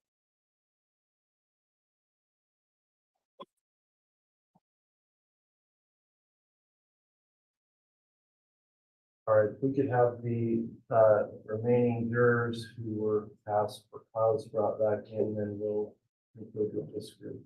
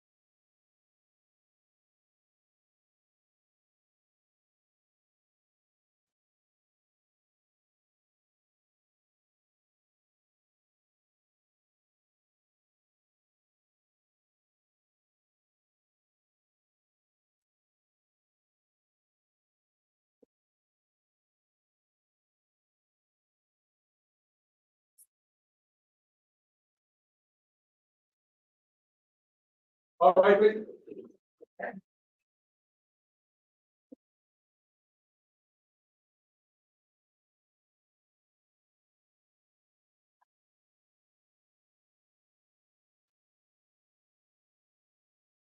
Hands up, here you are.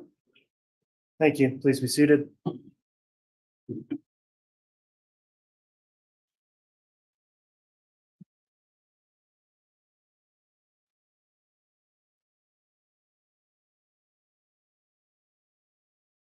All right, ladies and gentlemen of the jury who have returned here, we're dealing with a lot of numbers of jurors in this case, so I'm trying to give everyone a chance to make sure we're all tracking the same. If you don't mind, the first thing I could have you do is just please hold up your red card again and do that for a moment, and we'll all confirm who's remaining.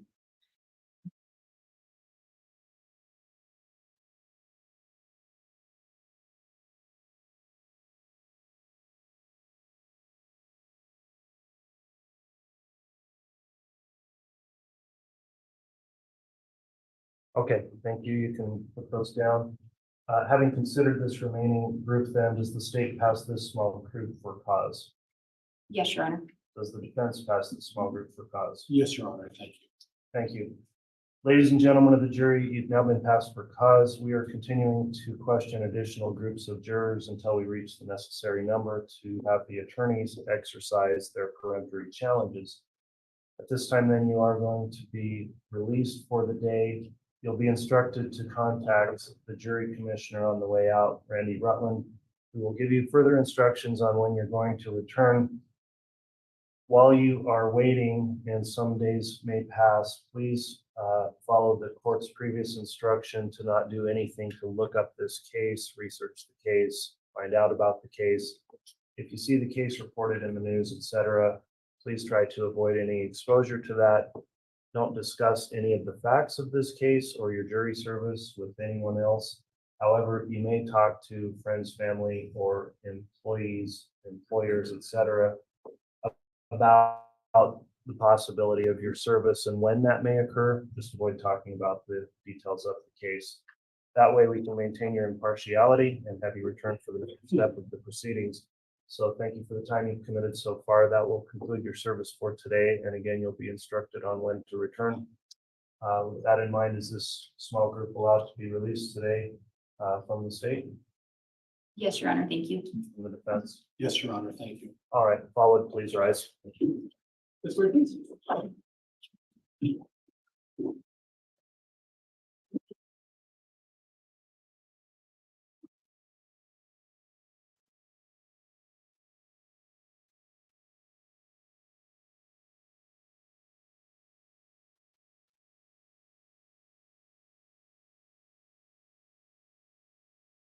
All right, doesn't leave a whole lot of time for lunch, but we've got our next group scheduled at 1:30. I understand that might start a bit late if we need to make arrangements and have lunch, but everybody try to, I guess, shoot for that time as much as you can, and we'll be in recess until then.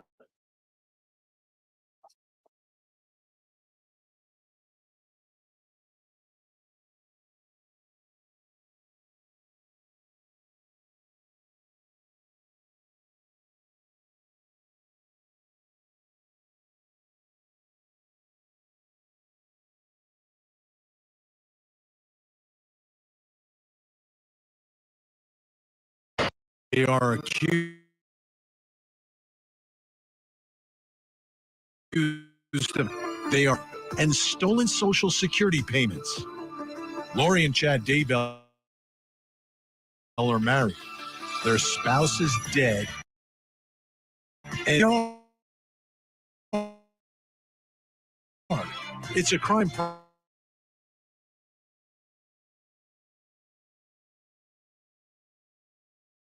Prosecutors' power.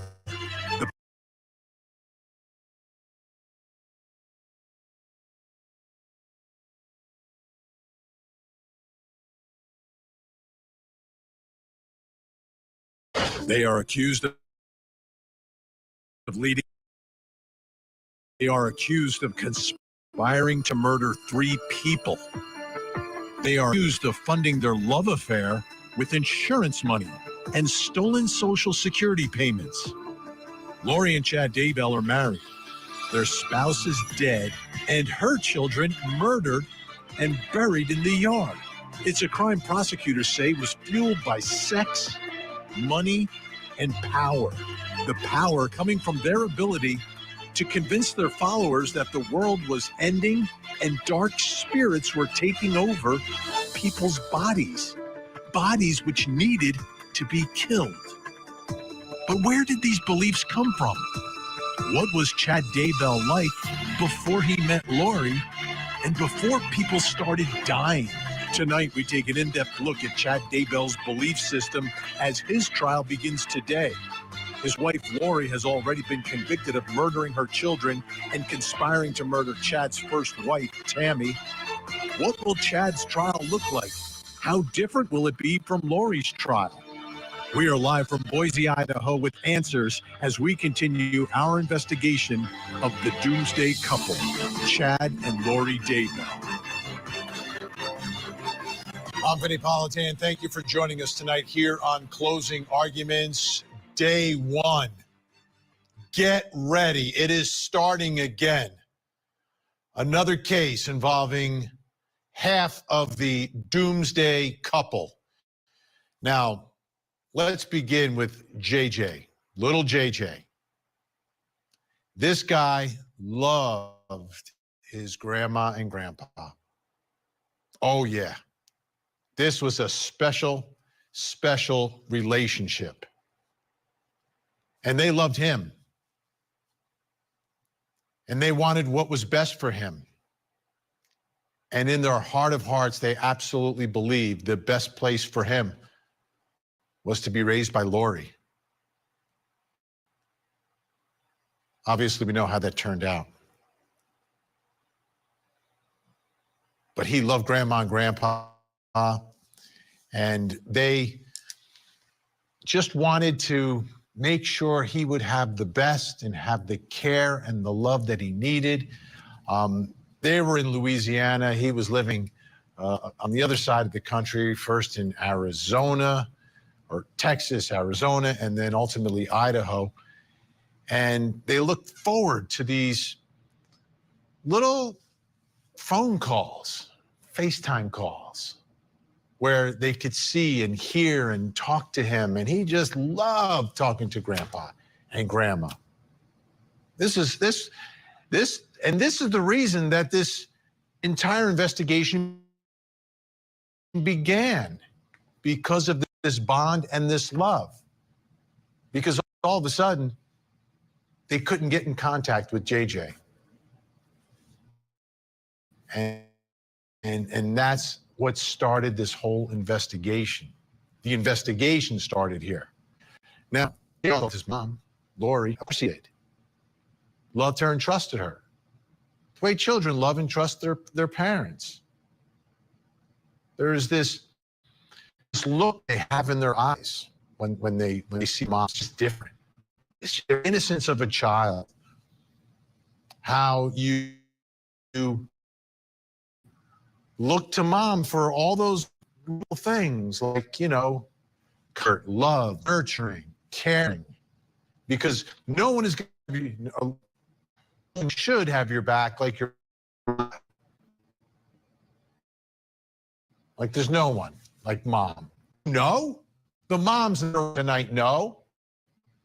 The real moms, not moms like this, but and you know that look that a child has in the trust. Mom's going to take care of me. Mom's going to make sure I have everything I need. Mom's there to protect me. She's always there. Real moms, they're there day to day. It doesn't matter what you do, how you act, where you what's going on. Your mom has your back. This case, murdered. She murdered him. I don't know what's going on.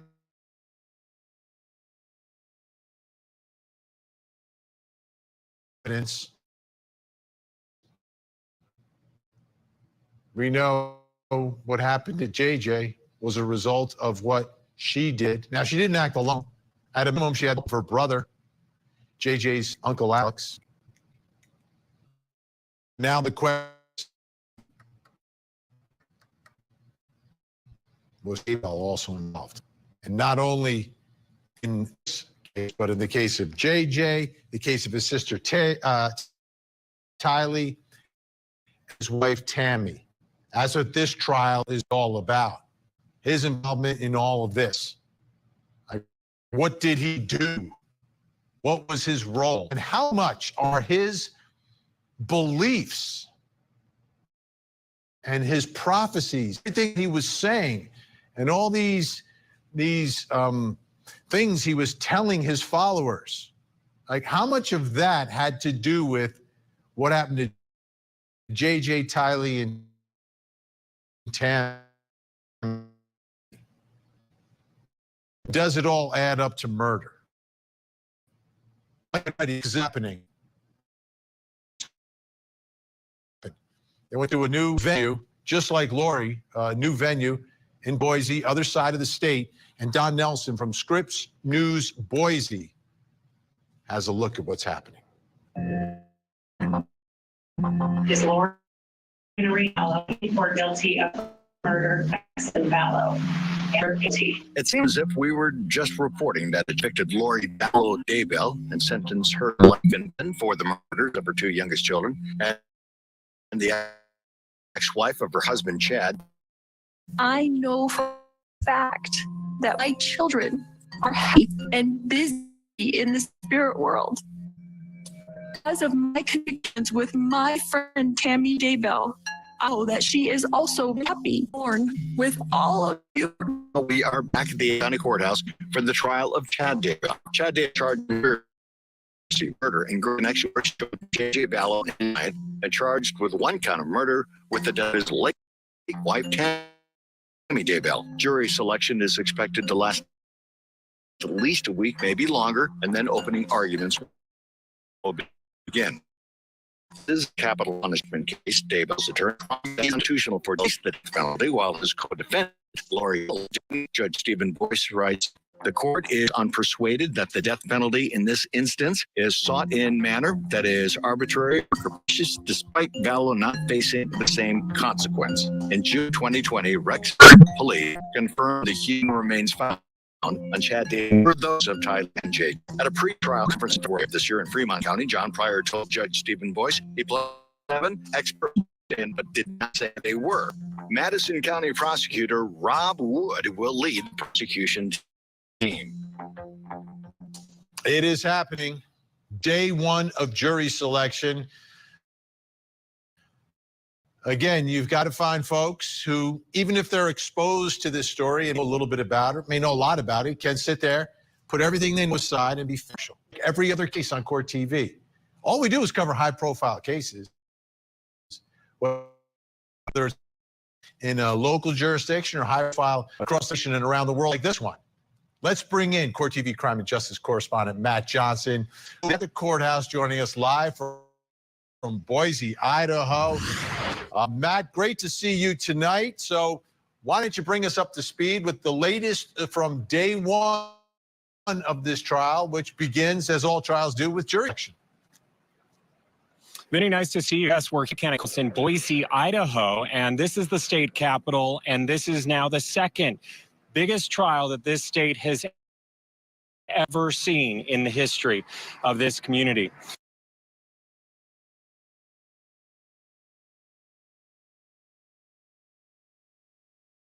And it's a much anticipated trial. At least 5 potential jurors have made it through for the first round. Group 2 will have to arrive here at the Ada County Courthouse, where Lori Vallow Daybell was convicted this time last year. And they're going to fill out an additional questionnaire, and then jury selection and voir dire will continue. And, you know, Chad Daybell, we can see this trial because the cameras are being allowed, that court cam feed. We can see Chad Daybell in that pressed white shirt and tie that he wears. He's been very engaged during the jury selection, and especially those answers that these potential jurors are giving about whether or not they can vote for the death penalty. And we've seen quite a few people that were dismissed by the court because they said that they couldn't vote for the death penalty, Vinny. You mentioned something there, very engaged, which to me is a contrast to Lori Daybell. Yeah, she was there, she was engaged, but she was also somewhere else, you know, in whatever's, you know, happening between those 2 ears of hers. But you can see the difference. I mean, just the posture of all this. So let's talk about the charges, because the charges are slightly different as well. The charges against this man, Chad Daybell, versus his wife, Lori. Just slight differences, but they're facing, remember, they were joined originally when they were charged, and then their cases were severed because he waived his right to a speedy trial, and then there was that discovery, which is the reason why Lori didn't face the death penalty. That's one of the main differences here, but also some of the charges. So let's put those on your screen for you. Both of them facing conspiracy charges of Tylee, Tammy, and JJ. And Lori also was convicted of the murder charge of Tylee and JJ. She was also convicted of grand theft. That was one of her charges. Remember, she was all about the insurance money and also money from the government that the children were supposed to receive. Whereas Chad Daybell has some added charges, including insurance fraud and then also murder of his first wife, Tammy Daybell. And we're going to hear a lot more about her in this trial. That's one of the main differences that we're going to see, because Tammy Daybell died on their property, discovered by their son, Garth, who said this to CBS 48 Hours. So we're expecting some of this when he's called to the stand. He told the journalist that I ran over and I picked her up talking about his mom and put her back on the bed. And then I said to my dad, I said, I think she's dead. He went on to say this: my dad was just pacing back and forth, just saying, why? How could this happen? Pointing at pictures on the wall. I can't believe that she's dead. Like, how could this be? What will we do? So I can expect a lot more in this trial from Tammy Daybell. I was just looking at the lead detective in the case, just leaving right now. They've wrapped for the day, Vinny. Detective Hermosillo from Rexburg Police Department. They're also there watching this very closely as we're waiting for round 2 in this trial. Yeah, a lot of great points there, Matt. And I think you're right. You're right on here with the big difference between this case and the first case. Much bigger focus on Tammy Daybell. I think you're going to see a much more vigorous defense, especially when it comes to Tammy Daybell. And then you've got actual adult children who are in the middle of all of this. Dad is accused of murdering mom. yet the children, at least some of them, are in the house, and one's going to be a crucial witness in all this. This is very different. The other main difference, and I think this is, folks at home will understand this, is we will get to see this trial. We'll actually see it. Yeah, you're right, because they are allowing court cameras to bring it to you live. Like the first trial, very different because they had severed the two cases, and Judge Boyce was really adamant about not tainting the jury pool that would be for this trial, this death penalty trial. With Lori's trial, remember, they were only releasing audio at the end of the court day, and we had those court sketches each and every day, and then you had to rely on myself and the other reporter here to tell you about things that Lori was doing, crossing her arms, shaking her head, not wanting to be there for the testimony about the kids being found, and also laughing at the witnesses when they took the stand. But the prosecutors and the attorneys are also a little bit different in this time around, because Lori Vallow Daybell, she had different attorneys. She had Jim Archibald and John Thomas, whereas with Chad Daybell, he's had the same attorney through this whole thing, and that is John Pryor. Yeah, that's going to be, again, different, because we're going to see a much more vigorous defense. Lori Daybell, I feel, handcuffed her own attorneys from doing what they would do in any other case that they were defending inside a courtroom where someone is accused of murder just because of who she is. I don't see Chad Daybell putting any restraints on John Pryor. So I think we're going to see a very vigorous cross-examination. And, I could foresee an attack on Lori Daybell and Alex Cox. Right? That's the obvious place in this case, the obvious difference. Lori's not pointing the finger at Chad Daybell during her trial, but I don't think it's going to run that way or work that way for Chad Daybell. I think they're going to go after Lori and Alex, because those are two obvious people to go after in all of this. I think you're right, Vinny, and I think that's what we're going to see once we have a jury seated. Remember, they're looking for 18 potential qualified jurors. That's going to include 6 alternates. And a lot of these people have heard from that first trial when Lori didn't take the stand, and when she got very upset, according to my intel, when her defense attorneys pointed the finger at Chad during closing arguments. That's what she was upset about when they read the verdict. So I think this time around, Chad Daybell planning on pointing the finger at her, the goddess, just calling her the mastermind is what the state said during her trial. So he may go along those lines. And then, a lot of the evidence, including the cell phone records and some of the statements from these witnesses like Zulema Pastinas, Alex's wife of a month, they have testified that maybe he is responsible. So that'll be up for this jury to decide, but we can definitely see the fingers pointed at those two. And the bottom line, there's a lot more at stake in this case for the defendant, which is a potential death sentence here. Big difference between life in prison and then death penalty, serving all your time on death row. It's much, much different. And to me, that will also change jury selection, as you're already seeing, but will also change the nature of the way this case plays out and what we see and hear about Chad Daybell. You're right. We're going to hear more about him being the prophet, and the state is going to want to point the finger at him for being the ringleader in wanting to get rid of the children. Remember, he made those statements when they were looking for an apartment together when he was with his second wife, Lori Vallow Daybell, that the two didn't have any young kids. We're going to hear from the state about the fact that their bodies were found on his property. We're going to hear a lot about these things. And I think that it's going to be a very different trial with a lot of the same evidence is what we can expect. Well stated. Matt Johnson live in Boise, where it all began today. Jury selection day 1 in the case against Chad Daybell. I think we'll be speaking pretty often over the next couple of months, Matt. Thanks so much. All right, folks, when we come back, we're going to take a closer look at Chad Daybell's belief system, right? Could this be at the core of everything that happened here? We're going to bring in a guest who knows Chad Daybell very, very well, and will be able to explain that for us. Plus, coming up next hour. in the low country of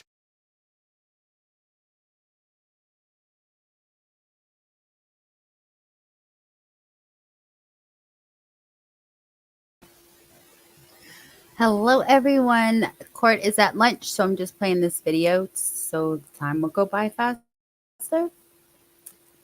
So that's what we're watching. And as soon as Court comes back, I will put it back on.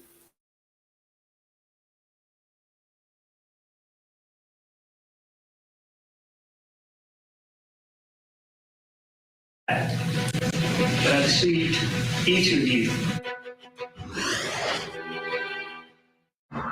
We are underway in the trial of doomsday prophet Chad Daybell. Prosecutors say they will seek the death penalty against him. Investigators have recovered human remains at Chad Daybell's residence. There's no way, Morgan, I should never come up with this. His wife, Lori Daybell, has already been convicted. Now, will her husband end up with the same fate? It's just so hard to know where the truth ends. It's the doomsday prophet, Chad Daybell, on trial. Then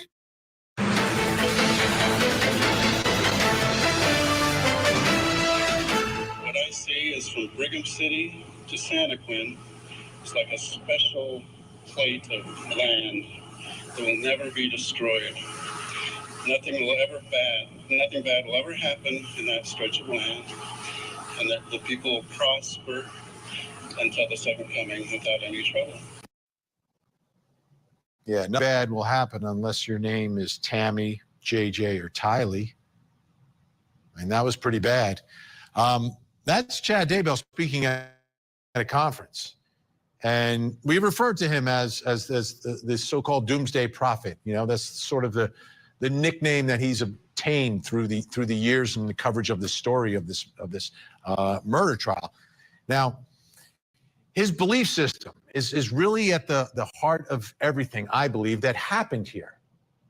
Everything. So David Warwick, whose girlfriend is Melanie Gibb, who was good friends with Lori, they did a podcast together and talked about these things, visited Chad and Lori, and he talked about and described a conversation that he had with Chad Daybell. Let's listen. Now, that weekend, did you see Chad Daybell at all? Yes, that's when he was trying to teach me about some of their beliefs, about the gathering of the 144,000 and then Satan having powers to push people out of their bodies and then the spirits being stuck. Who was present during this conversation? Melanie and Lori. So I want to have a much deeper understanding of Chad Daybell's beliefs. So we have a special guest joining us tonight in Rexburg, Idaho, religious author of the books, The Church of the Firstborn and Tides of Transmutation, and an acquaintance of Chad Daybell. Eric Smith is with us. Eric, thank you so much for joining us tonight. This is such an important part of this story, will be an important part of this trial in trying to understand. And I know that you had some interaction with Chad Daybell. Can we start first with how you knew him and when you knew him? Back in about 2016, there was kind of an uprising of near-death experience books in the Mormon culture. It was sort of what I think of as the fringe Mormon culture. People who were interested in studying doctrines and things that weren't available from the church. But Chad was speaking at a conference and I heard him, he mentioned some books. So my wife and I went and read those books, thought they were interesting. Then right about that time, he moved to my city. So we met up at a nearby university, public location, and I kind of arranged that and he was willing to meet, and the rest is history.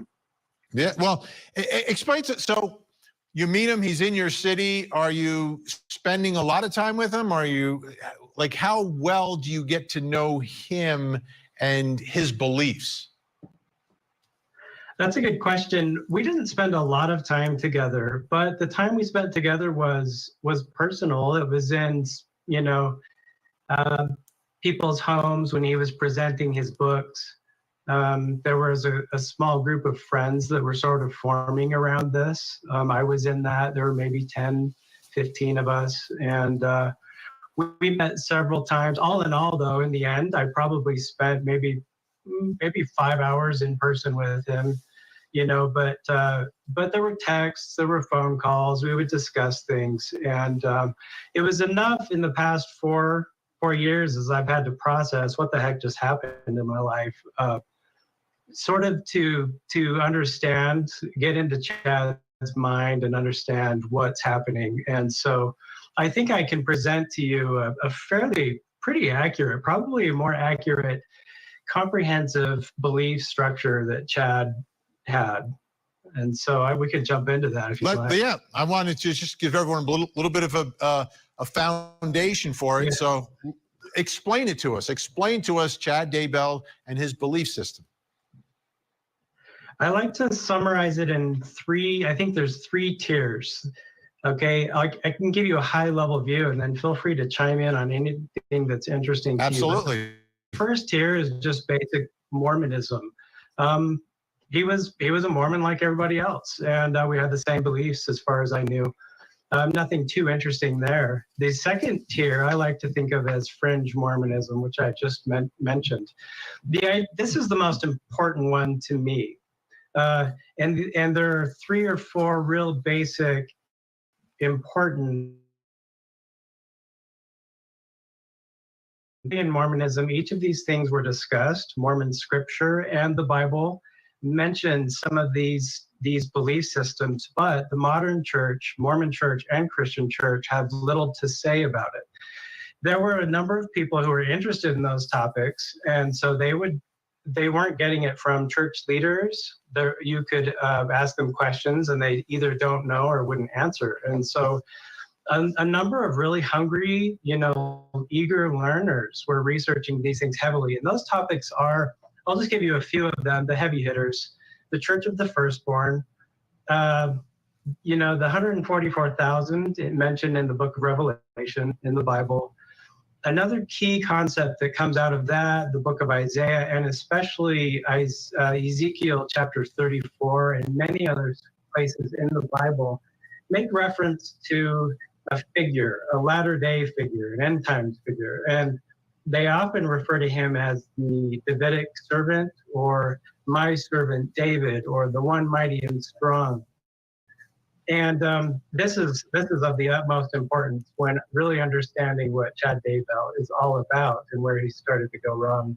That's the second tier. Oh, reincarnation is also a part of that second tier. The third tier, I knew nothing about. Most of us didn't know anything about. I've only picked it up from watching news coverage and like this. And the bottom line there is, this is where you start to hear about zombies. For lack of a better term, I don't know, like something like God accepted murder, God sanctioned murder or something of children, of spouses. These are things I never heard him talk about. Most of us never did. They're strange to me. They are unacceptable to me. So I know Chad through tiers 1 and 2, but about a year before all the news coverage broke with Tammy and, Tammy's death, he pulled away and started kind of going a different route. And about that time, I think, is probably when he started developing these third tier belief systems. And as far as I can calculate, that's about when he met Lori. And I think there was this real firestorm of beliefs that happened with all Chad's beliefs, the tier 2 beliefs, mixed with what I see as a kind of a murderous component to it that came from Lori. And I think those just combined and made this explosion. Just a really unfortunate circumstance there. So how would you describe his relationship with the Mormon Church versus what he was doing here? So was there any sort of, did he consider himself still part of the church? How did he present himself to you and others? Yeah, right until the very end, as far as I understand, he was in leadership callings. That's what we call him in the church.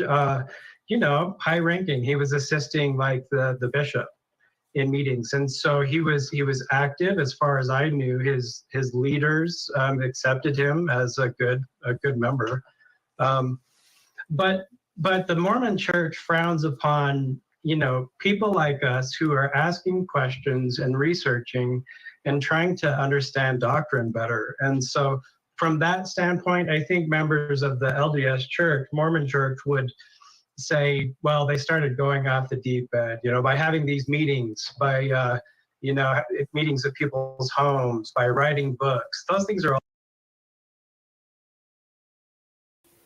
Please remember, these are only Chad Daybell and Lori Vallow's religious beliefs, not mine or probably anyone in my channel.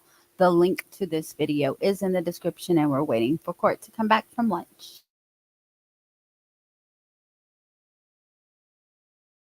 All frowned upon by the Mormon Church. Did you read all of his books? Not all of them. There were like the one you have up now, The 1 Foot in the Grave. I didn't read that. But he had a couple series that were about the end times. And I came at all this through a doctrinal research. I was reading scriptures and trying to understand those fringe doctrines that I mentioned a minute ago. And that's why I read those. The end times, that was something interesting to me. And being a member of a church where the end times or the latter days is actually part of the title of the church, I felt like it was free game to research those things. But you find in the Mormon Church, you actually shouldn't really talk about that too much. You mention that in a church meeting or something, they'll look over their shoulders and like, who's this guy? What's he researching? Like it's frowned upon, even though it's right there in the title of the church. But anyway, so I hope that helps answer that a little bit. Absolutely. Now getting to Chad Daybell and Lori and Tammy. Did you have any interaction with Tammy? Was she part of all of these meetings, obviously before she passed away, but was she kind of in the mix in these, going around to different homes and talking about this stuff? Did Chad talk about Tammy? Those are good questions. I would say she was very much not part of the mix. Anything that I ever attended related to Chad, I never saw her there. But my wife and I did have like a barbecue or two with their family, and so we met her there. She was such a sweetheart. She was kind, but she was shy and reserved and wasn't real talkative. But she did have a really funny side. When she laughed, it was just hilarious to watch her. She just had a real sweet personality. My wife and I really thought a lot of her, but not a lot of interaction with her. So she was not involved much. You mentioned Lori. I never knew Lori Vallow existed. That's kind of that tier 3 stuff that I was just never exposed to. And I think a lot of us in the North Utah, Idaho area didn't really know anything about Lori. So that's kind of my exposure to Tammy and Lori. Eric Smith, great to have you on the program tonight. I hope you'll join us as this case continues over the next couple months. We really do appreciate it. Pleasure, Vinny. Thank you. All right, folks, when we come back, we're going to talk more about this. We will have a member of Lori's family and Mike King, religious cult expert, get their take on what happened here.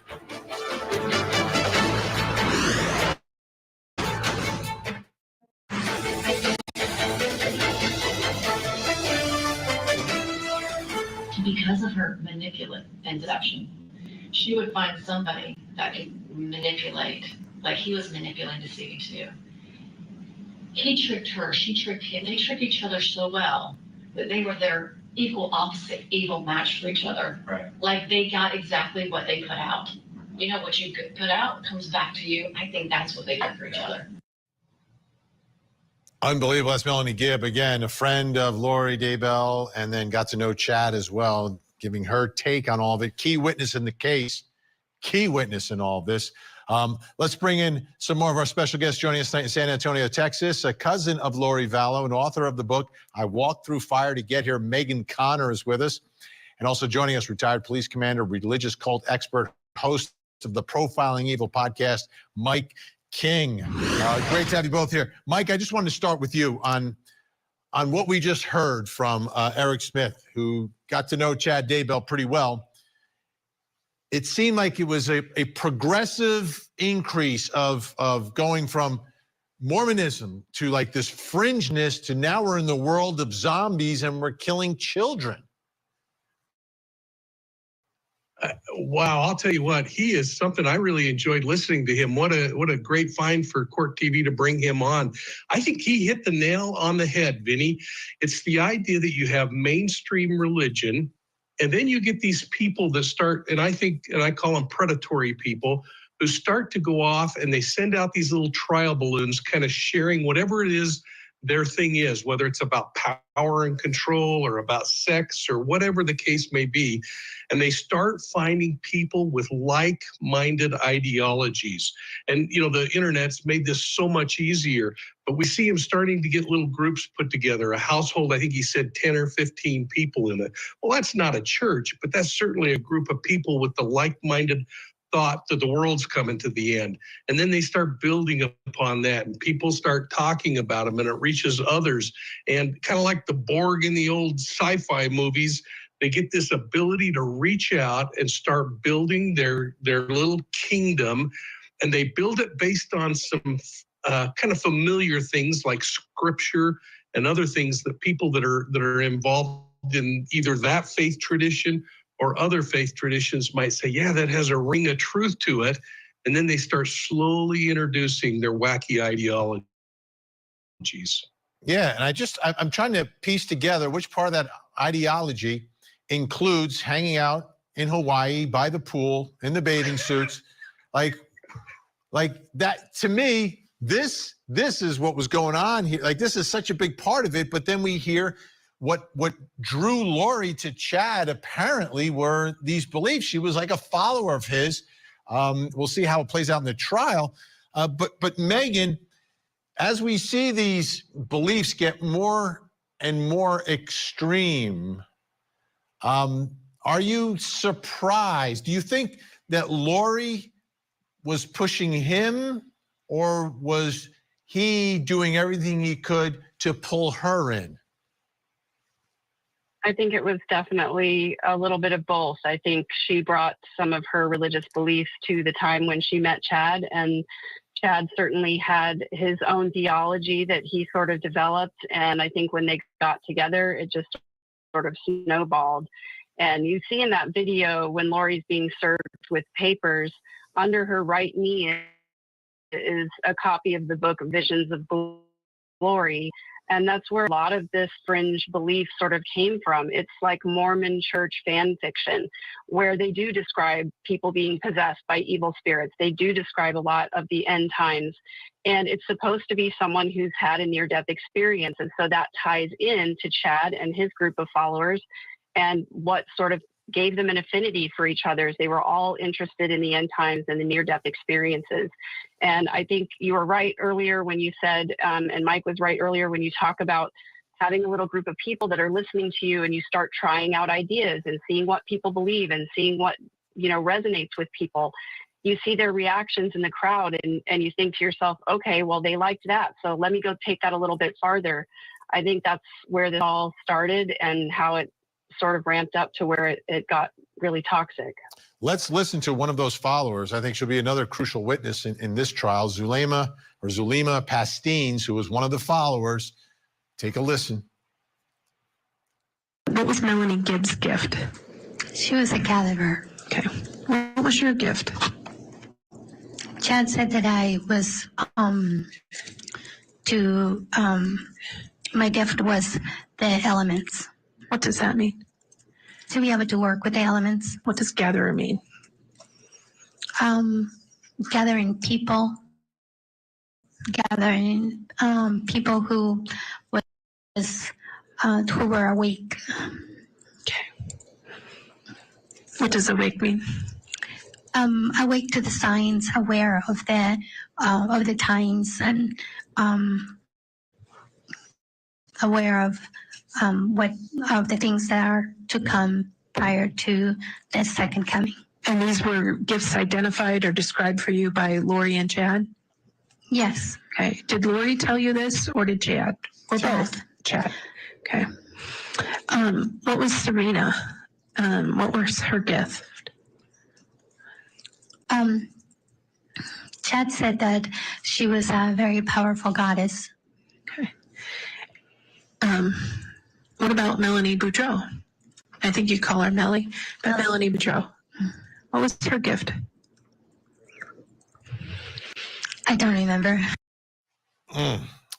Mike, let me ask you about what's happening here. Like everyone has these special gifts.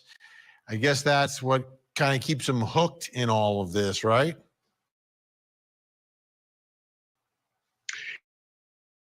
Yeah, and they lean on these kinds of leaders that take away their own responsibility to make decisions. So what they do is here you got Chad Daybell giving people this dispensation that you are powerful and can control the elements, and you are a really powerful goddess and something in my life, and all I got to do is keep following this guy.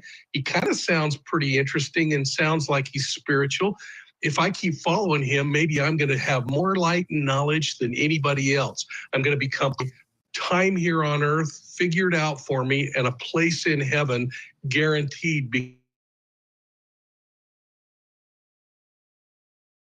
because I'm following this person. And this is what they're so good at is deceiving the people that they are bringing along and making them feel more important. You know, we call it love bombing when it's just, but people respond to that because all of a sudden I am really important, at least to this person who's going to make me more important to a whole bunch of other people. Megan, did Lori try to recruit any members of the family? Well, she obviously recruited Melanie, and I think she tried to recruit her siblings and some other, and had an interest in prepping and near-death experiences. And luckily, most of the family members dismissed those beliefs and sort of rejected it. But I know that some family members did attend some of those gatherings and listen to the podcast and get really involved. Obviously, Alex followed her very closely. Yeah, Alex. Absolutely. I mean, followed her, like literally followed her wherever she went. He was there. Mike, before we run out of time tonight, what in this trial as it's coming up, what do you expect to hear regarding this relationship between Chad and Tammy? Because I thought it was interesting when Eric said she was never really around, and like all this stuff is happening, and it doesn't seem like she's in the loop in any of this. Yeah, I think what we're going to learn is that she was taking care of a family and trying to hold a family together. She was trying to work a little bit and create some kind of a self-preserving career for herself. And Chad was out running from place to place, trying to keep together this fledgling book business.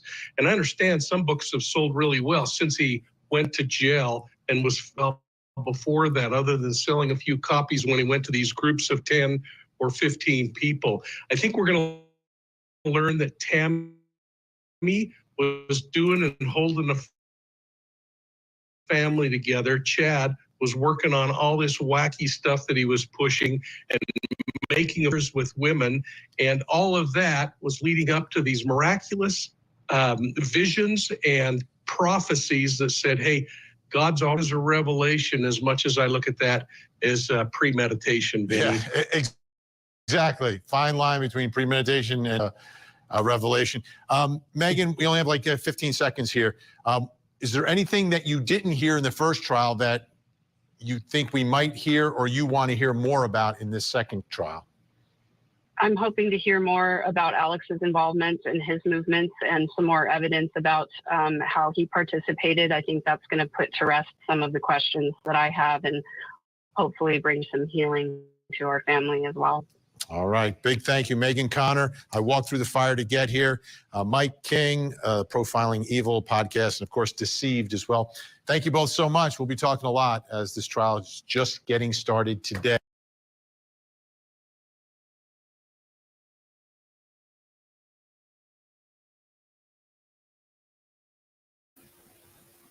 And that was the end of that.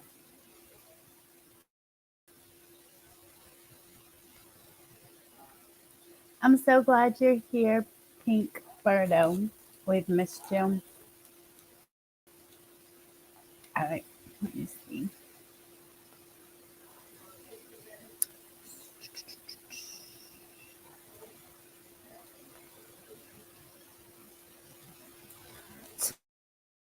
Tomorrow I'll play body cam footage during lunch and break. Pink Bo will be so happy.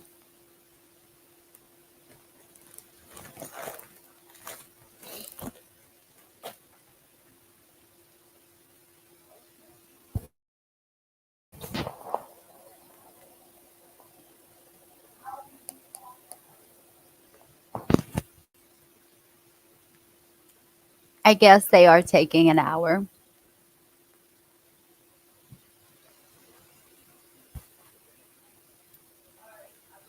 Hello, everybody on X. I see you.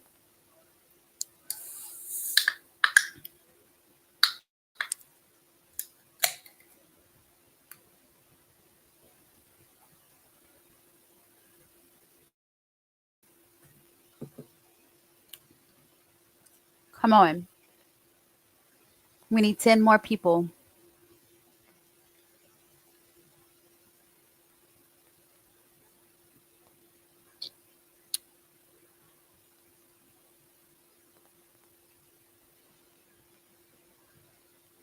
So they go to 50 and then they go to 16.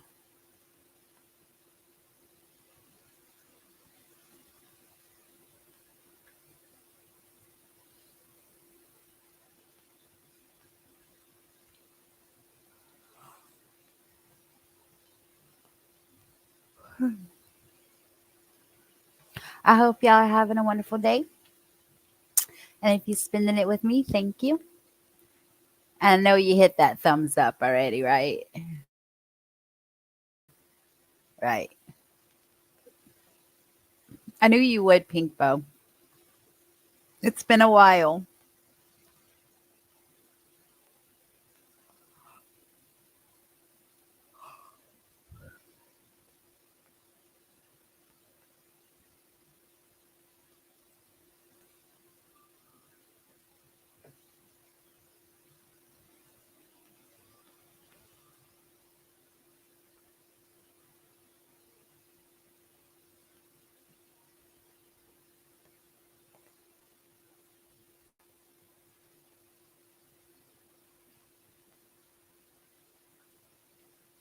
I still can't believe the amount of people that live there that have not heard of the case.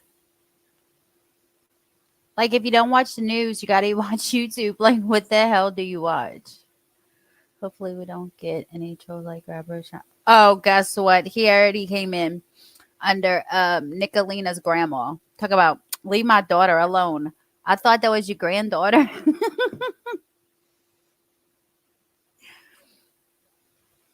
No, she's talking to me.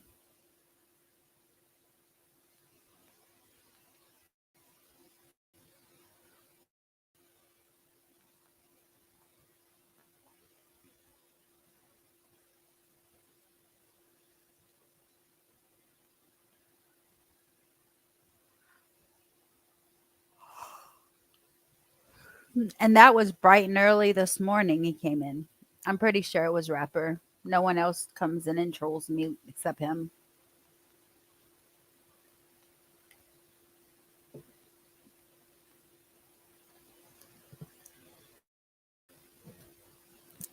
I know. We're talking about Nicolina's grandma. And then said, leave my daughter alone. I don't know Nicolina's mama.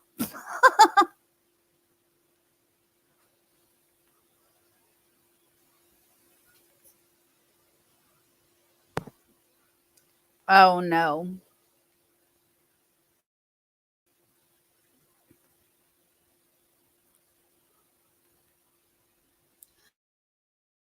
Let me take this off before I forget since the video's over.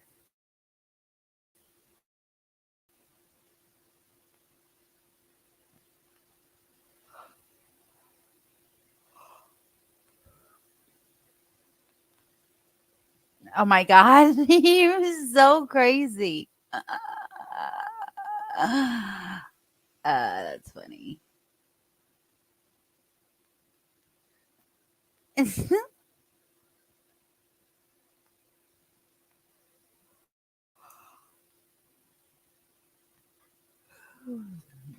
won't go away. There we go.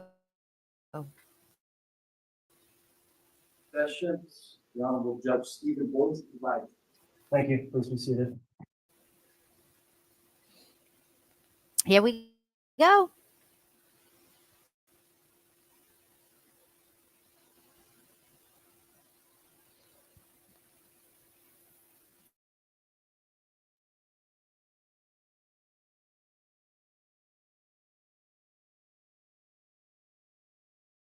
All right, we're back on the record on KCR 22-21-1623. We are continuing through small group board Dyer with the second group here ready.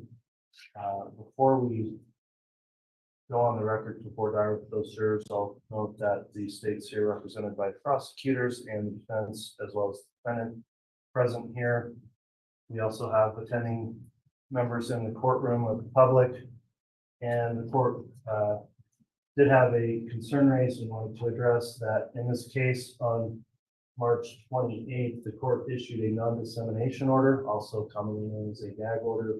Under the terms of that order, counsel has been prohibited from discussing this case with the media while this jury selection process is occurring in order to try to maximize our efficiency in obtaining impartial jurors. The order is directed towards counsel. However, it also does address if counsel is approached by or attempted to have communication with the media and to report that to the court if it occurs. Nothing at this stage has occurred, but the court is advising and admonishing members of the media in this case that the attorneys are currently subject to a gag order and are not permitted to talk to you about the matter while this jury selection process begins. And I'll remind counsel that if anyone persists or that occurs, you think outside of the scope of the order, please report it to the court, and the court will then address that individually with any media member that is trying to elicit a non-compliance with the order. So any questions about that or the court's order from the state? No, Your Honor, thank you. From the defense? No, Your Honor, thank you. Okay, thank you. With that in mind, then I believe we're ready to continue with board Dyer in this next group. Is the state ready to have the jurors brought in? Yes, Your Honor, thank you. Defense? Yes, Your Honor, thank you. Okay.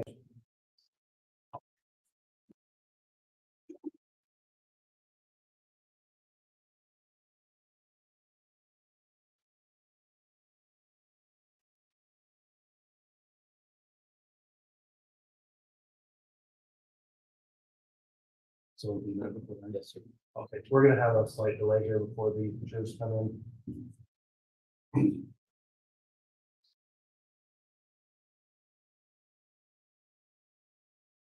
Okay, counsel, we do have one extra juror in this pool as well that was either late or FTA yesterday. Juror number 1112, and they'll be included in the group. We'll see them on one end or the other of the front row, wherever the bailiffs think is appropriate, and I'll have them hold up their card numbers so we can confirm where that juror is seated.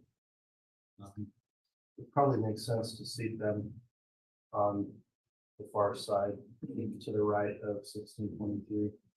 And Your Honor, I would indicate on the chart we were given, we had a placeholder. It was just for the other juror number that we brought in this morning. Yeah, So okay. that most likely just be changed to the 1112. Yeah, I think we'll go ahead and put them on that side, so we would have 7 on the front row.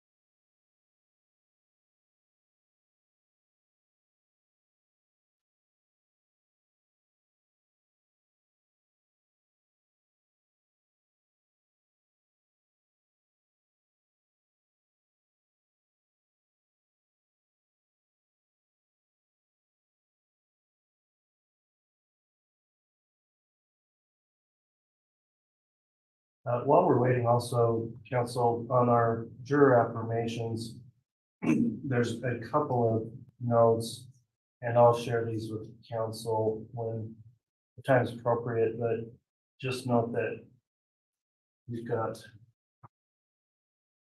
jurors number 240 and 265. There's something else we'll address with them individually relating to their juror affirmations, and some additional information. I'll get you copies of these affirmations so that you can see what they've noted on there, and we can address those in our individual board hour with those jurors.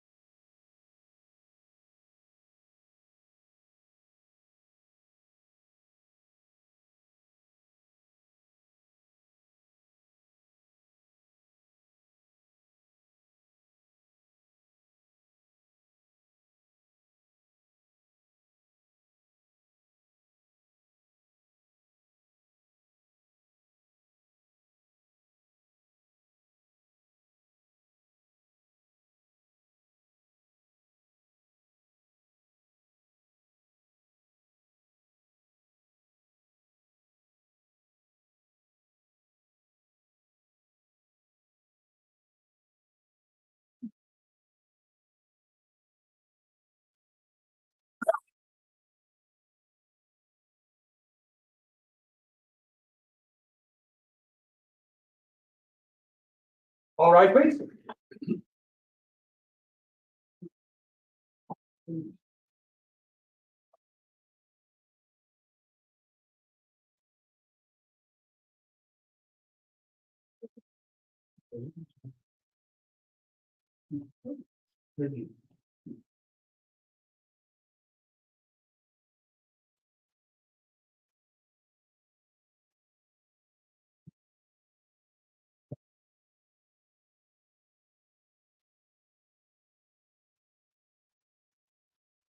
Daybell, here you are. Thank you, everyone. Please be seated.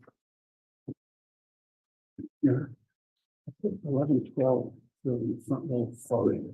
Okay, I will confirm. Thank you.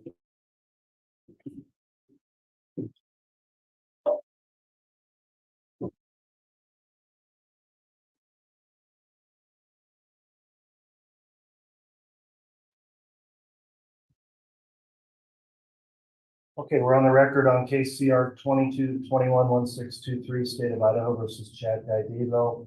I'll note that the defendant, Mr. Daybell, is here present with his counsel, Mr. Pryor. State's here as well represented by the prosecutors, and they'll be introduced individually here shortly. Is the state ready to proceed? Yes, Your Honor, thank you. All right, is the defense ready to proceed? Yes, Your Honor, thank you. All right, at this time then, just to confirm, ladies and gentlemen, of the jury that have been brought back, you're all seated now. For us to just confirm on our seating charts, if you wouldn't mind, please take those red cards you have and hold those up, and then we'll confirm our seating charts. Your Honor, I think I have the front row on bird. I think for purposes of going forward with the time we have, it might be easier to just get them rearranged. So if you're in the right place, 1112, and the rest of you, if you please stand up, we're going to have you change seats. Yes. So All rows or? No, just the front row. Just okay. So any? Okay. 1623. Yeah, you can walk around. Then 1624. 1640. 1747. 1747 to 1758. And the last one, last year, 1761. And then this row needs to be one out around. It's going to be 1760. 1793. Okay, so we'll have the back row shift as well then. Judge, I have 17. Let's see, can we have the back row raise their cards? Yeah, I'm sorry, we've got that inverted from the seating charts also. So you got to stand up. 1793. Come on around. Then get the 40.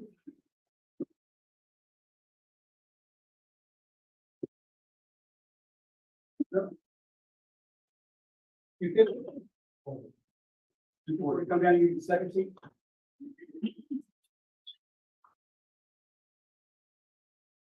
Did you 65? 1393, 240, 250, 265, 311, 328. Then 48, 512, 527, and 6517. Now I got him, Your Honor. Thank you. Okay, thank you, Mr. Bailiff, appreciate that. Thanks for moving around. We're tracking it based on your numbers with the charts we've prepared. So we'll do another confirmation here at this time. If everyone would hold the red card number up, please.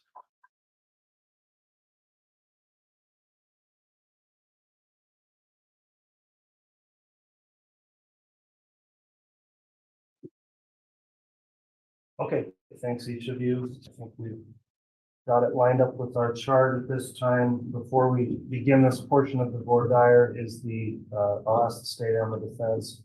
Is there any objection to the manner in which this jury panel has been recalled and seated today? No, Your Honor, thank you.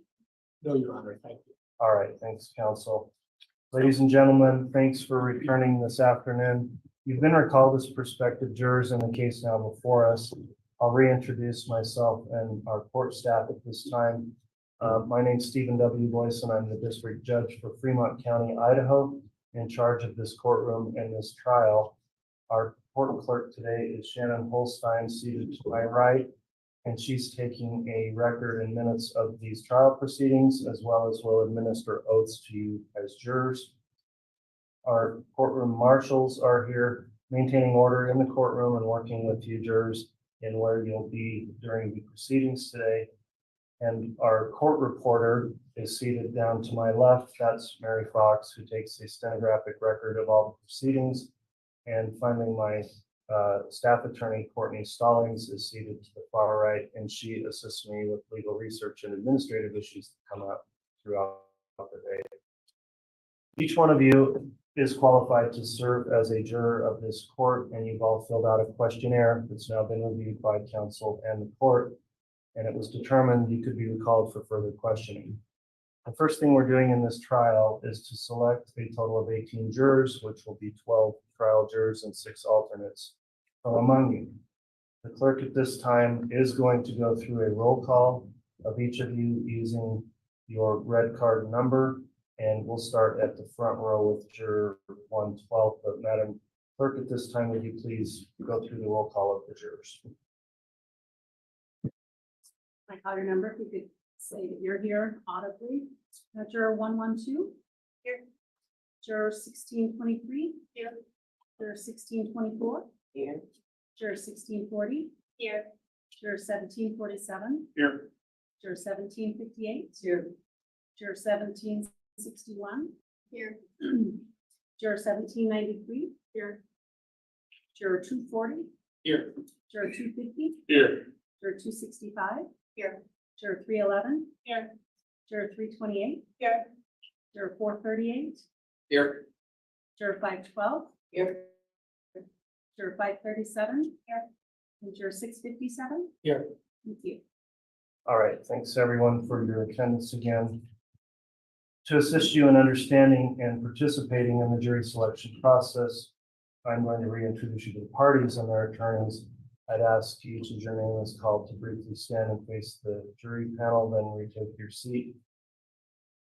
The case has been brought by the state of Idaho, sometimes referred to by me as the prosecution. The state is represented at this trial by Lindsay Blake, prosecutor for Fremont County, Idaho, Rob Wood, prosecutor for Madison County, Idaho, Ingrid Beatty, a specially appointed prosecutor in this case, and Rocky Whitsom, a deputy prosecutor for Fremont County, Idaho. The defendant in this case, Mr. Chad Guy Daybell, is represented by his attorney, John Pryor.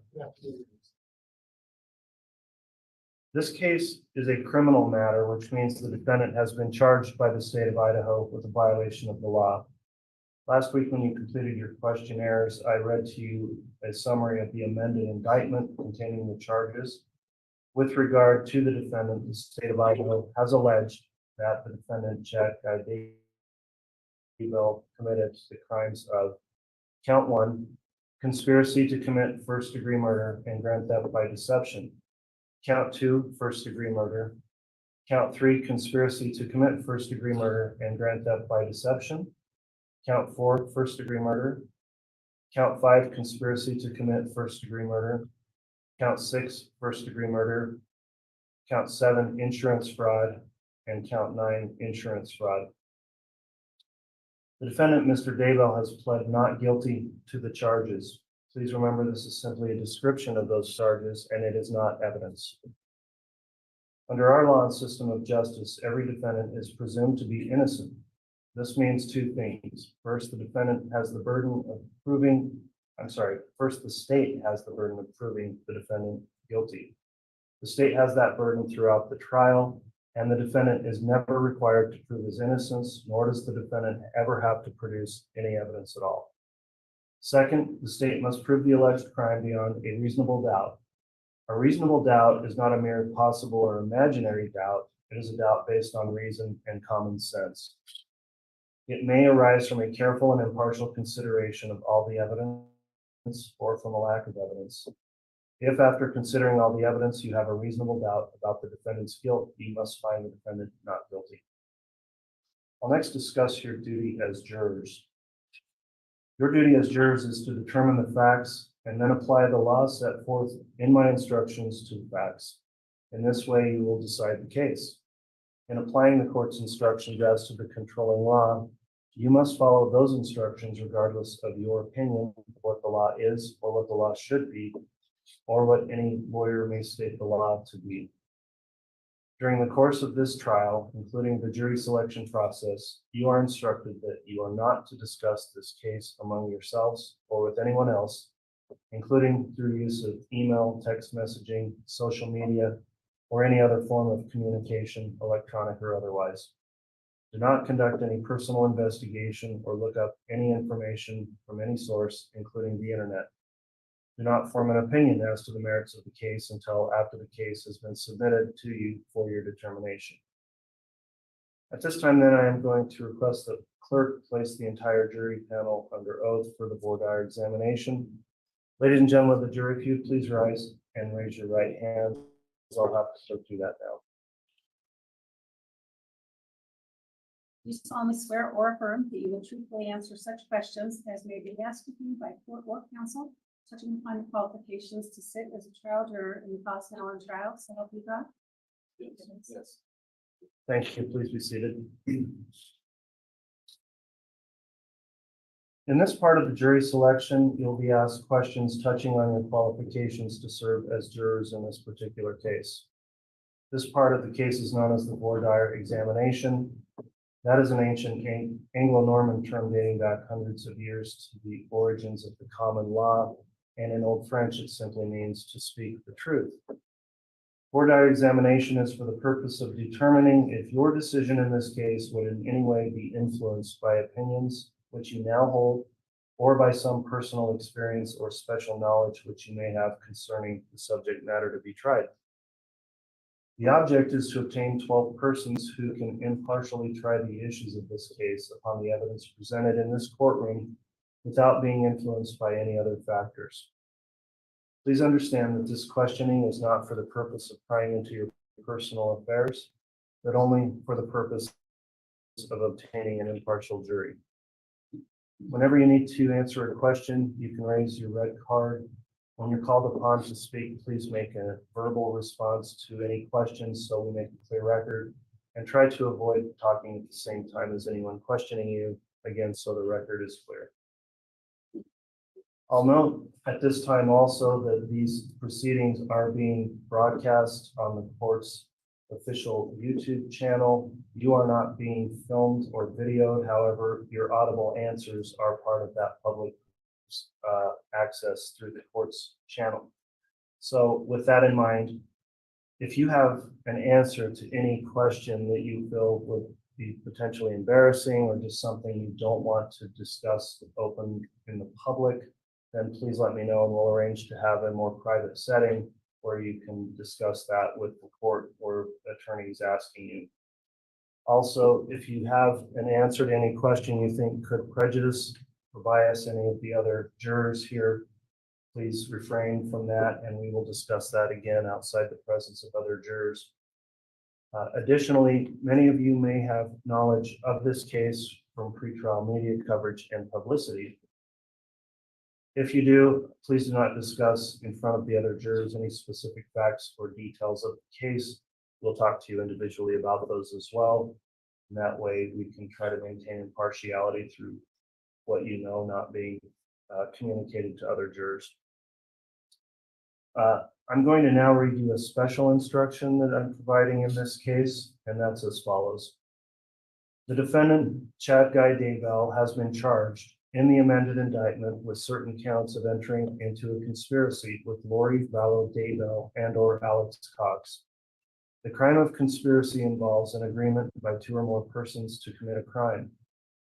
You must only consider the evidence against the defendant in this case and should not speculate as to any other case or legal proceedings involving the alleged co-conspirators.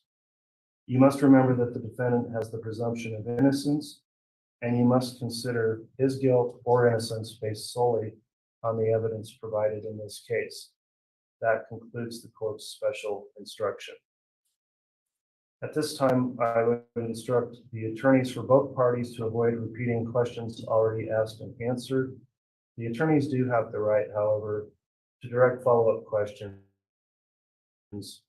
or questions answered by the jurors. Also, for the jury, you should be aware that during and following this board diary examination, one or more of you may be challenged. Each side can challenge you for cause, meaning they can ask you to be excused for some specific reason.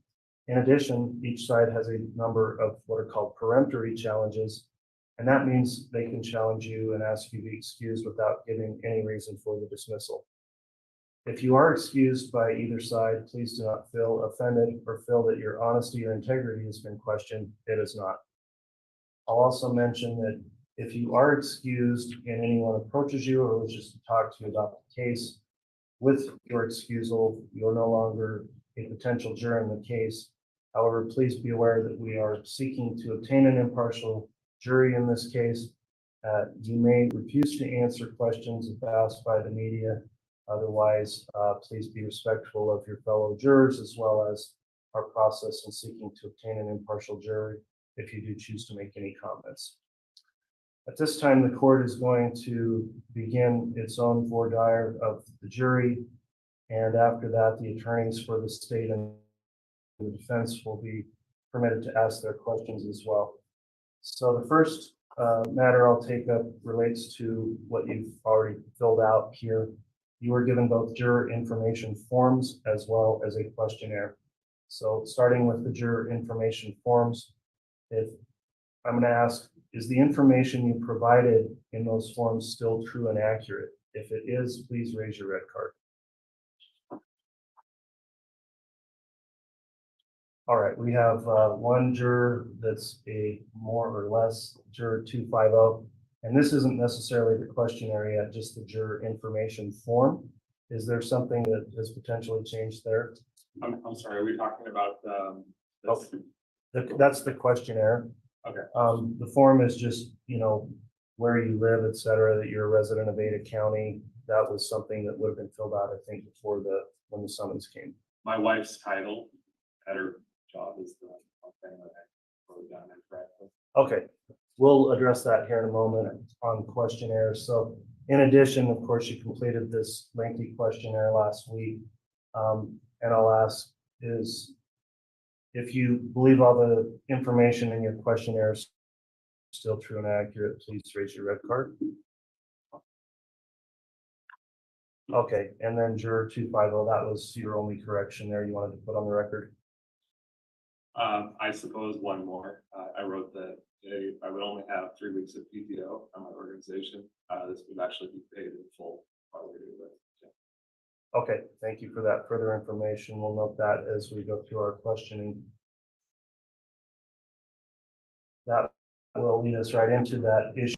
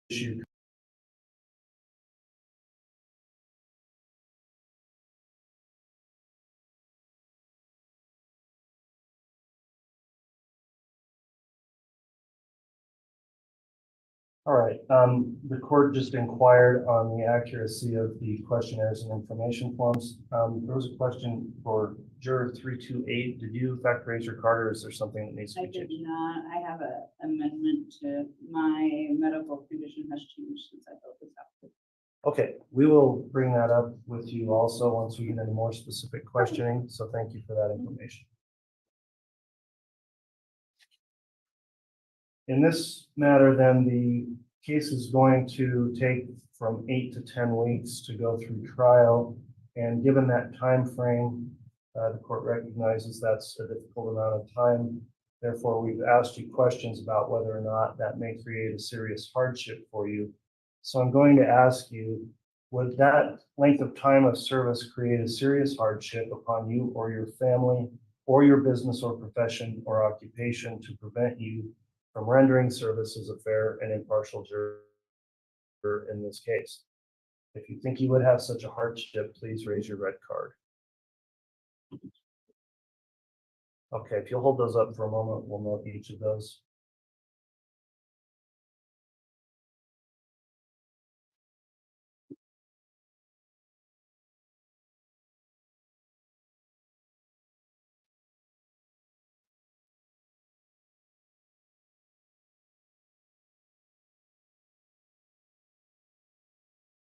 Okay, thank you. All right, on the issue of hardship then, let's start on the front row with, if you give me just a moment to locate your questionnaire, 01747.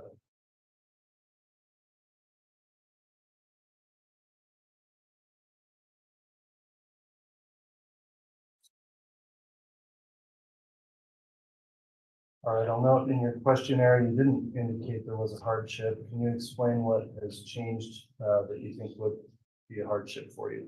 So we just discharged our last employee, and now I'm an owner operator of a single man company.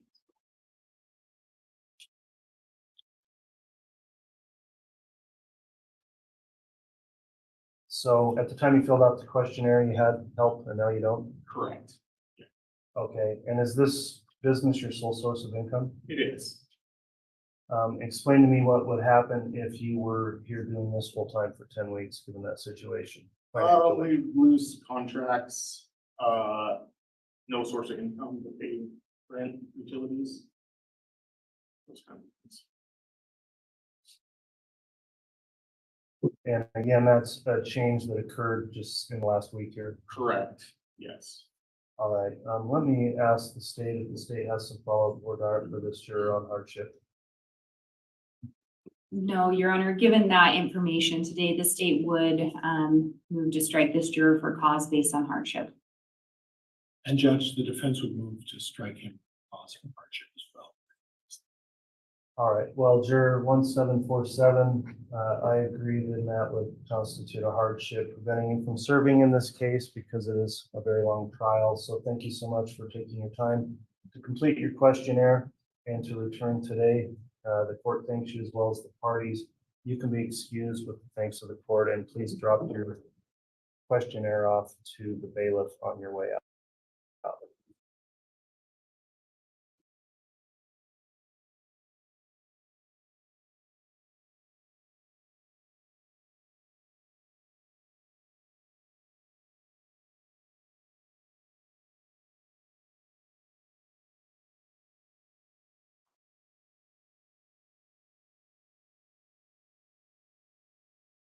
All right, the next juror we'll talk to is 1793.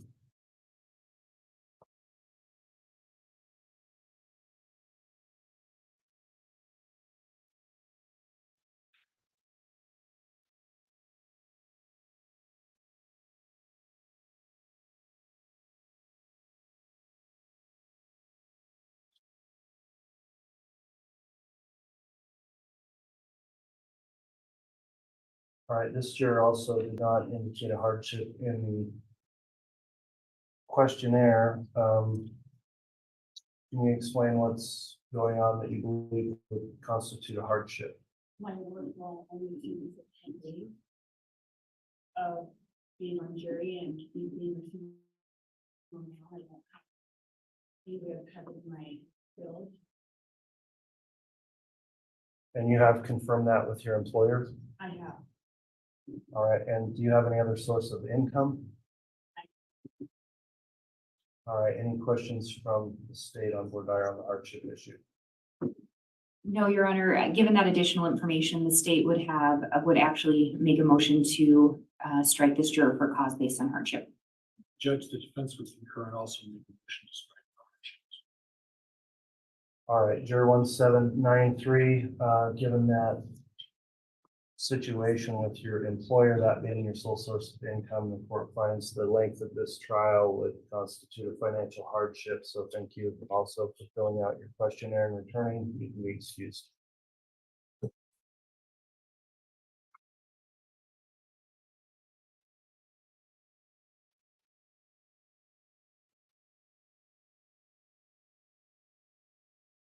Let's next talk to juror number 265.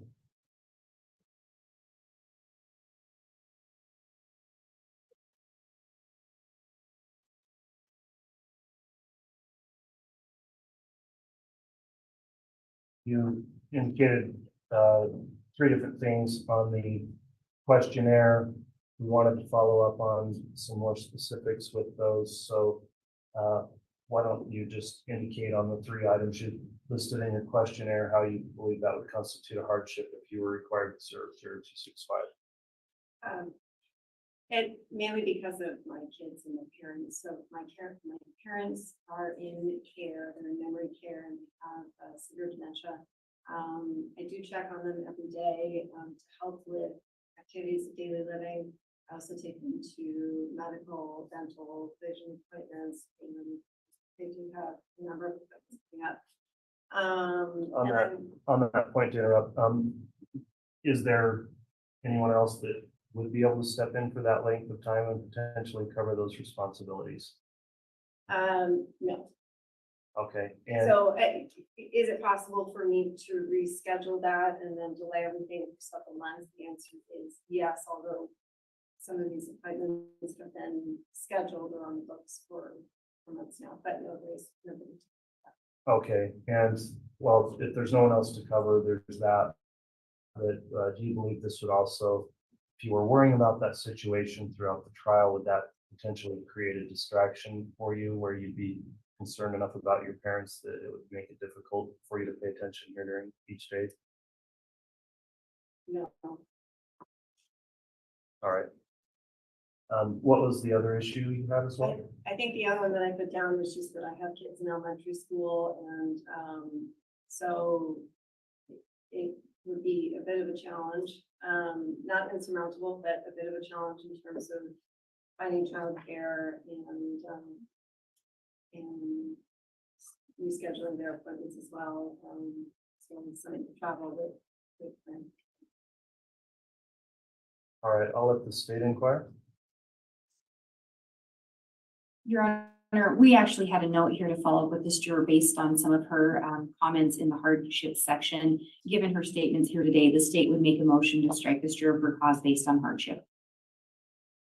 All right, from the defense. And Judge, I would just like to inquire a few things. There's family travel plans, the 24th through the 30th, is that right? That's May, some Memorial Day. And then there's one soccer tournament for the kids. And obviously those probably can't be rescheduled. I know the answer. Soccer tournament, no. Family travel, yes. Judge, I'll concur with the state and move to strike this particular potential juror for causes. All right, given the expressed hardship for those reasons, I think primarily for the care of the parents issue, the court will determine that juror 265 has expressed a hardship requiring excusal from the case. So thank you for coming in and completing your questionnaire last week and returning today. Thank you.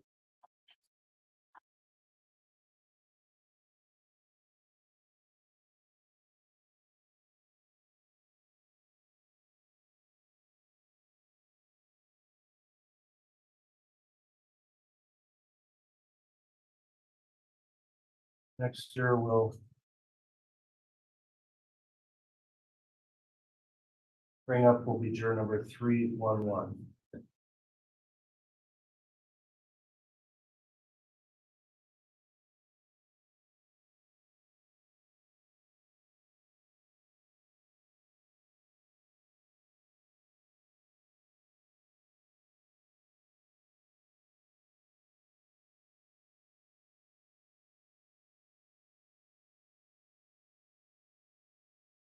Juror 311, I'm inclined to perhaps just have a quick sidebar over in the white noise area with this juror briefly on the hardship issues. If that's okay with counsel. Yes, Judge. All right, juror 311, if you don't mind, if you could just step down for a moment. Author.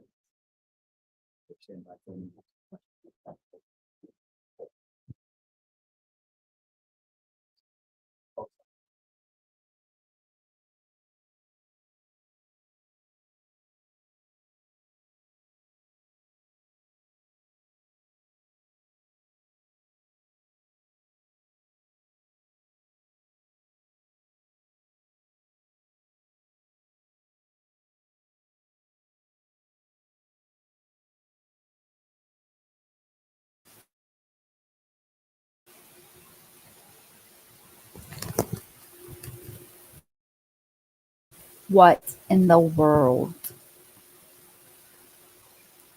I like rock and roll. And I like 80s and 90s country. Like, I'm not too hip. I don't know much new country.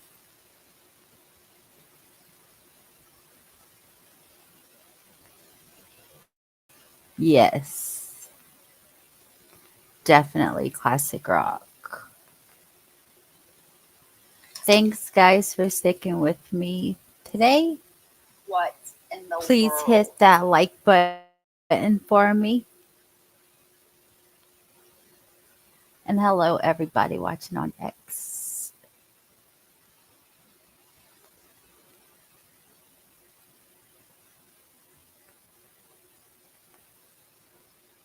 Like I can't lie. Most of the radio I listen to is Sirius radio and it stays on the 90s station.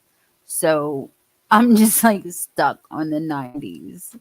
And that's really like most that's music that I listen to.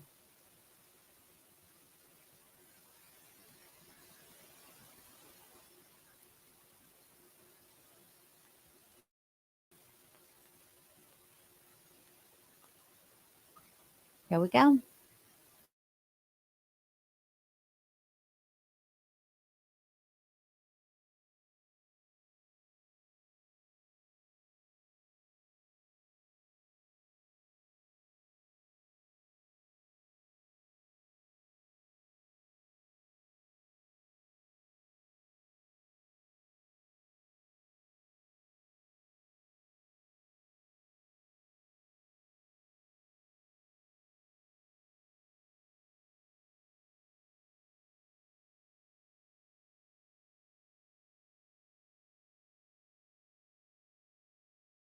Thank you.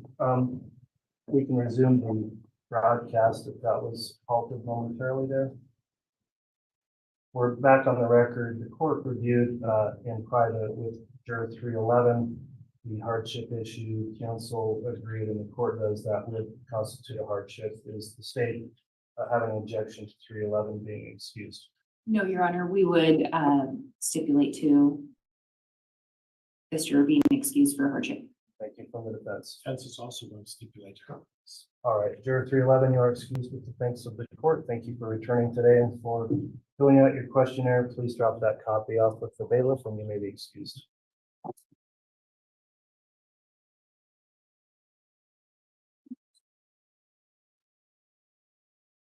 We'll next talk to juror 328.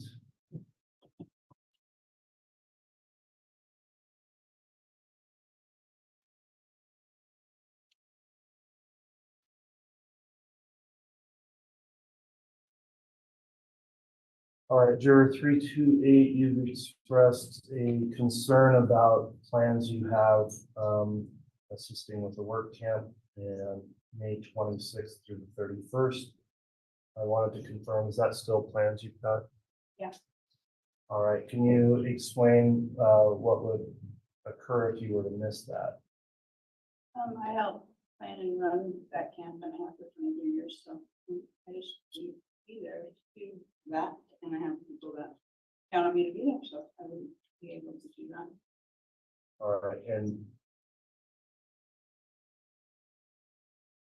I won't keep pressing, but I'll just ask, have you thought about or determined if maybe somebody else in your absence would be able to cover that this time? There's a group of staff there, so I'm sure they would find someone to lead my team, in my place. It would become a fit, but I'm sure they'd find someone. All right, let me inquire of the state if you've got any proposed regard for this juror. Your Honor, we had a note on this as well, given the representation that there was this camp and the strong desire to attend it and the commitment that had been made to it. Given all of that information, the state would make a motion to remove this juror for cause based on hardship. Defense would concur. All right, well, sounds like a good cause you're involved in. Thank you for that. The timing is not probably going to work for that for this trial. So based on that, the court does find that will constitute hardship, and with the motion of both the defense and the state, you'll be excused for that reason. Thank you for completing your questionnaire and coming back today.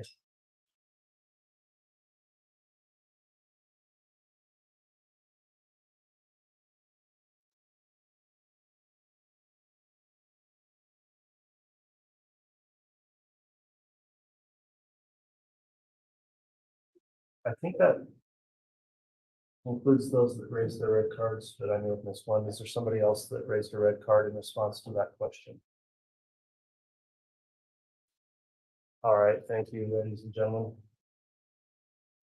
I'll next go into the area of previous knowledge of this case, if you do have any. This case has been publicized widely. If you do have any knowledge of the case that you've obtained through radio, television, newspapers, podcasts, etc., Will you please raise your red card? Okay, if you'll hold those up again for a moment, we'll take those up one by one.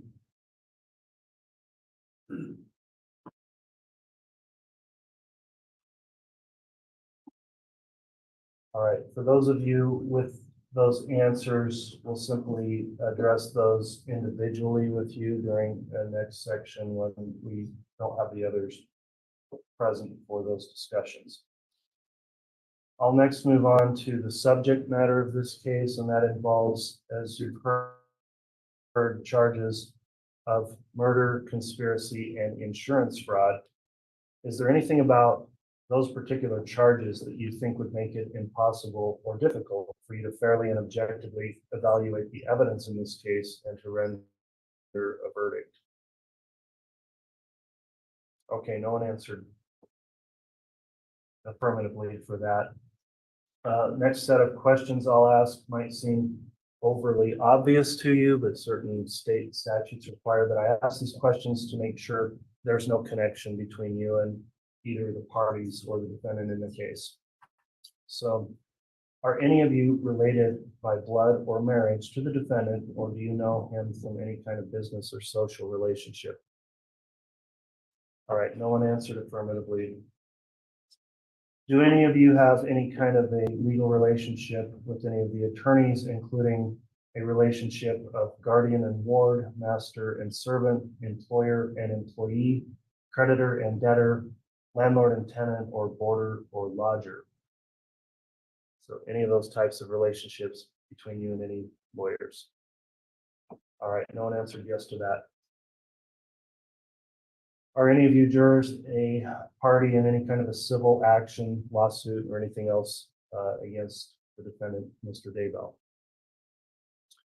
No one answered yes. Have any of you ever brought a criminal complaint against the defendant, Mr. Daybell, or have any of you ever been accused of any crime by any of these prosecutors that are here present today? All right, no one answered to that. Do any of you have any kind of attorney-client relationship, either current or previous in the past, with Mr. Pryor or his law firm? No answer to that. Do any of you have any relationship by blood or marriage to any of the lawyers here, or do you know them from any kind of professional, business, or social relationship? All right, no one responded to that. Have any of you formed or expressed an unqualified opinion that the defendant is guilty or not guilty of the offense charged? Okay, no one responded to that. Do any of you have any kind of bias or prejudice, either for or against the defendant, Chad Guy Daybell? No one answered that question. Are any of you unwilling to follow my instructions to you as the jury to apply the law in determining this case? There's no response to that. Do any of you have any kind of religious or moral position that would make it impossible for you to sit in judgment of another or to render a fair and impartial verdict? No one answered that affirmatively. Are there any of you that, if you're selected as a juror in this case, would be unwilling or unable to render a fair and impartial verdict based upon the evidence presented in this courtroom and the law instructed by the court?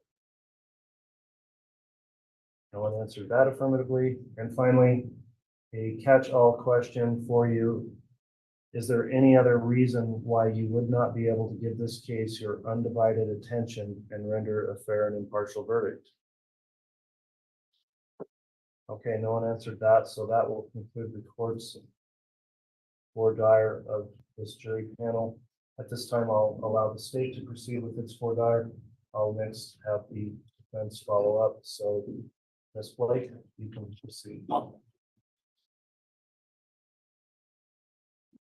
Thank you. Ladies and gentlemen, we appreciate you being back this afternoon and hanging in there with us. We know this has been a process. You were all here last week, and now you're here again today.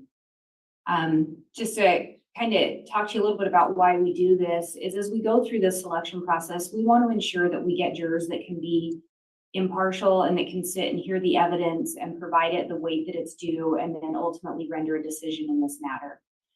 Both the defendant, Mr. Chad Daybell, and the state of Idaho both deserve a fair trial. And so that's why we go through this process. As we go through it, I may ask some questions. I may ask people to give me some answers, and I may call on a few people as we go through this process. I don't want anyone to think I'm picking on you. That's just what we're trying to do, is select a jury. And for that reason, to ensure a fair trial to both, to everyone here today. So with that being said, I'm going to ask you to think about the term brutal honesty. And juror 1761, if I use the term brutal honesty, what comes to mind for you? Being totally honest, whether it's good or not. Thank you. And juror 1758, how about you? I thought about a club. And if you hear the term honesty, what do you think? Fair. Fair? Okay. And I don't know about all of you, but do you all have someone in your life that maybe doesn't hold back? They're going to tell you the truth no matter what, even if it hurts your feelings. They're just going to give it to you straight. Do we all have someone like that? So for me, I had my first niece when she was younger. I learned pretty quickly she could be that person for me. She was young, didn't have the filter, and did not hold back. So if I truly wanted to know how an outfit looked or anything, she was going to give it to me straight. So to me, she was my brutally honest person. In this case, the judge has already talked to you about the charges. So we have multiple counts of conspiracy to commit first-degree murder, and we have multiple counts of first-degree murder. With these type of cases, oftentimes the evidence that may be presented can contain graphic images. And in this case, we have 2 children that were murdered, a mother of 5. So you may see photos, autopsy photos or otherwise, that may be graphic. Is there anyone here that would have concerns about looking at those type of photos? And juror 1758, you indicated you may have some concerns. Can you talk to me a little bit about what those would be? Rather not say. Rather not say? And I should have started out this way. And I know the judge said, if there's ever anything that you'd be more comfortable talking about outside of the group setting, we can absolutely do that. Is this maybe a situation like that where you'd like to talk outside of the group, or would you rather just not say in general? Can I ask you, if you were to be instructed by the court that you have to review all evidence, hear all testimony, and then ultimately it would be up to you to give it the weight it's due, do you feel that whatever concerns you have in seeing those type of images would be so great that you couldn't just give that type of evidence the weight that you felt it was due? Maybe. You do have concerns about that? Do you feel that your concerns are such that you don't believe that you could sit and be fair and impartial in the case if you were to see images that you found disturbing? Your Honor, I think with those answers, the state would make a motion to remove juror 1758 for cause. And Judge, I would stipulate to that. All right. I've considered those responses as well as responses in the juror's questionnaire. I do find there are grounds to support the challenge. So juror 1623, we appreciate your honesty and candor. And Your Honor, I believe that was juror 1758. Thank you for that important correction. We'll go ahead and sustain the strike for that juror. Thank you for returning today and for filling out your questionnaire last week, and that will conclude your service.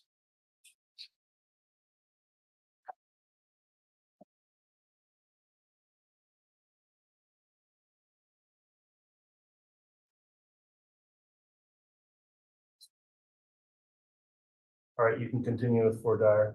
Thank you, Your Honor. And when I talk to you about brutal honesty, that's exactly what we're talking about, is we want to ensure that people can be honest and completely honest as we're going through this jury selection process. And then later on, when you're given instructions from the judge and you're allowed to go and talk about the evidence and deliberate if you're chosen to be on the jury, then you get that opportunity. But we need to make sure that anyone that's doing that can be brutally honest. So I appreciate Juror 1758's very candid responses as we go through this. Juror 1640, would you have concerns about seeing those type of images? I think seeing those images just on humanity side of things would be difficult. I don't believe it would impact a decision. You feel that you could just weigh them in and give them the weight you feel they're due in relation to all the evidence presented? Would that be fair? Thank you. Have all of you been on a plane before? I see nods from everyone. So when you get on the plane, at some point, the pilot or the stewardess comes on and announces, you know, sit back, enjoy the flight. We're going to arrive at our destination at such and such time. If instead of that, the pilot came over the intercom or the PA system and said, hey, I'm going to try to land the plane and I think we'll get there at this time. How many of you would feel comfortable staying on that plane? I see some people shaking their heads. No, I don't see any shaking their heads. Yes. So Juror 438, would you feel comfortable staying on that plane? And why wouldn't you feel comfortable? Just, it's unsure. The uncertainty of it. And Juror 250, how about you? I wouldn't feel comfortable. And why wouldn't you feel comfortable? Because I don't think that they'd be qualified for what they're doing. I appreciate that. And I want to let you know where I'm going with that. And the reason that we give that analogy is, as I've already talked about, we're trying to select jurors that can be fair and impartial, because both the defendant, Chad Daybell, and the state are both entitled to a fair trial. So similar to the pilot, we want to make sure that we get jurors that can land the plane. So jurors that can be fair and impartial, weigh all the evidence, give it the weight that they feel it's due, and then ultimately meet together to deliberate and reach a conclusion. And so, again, when we talk about the brutal honesty, if at any point someone has concerns about that, please just let me know. I have a little one, and in the mornings when we get up, one of his favorite things to do is he wants to make me a cup of coffee. But when he makes that cup of coffee, we have a coffee machine, and there's certain directions that you have to follow to use that coffee machine. So you've got to open the top, put the pot in, close it, and hit the button to brew the coffee. So he's learned how to do that. I don't know, do any of you have experience with that? Electronics or coffee machines? Everyone used them before? And they all come with a set of instructions or directions that we have to follow.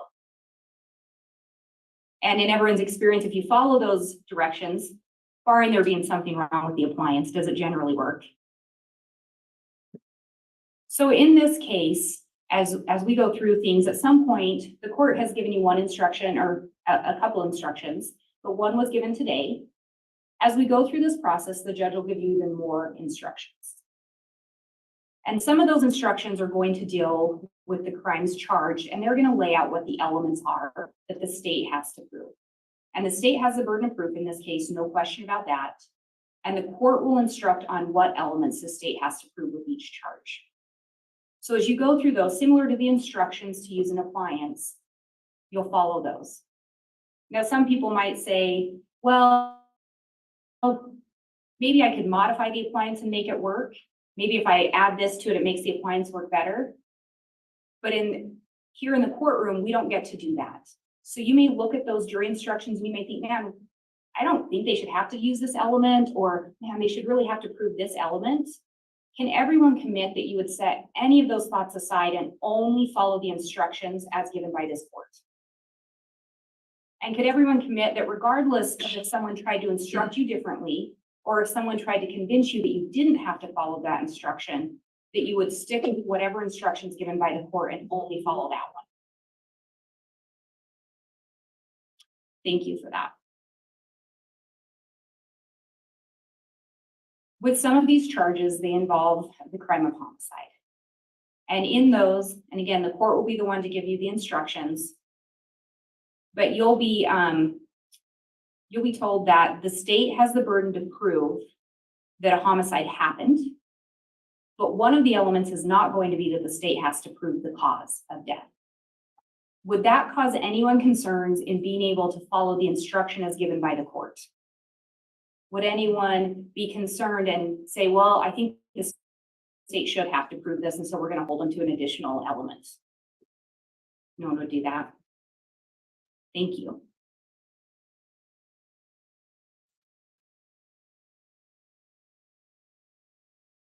Does anyone here watch football? I see some people kind of.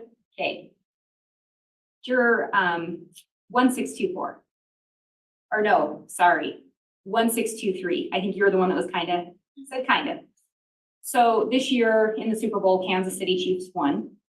And some people may be happy about that, some may not.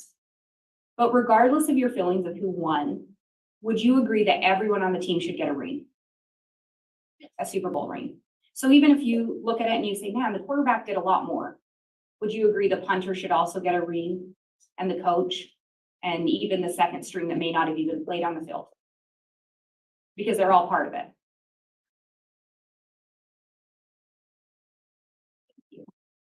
And I'll ask, I think, juror 240, you said you kind of watch football. Yeah. Do you feel the same way? Should everyone on the team get a ring?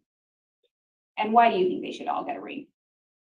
A lot of times it's not a player's choice if they're on the second string. I'm sure they would love to be on the field too, but I figure if they're part of the team, they deserve a ring. Thank you. The judge has given you one instruction regarding conspiracy, and he's talked about two co-conspirators in this case, or two named co-conspirators, Rory Vallow, Daybell, and Alex Cox. And you've been told and instructed by the court that you shouldn't concern yourselves with anything that may or may not have gone on with regard to those two co-conspirators. And everyone has committed, you can follow the court's instruction, right? What you will hear about in this trial is some evidence and testimony regarding those co-conspirators. You may hear evidence and testimony regarding actions that they're alleged to have done. You'll also be given instructions regarding a conspiracy, and you'll be, and we'll talk about the fact that it involves an agreement between two or more persons to commit a crime. And then in addition to that, that one of those individuals, just one, has to do some kind of act in furtherance. So one person has to do something to try to further that conspiracy or that agreement to carry out a crime. Does anyone have concerns if you were to hear that person A, maybe, person A, B, and maybe C agree to something, and only person A does another act? Could everyone here commit to follow the court's instruction regarding what's required for a conspiracy? And that would include that only one of them had to do an act in furtherance. Does that cause anyone concern?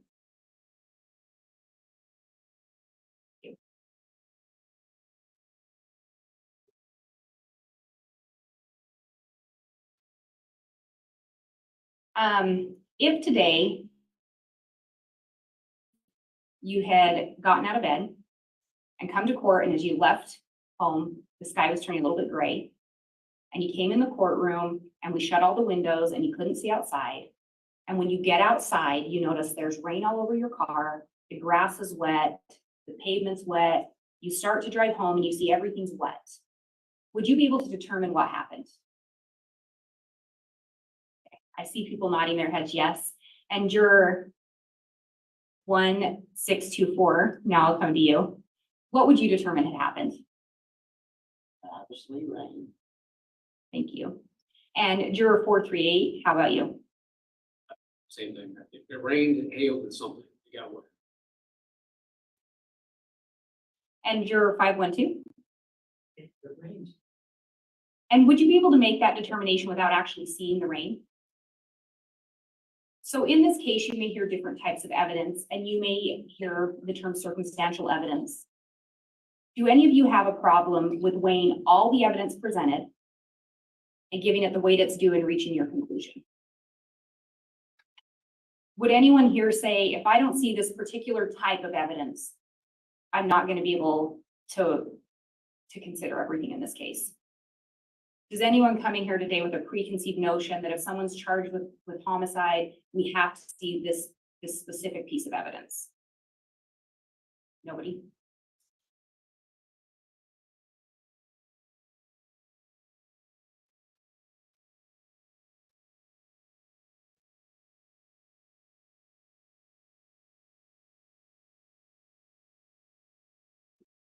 And Judge, I don't have any additional questions. All right, thank you, Ms. Blake. Mr. Pryor, you can commence with the defense or Dyer this time.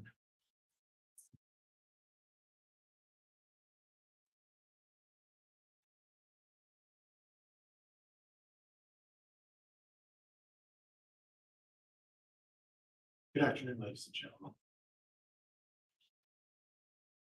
We're here today because obviously we have a disagreement between the state of Idaho, the prosecutors, and the defense. Part of the process that you're involved in is for us to be able to ask you some questions, to talk to you about your feelings about a lot of subjects. And I understand it can be uncomfortable, it can be difficult, but really, this is our opportunity. The prosecutors, they want to get to know you a little bit better. And I'd like to get to know you a little bit better. And all of your opinions are important. Every single one of your opinions are very important to us, because that's the only way we can determine it's going to be a fair, partial trial. All of you folks kind of understand that. And one of the important things, and Ms. Blake was kind enough to point that out, that we need to talk to you about trying to be as honest, because there is no wrong answer. All of us come from many, many diverse backgrounds. All of us have many, many experiences. Most of you are a lot younger than me, and I have a much different experience than many of you who are still very young. Okay, so we all come from different backgrounds. We all have different ideas, and as you walk through this and see this process, you'll realize, oh, there's a lot of us that don't really agree on everything, and we just have different views. But that doesn't make anybody's view less important. So if I could just ask you, please don't be afraid to express your view. And again, if you're uncomfortable expressing something to me, just say it, and we can arrange for the judge to sit with us, and we could talk about it privately, because this isn't supposed to embarrass you.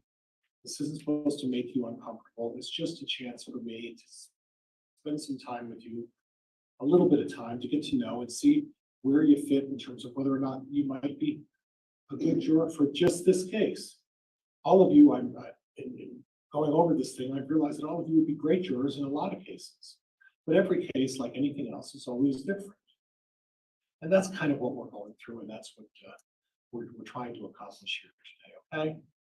So I'm going to start out with a couple of easy questions, and I'm not going to, and if you don't know the answer to anything, just don't answer. Just say, I don't know. I'm fine with that, okay? So all of you heard the charges. Judge Boyce was kind enough to read the charges and let us know what we're here for. And obviously, these folks know what we're here for, and I know what you're here for, what Chad's here for. But when you heard the charges read, did anybody assume right off the bat that Chad was guilty of the charges? Can I see you just raise your hand if you think he was? Nobody. Now, a good number of you have had some exposure to media. And could I see a raise of hands on the red cards of those of you who have watched any kind of media as it relates to this case? So 112, 24, and 438. So 112, tell me a little bit about the media you watched.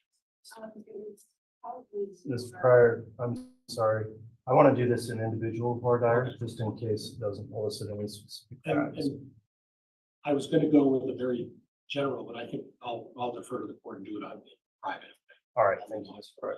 So let's move on from the media exposure, because I think I can handle that differently. Does anybody believe that Chad should have to testify to prove his innocence?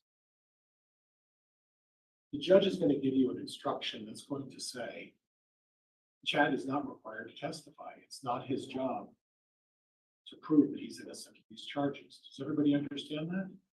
Okay. Does everybody understand the prosecuting attorney is required to prove that Chad is guilty of these charges? Would anybody require Chad to prove that he's guilty of any charges?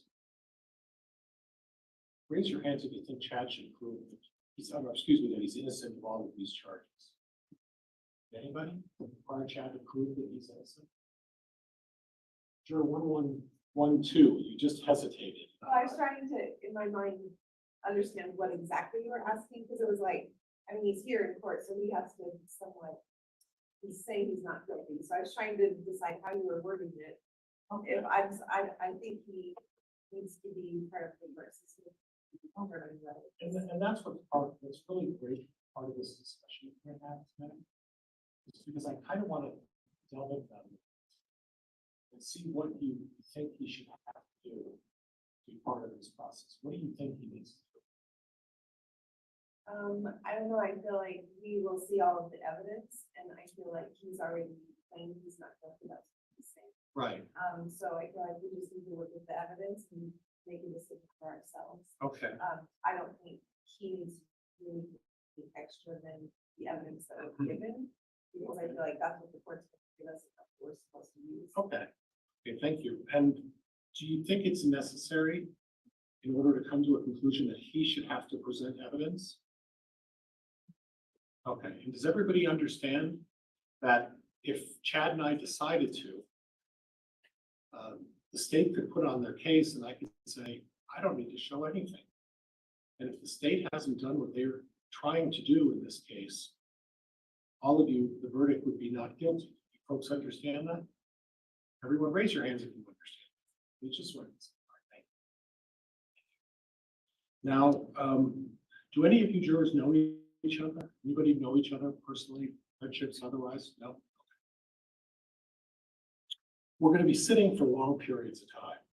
And I happen to mention one of the older people here. I am. And sitting for these young folks here, sitting for a long period of time, sometimes it's uncomfortable.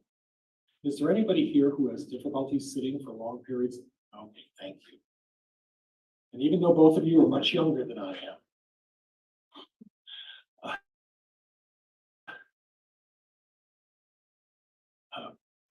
tell me, is there a limit, or is it going to be a problem for you to have to sit for a long period of time? It is? Basically, yes. Okay, can you make it an hour or hour and a half, or is this going to push it a little bit? And if this is too private, we can go and talk to the judge privately if you'd like to do that. No, it's a couple hours. Okay. Need to stand up after that. And, you know, and we're going to be doing this for 8 to 10 weeks, every day, 5 days a week. Is that going to be tough for you? Hopefully. Do you think it was going to be tough enough that you're going to have trouble concentrating and focusing on the case? No, I've got it. Got a mind. Well, I don't want to question your mind, because I have oh my gosh, I don't want to say how old she is, because she really good at it. My mother is sharper than I am, and a lot smarter than I am. So I'm not questioning that, but I know I get uncomfortable after sitting for 2 hours. I just want to make sure you're going to be okay. Will you let us know if you change your mind on that? We'll bring you back. Promise me. Okay. And then we had juror number 512. Did I get your number right? Yes. Let's talk about the same thing. And like I said, because you're so much younger than I am, it's hard for me to believe that. I get really restless, tingling through my body, restless leg syndrome, but I have medication that doctor gave me for long overseas flights that I can take. Doesn't affect my ability to think, just makes things not so jumpy. Okay. You're okay with that? And are you going to be able to do this for like 8 or 10 weeks? Yeah. You sure? And if there's a problem, and again, the judge isn't going to let me get out with that. If I tell him that my legs hurt and I need to stand up, he's probably not going to let me do that. But for you, I'm pretty sure he's going to do that. Don't hurt, they just jump. Okay. Okay, thank you.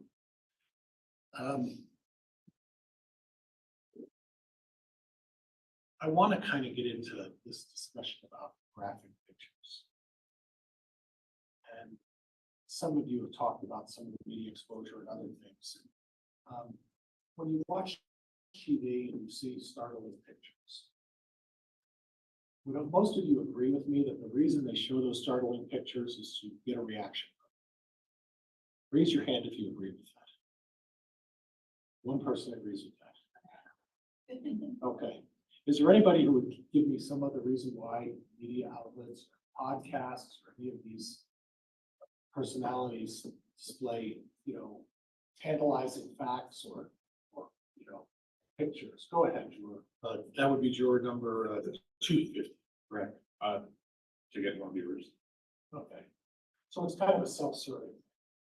They sensationalize things, they inflate things, and they do it to try to get people to watch their show. At the root, I would just. Okay. Now, if you're shown very graphic pictures, okay, it's going to be difficult not to have a reaction. And go ahead. I don't know. You don't think so? Well, when I was growing up, I've seen Live Leak, I've seen a lot of gory videos. It doesn't make sense. Do you think that applies to the rest of these folks? No, not at all. I think I'm unique. And juror number 1620. Oh my goodness, 1620. My profession is safety, so I've seen a lot of really, reaction would be just like, oh, but not a reaction to make a decision factor on it. Okay, that's really where I'm kind of going. Because quite frankly, we're going to be looking at some very, very graphic pictures. Look at some tough pictures. These pictures are going to hurt your heart. They're going to hurt your heart a lot. These pictures hurt my heart. But as juror number 1623 said, you may have a reaction, but you don't make a decision based on that reaction. Would you agree with that? Okay, does everybody understand that? So when you look at these graphic pictures, you can look at them, observe them, but does anybody think it's fair that when you look at these graphic pictures, you assign your reaction and immediately make Chad responsible for those? Is that fair? Would anybody raise their hand if they think that's fair by looking at graphic pictures and immediately say, well, it's all his fault? Does anybody believe that's fair? Please raise your hand. Thank you. Okay. Now, Ms. Blake was talking about the plane and getting on the plane. And if the pilot makes the comment that he does, you don't know what's going to happen to the plane.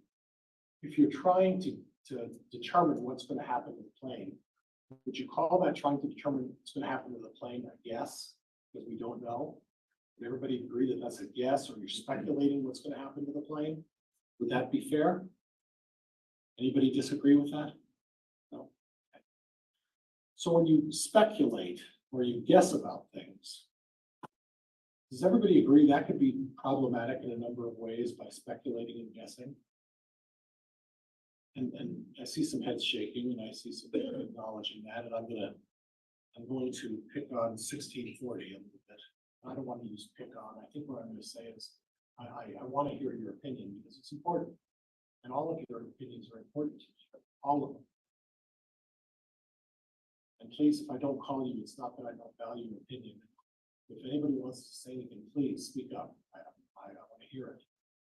But when you're making major decisions in your life, do you ever think that it's a good idea to guess or speculate about what you should do? Try not to.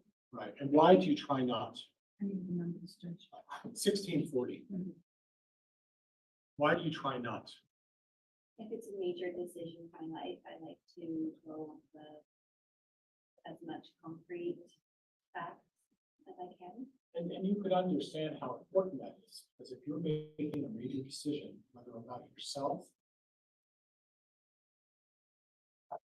or about anybody else, it's extremely important that you make that major decision on concrete facts that you have. Would anybody disagree with that? Okay.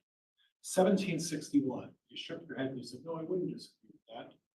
Do you think it's important that when you make a major decision, regardless of what it is, that you base it on concrete facts that you have in hand?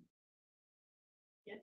Should you guess about other things and speculate and say, well, maybe that kind of thing, or should you really be making it on the concrete facts?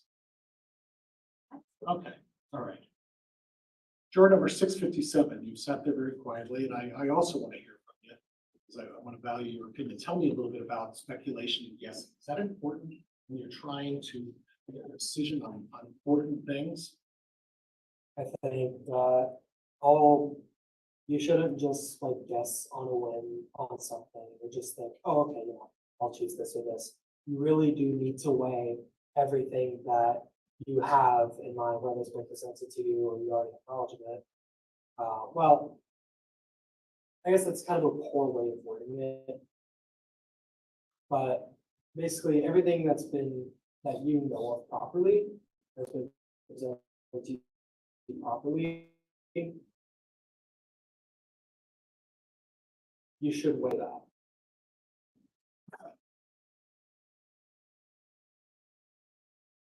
37. Can I hear your thoughts on that a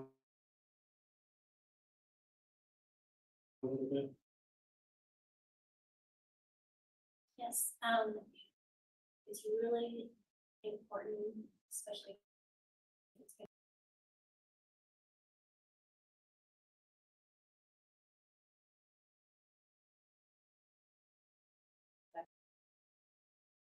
affect you or affect those around you.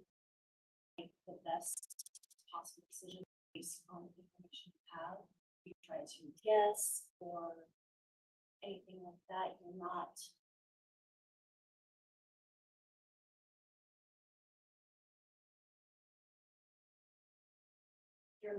taking the facts and you're not taking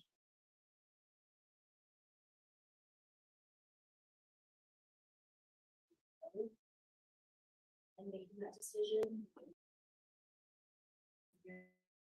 You're maybe letting your heart or somebody else's influence cause you to make a decision. All right. Go ahead, I'm sorry, juror number 657, please. Sorry, I just kind of wanted to reword what I said, just to make sure I kind of get it across clearly. Okay. Basically, when it comes to making any sort of major decision, it's almost never a good idea just to guess, on a whim or, just, I guess you could say. Right. It's always very important to weigh facts. And would you all agree with me that it's never a good, that what we should really do based on what we have hand and not guess about other things, other possible.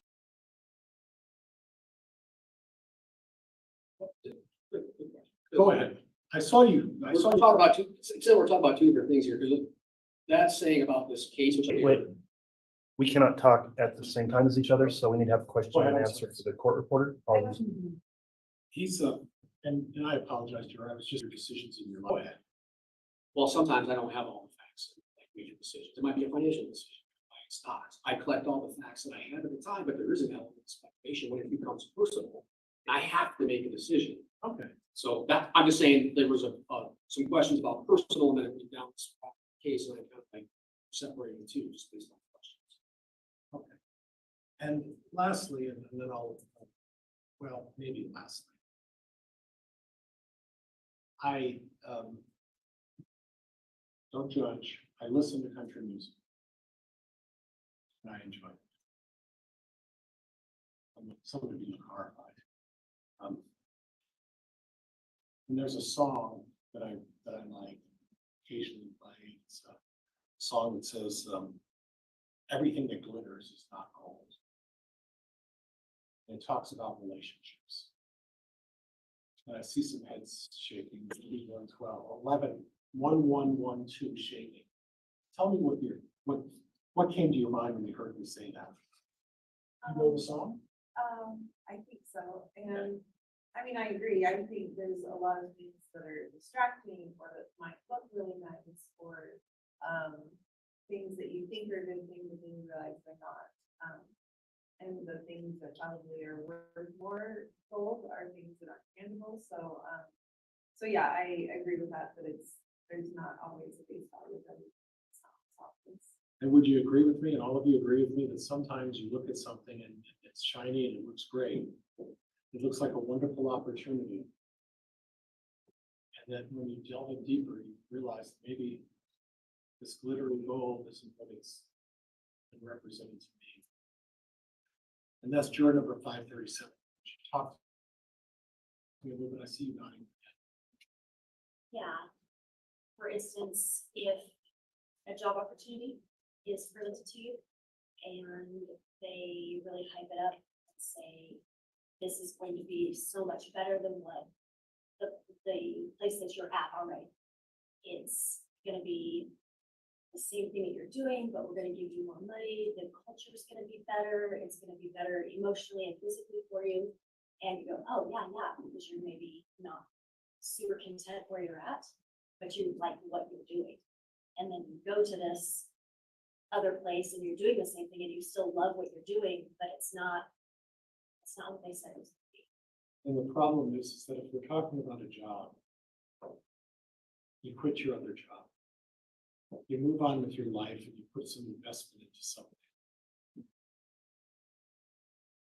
And you believe all these things, whoever it is telling you that this is gold and you're gonna love this. And then when it's too late, you find out it's not gold, it's focus base, and then it's fool's gold. You all know what I'm talking about. That's a real situation. Would you agree? Would everybody agree with that? People fall into that trap very easily. And it's very easy to get people to fall into that and dangle them the gold in front of them. And all of us are susceptible to that. And when you fall into that trap, it's painstaking, isn't it? Do you agree with that? Especially if it's a job. Folks, I want to thank you. You made this very easy. I hope I haven't inconvenienced you or embarrassed any of you. And please, I want to thank you for your time. It's important that we get a chance to meet each other and talk about these things. So I appreciate the time that you've given me today. Thank you, folks. All right, thank you, Mr. Pryor. What I intend to do next, let's have the jurors excused. We'll take a mid-afternoon brief recess and start with our individual board diary. However, just before we have the jurors excused, there's two I'll just have stay together with some questions on the juror affirmation. So we've got juror 240 and 265. And if we could have the rest of the juries retire for a minute, and I'll pass to counsel these for their review, and then we'll have a few questions on that, and we'll continue in individual. Your Honor, I think you can signify with already excused. Oh, apologies, she's been tracking them. So we'll only need to talk to 240 then.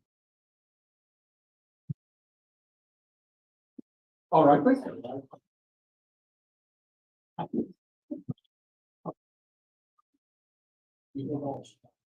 Yes.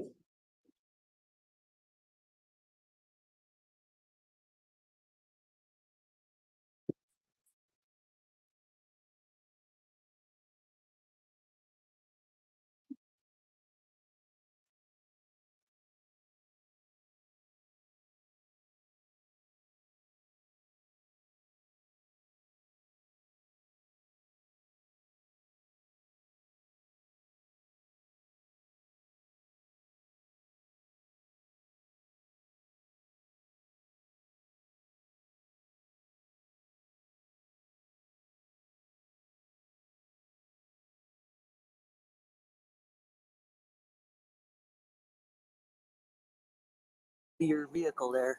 Oh, I hit a couple deer. Okay. I'm coming from Enterprise, so. So you hit it last night? You know, I hit it a few months ago, actually. A few months ago? Yeah. So you need to get that fixed, right? I didn't.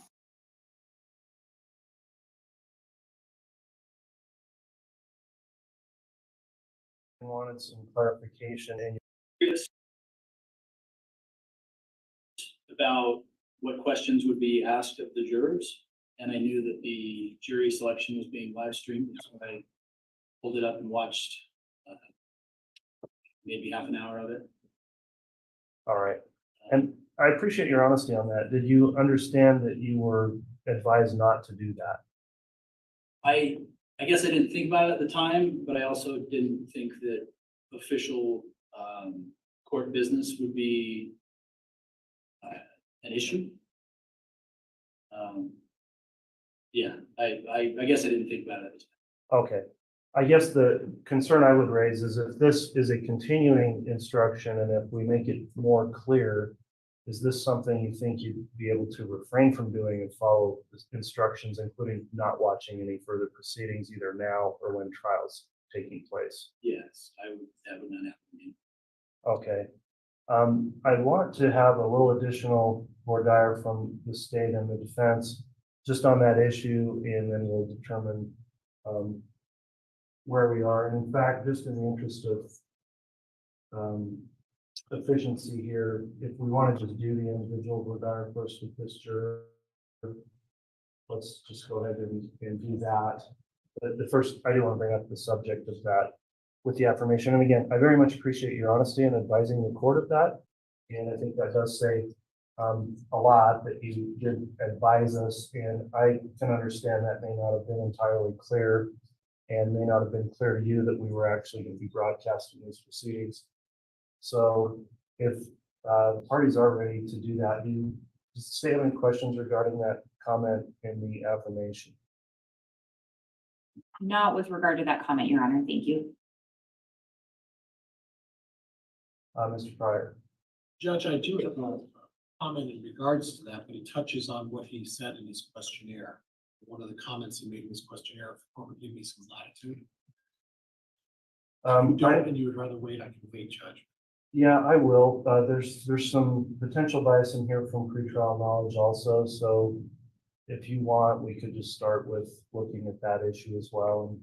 Your Honor, if we may have just a moment to confer with counsel.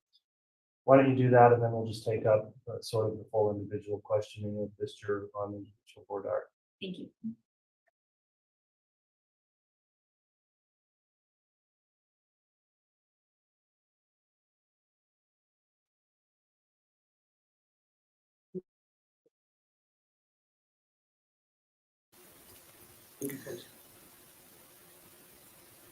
Your Honor, yeah.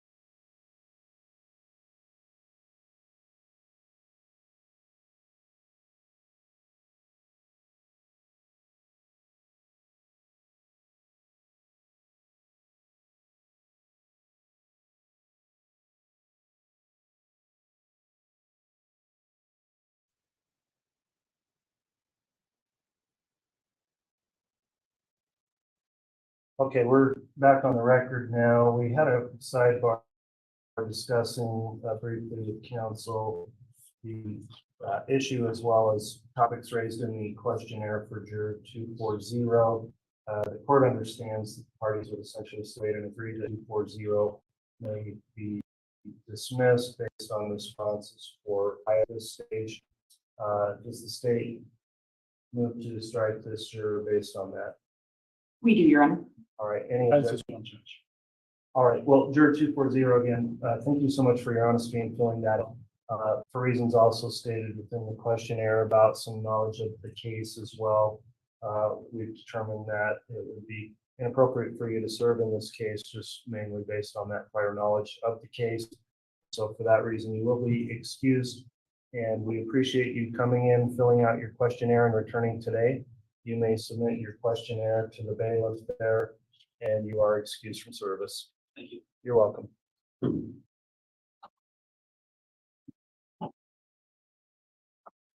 All right, let's take a recess here, and then we'll come back on the record for further individual voir dire of this remaining jury panel. All right, please.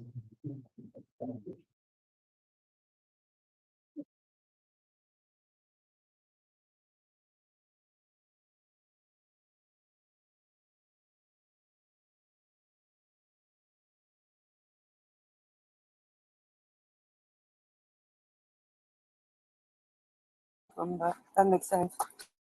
Okay, That doesn't count for you, I guess. correct. And all that stuff on your rearview mirror, Uh-huh. that's obstructing that as well, right? I didn't think so, but Well, I can. so that's I didn't know the that. reason I'm talking to you, okay? Have you got your driver's license with you? I do. Have you got your registration proof of insurance as well? Do you live in the area here? No, I live in Enterprise. So are you coming from Enterprise? I did work the doctor last night. And because it was too late to drive home, I didn't want to hit another gear. That I makes waited sense. till So do you stay here in Hurricane then? I did. I'm going to do that. You know? Perfect. I'm doing my seatbelt. Yeah, you're good. So is this your car? This is my mother's car. Okay. Well, my dad's in the car. But you drive it all the time? Yep. Okay. Okay, I'll just be 2 seconds, okay? Yeah, if you could look for the insurance, okay? Yeah, both of them.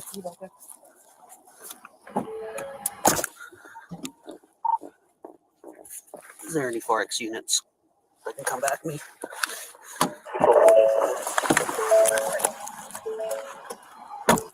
Are you able to find those? There's a registration.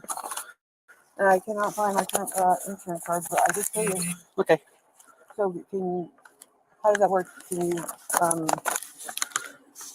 it's the same policy number. I don't. Let's have a look. Okay.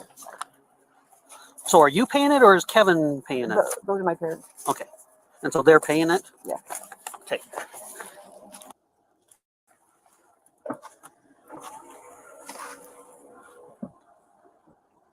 Okay. Just gonna see if I can get a consensual search here. Oh, okay, fair enough.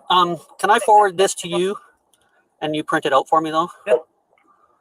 Sounds good. If we need it. Because my printer. Yep. Yeah, not a big deal. I'll talk to her here, have her get out. She's coming from a drug house. Okay. And she's got history. Fair enough. So I'll see if we can do a search, and if not, Oh well. oh well. All right.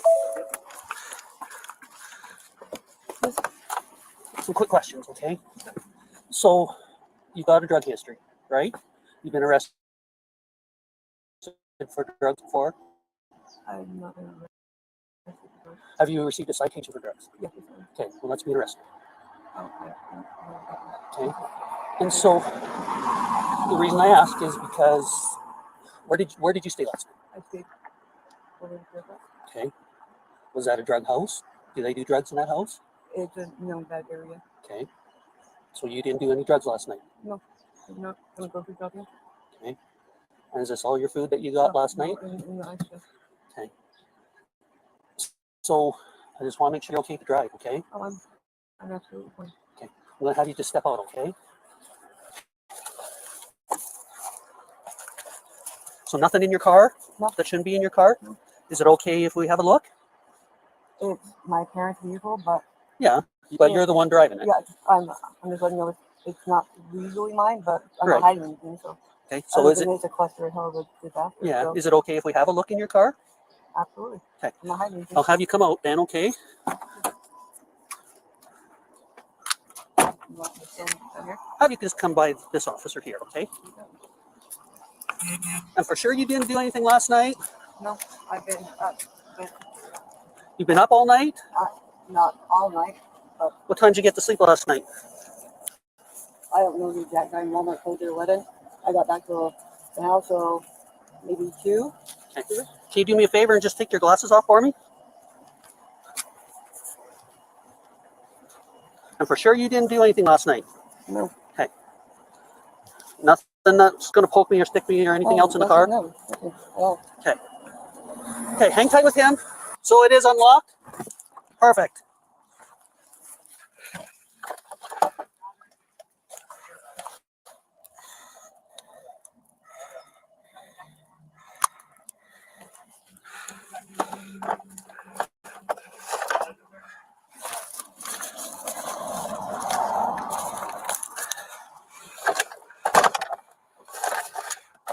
I'm just going to do it right on my cab or the front of my vehicle so that you can see me go through your purse, okay?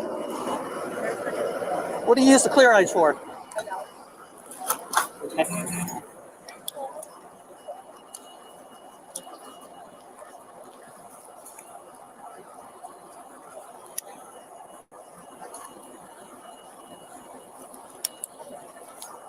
Can I be honest with you here?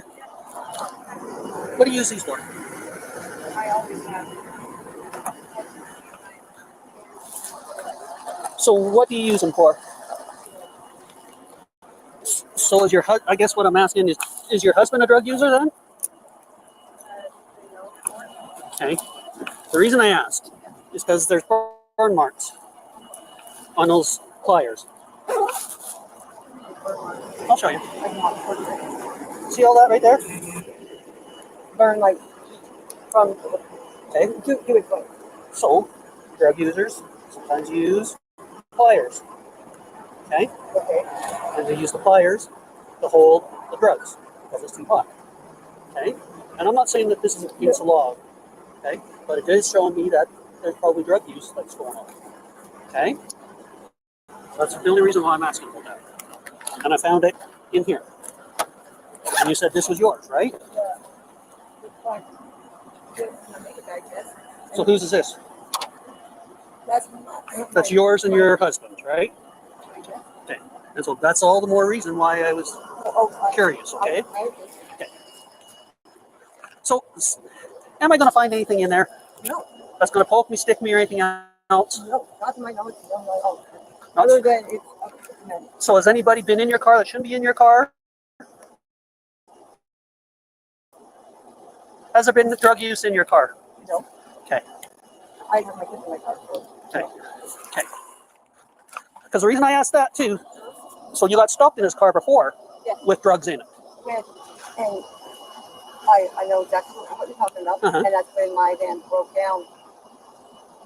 My colleague. Right, but you said that you don't have drugs in it with your kids. No, I do not. So your kids weren't riding in it at that time? No, I didn't have my kids with me at that time. I understand. You don't have your kids with you right now either. You're absolutely right. But I had no knowledge of honestly that being there. Okay. So who would have put it there then? That's a very good question. Okay. You can explain that to him, okay? So where did they find the drugs last time? Where did they find the drugs last time? It was a piece of foil on my back. Okay.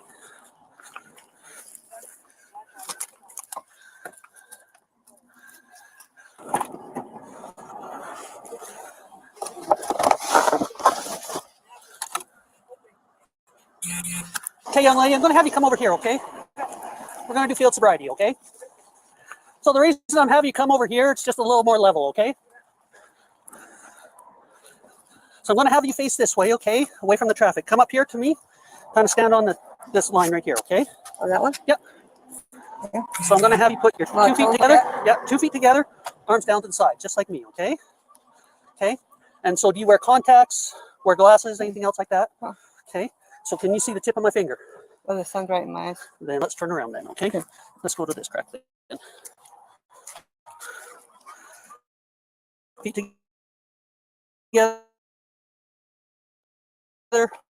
Yep.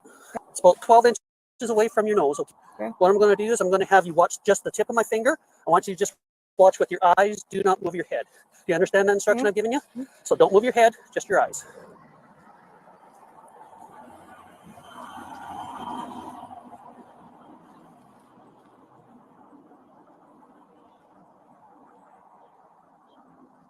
I can blink, right? Yep, absolutely. I still want you comfortable, okay? And I know it's not comfortable being blinking, okay?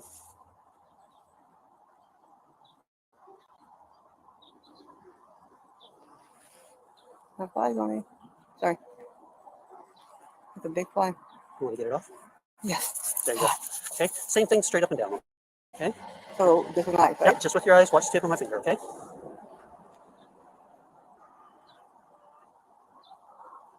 Okay, and so what I want you to do now is you're going to be going uphill here, okay? And so what I want you to do is stand with your left foot in front of your right foot, arms down to the side, just like this, okay? So left foot in front of the right foot, just like this, okay?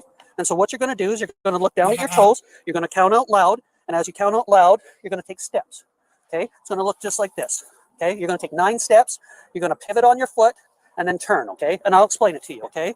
I'm going to just do it out here because I don't have an awful lot of room, okay? So it's going to look like this. I'll explain it to you, okay? Arms down to the side, looking down. You're going to touch your heel toe. That'll be 1, 2, 3, and so forth, okay? All the way to 9. When you get to 9, what you're going to do is you're going to take several small little steps pivoting on this foot. So it'll look just like this. Little steps, turn around, arms down to the side, looking down, counting out loud. 1, 2, 3, all the way to 9. I'll give her help. Okay? How come you got bad balance? Got a bad. Okay. How long have you had that? Oh, since before I had my son, so 13 years. Are you on any medication or anything else like that? No. So does it A affect little you? bit, a little bit. Does it affect you during the daytime, or how does it affect you? All the time. It's just a little bit of a. Okay. So it's more of a limp then? Okay. Constant. Consistent. Okay. Irritation. There you go. Okay. So heel toe, count out loud to 9. Okay. Do I have my hours like that? No. No? Okay. 1, 2, 3, 4, 5, 6, 7, 8, 9. I need to pivot with my right foot. That way. Good pivot. That way. Whichever way you want. Well, which way did you tell me? Whichever way that I went. Well, you're asked backwards from me because you're going the opposite way. Whichever way you want. Well, I feel like you're tricking me. There's no trick. I just said you can pivot whichever way you want. Pivot. That's what you're saying, right? I pivoted. Right? Correct. And do the same thing 9, right? Yeah. 1, 2, 3, 4, 5, 7, 8, 9. Okay. So go ahead, turn around for me again. Okay. So have you stand just like this again for me. Feet together, arms down to the side. I don't care which foot that you use, your right or your left foot. What I'm going to have you do is I'm going to have you lift your foot up approximately 6 inches. You're going to point your toe and you're going to count 1001, 1002, 1003, 1004, and so on until I tell you to stop. Okay? Are you able to do that? I'll give her all that I can, but on my right side is a little weaker, so Okay. So do you want to lift that foot instead, or do you want to stand on that foot? I'll lift it. I'll lift it. Okay. And so did you understand the instructions that I given you? Hold my foot up. So I'll explain it to you again. You're going to lift it up about 6 inches. You're going to point it down, arms down to the side. You're going to look about the height of a pop can. 1001, 1002, 1003, 1004, and so on until I tell you to stop. Okay, you understand that? Okay, I'll tell you when to begin, okay? Okay, Take my shoes off or you can take your shoes off if you want to. Go ahead and take your shoes off if you want. this is splatter. Oh, do it like this.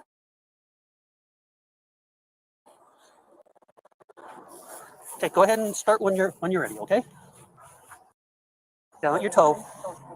Lift your toe up a little bit more. 2004, 2005, 2006, 2007, 2008, 2009, 2000, 2001, 2002, 2003, 2004, 2005, 2006, 2007, 2008, 2009. Okay, go ahead and stop. Okay. Let's walk back to the vehicles here, okay? Let's go use the Crosswalk. crosswalk.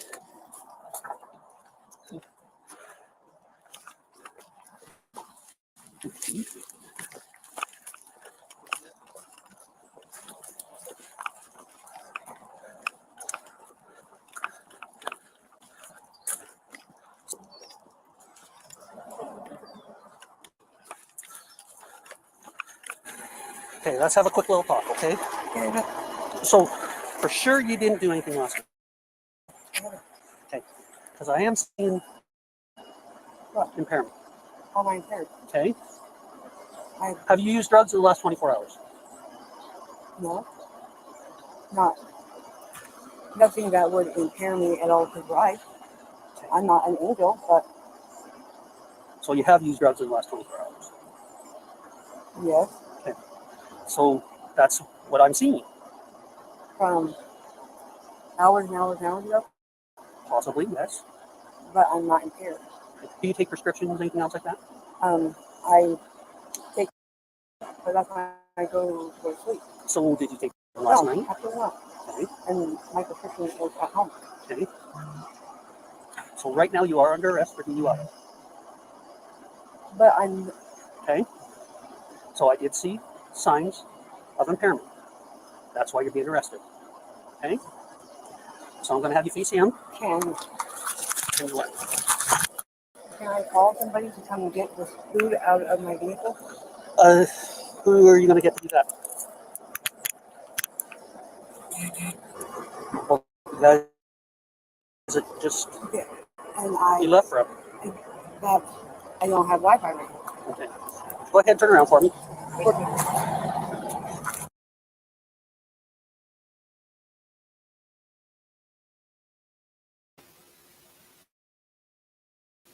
And she got arrested. Still waiting for court.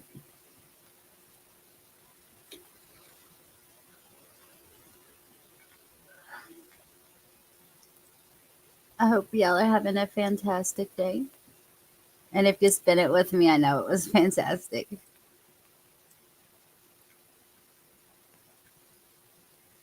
I hope you hit that like button and hello to everybody on X.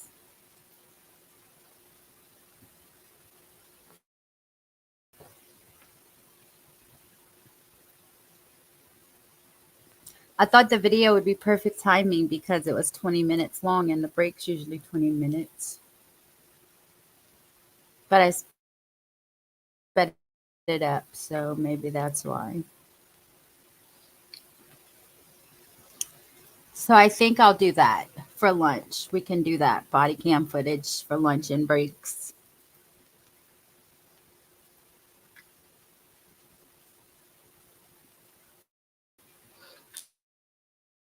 Instead of watching the seal or listening to me.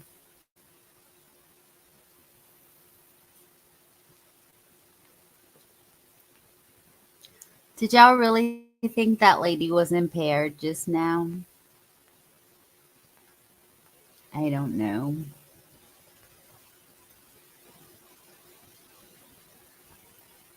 I know when I went to the neurologist a couple of months ago and she told me to do that healed toe thing, I couldn't even take a step.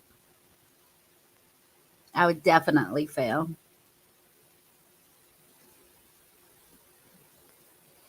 And Richie's over there shopping.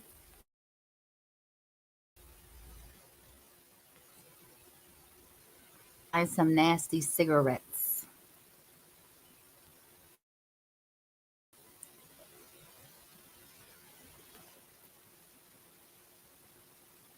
Boy, I tell you me the other day, oh, I needed a cigarette so bad. I was like, I want a cigarette. I didn't. July will be 2 years.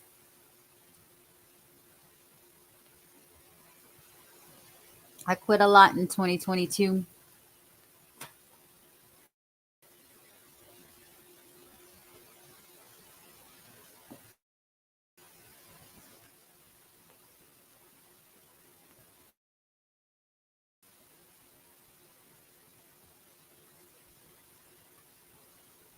I had cheese and crackers for lunch.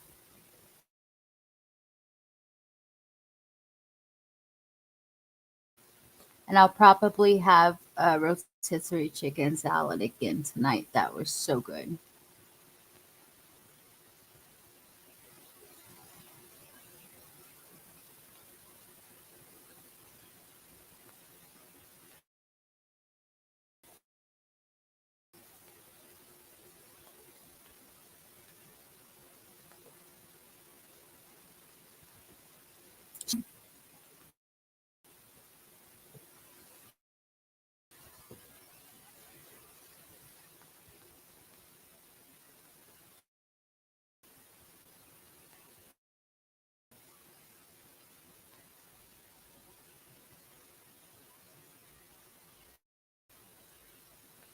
Nine from today.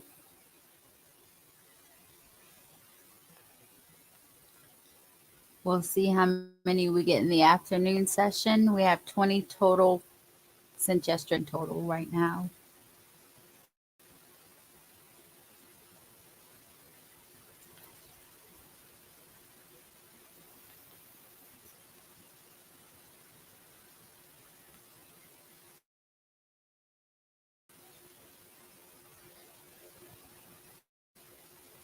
What did I win?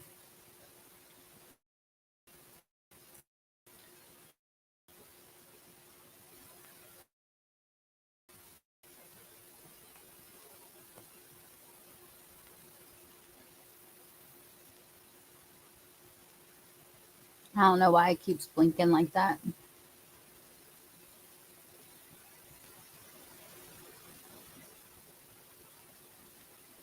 This is why I like to play videos.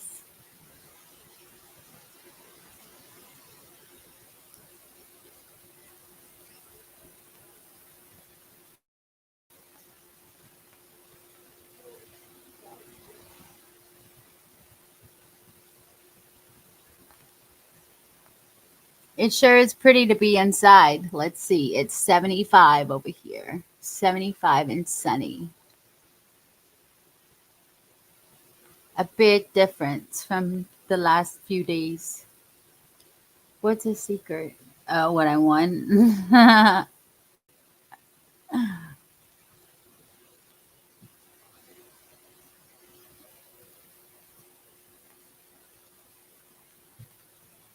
I guess Sherry left.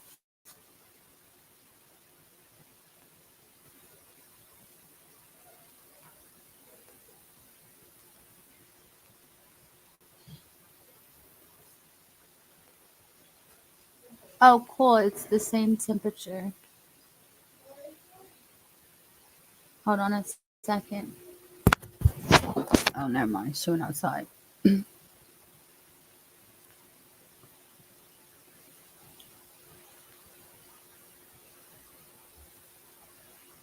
I wonder how long it'll take to get through this group.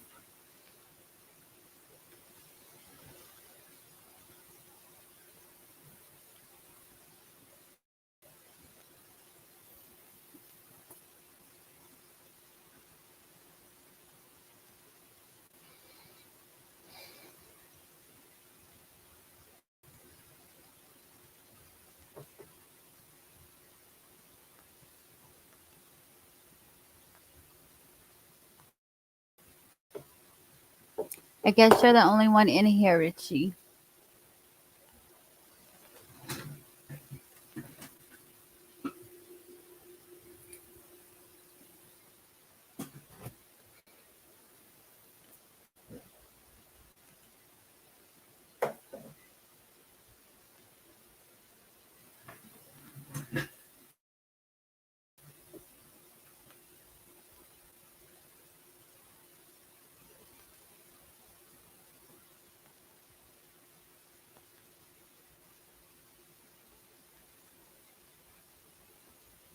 I think I'll go walk after this is over. I know, but they have another group this afternoon.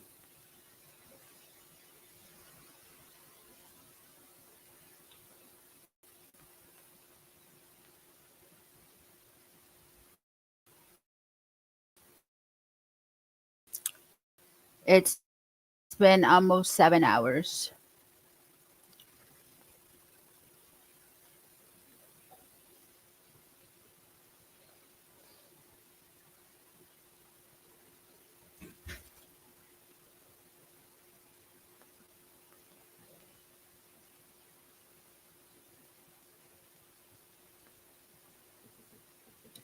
Yep, 29.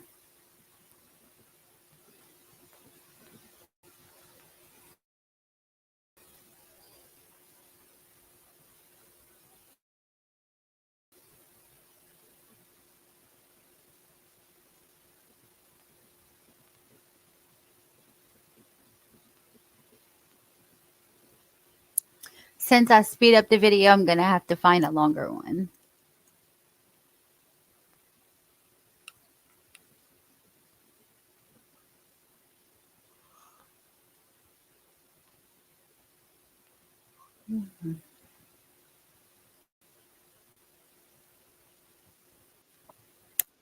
Thank you. Please be seated. Go.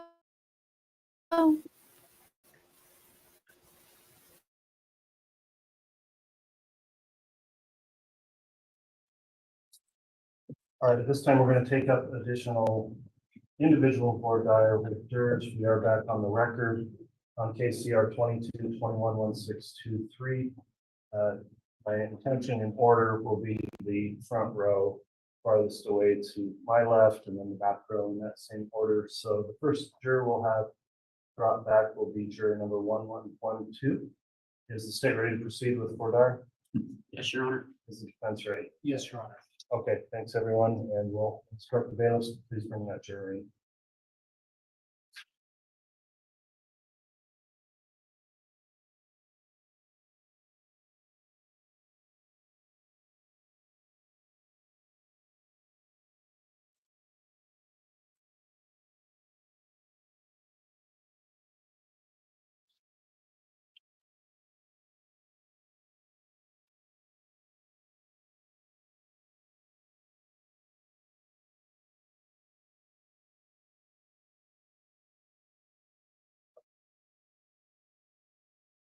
Hi, welcome back. We're going to do some individual voir dire questioning with you at this time, juror number 1112. As we get started, the first issue, I just wanted to raise the timing of your appearance, I'll say, and non-appearance. I think it was yesterday.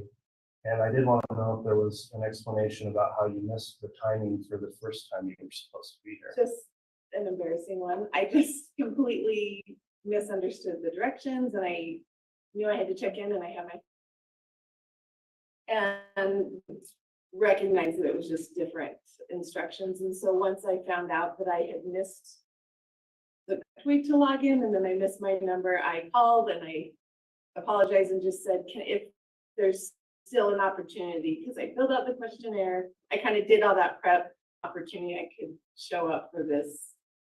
Since I already did that prep work, so just me not looking at the instructions fully.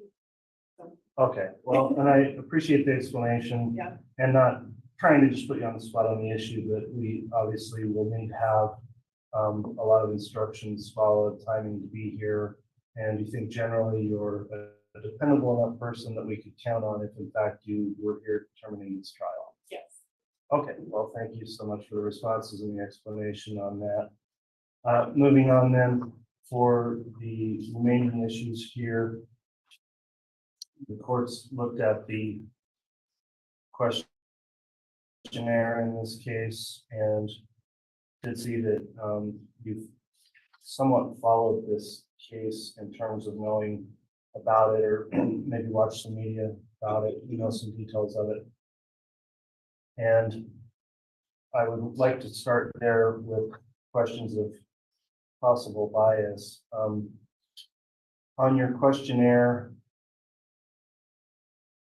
you have some kind of personal opinion or belief, and one of the ways you stated it was, well, a couple different ways. Circumstances seemed too obvious that he was involved, and it is obvious he was involved in some way. So, and again, your feelings on this, we want to know really accurately where you stand on that, to see if you are or could be impartial in the case based on what you already know. So when you answer that way, do you have some presumption already in your mind potentially about him being guilty? No. Okay, and to explain, when you say involved in some way, first of all, what do you believe he is involved with? Just because of seeing what's on either the news or in any of the coverage. Obviously, he was there on the video and he was with, Lord Vallow, so just seeing that on the media, so I knew that they knew each other.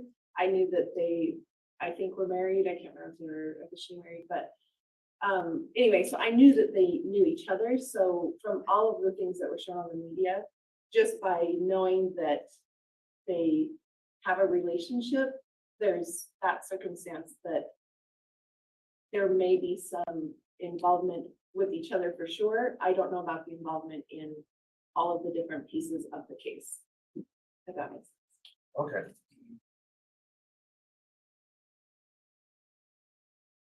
All right, at this point, I want to have counsel inquire further on the issue of potential bias here. So we'll begin with the state and any questioning and then move on to the defense. Thank you, Your Honor. Juror 1112, and just again, there's no right or wrong answers. Just feel free to tell us the way you see things. Looking at your questionnaire, it looks like you've followed East Idaho News, actual court summaries of Lori Vallow. Does that mean, did you look at some of her trial or listen to some of her trial? The East Idaho News, my husband's from that area.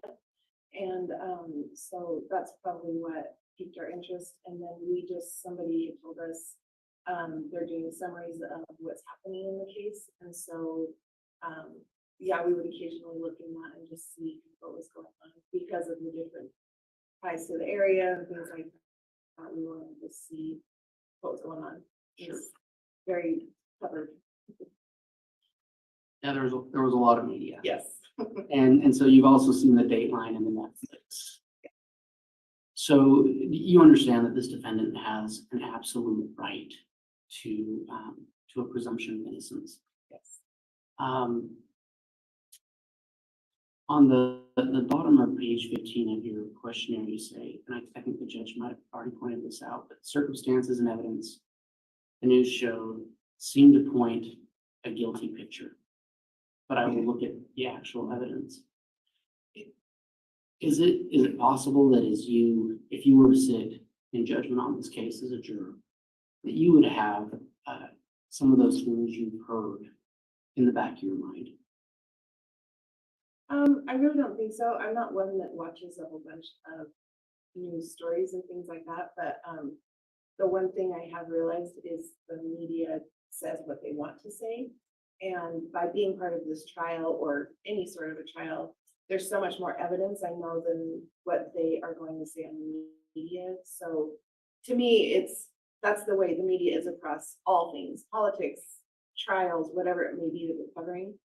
They're going to show what they want to show, and you're only seeing this small viewpoint. So to me, it's easy because I already feel that way about what you see on either social media or even just in the news. So it's easy for me to really just look at, I know I'm going to see evidence in this trial that probably did not even make it into anything else. And so you have to take what's in front of you to really decide, because there should be a lot more than what I even think I've seen. So yeah, I think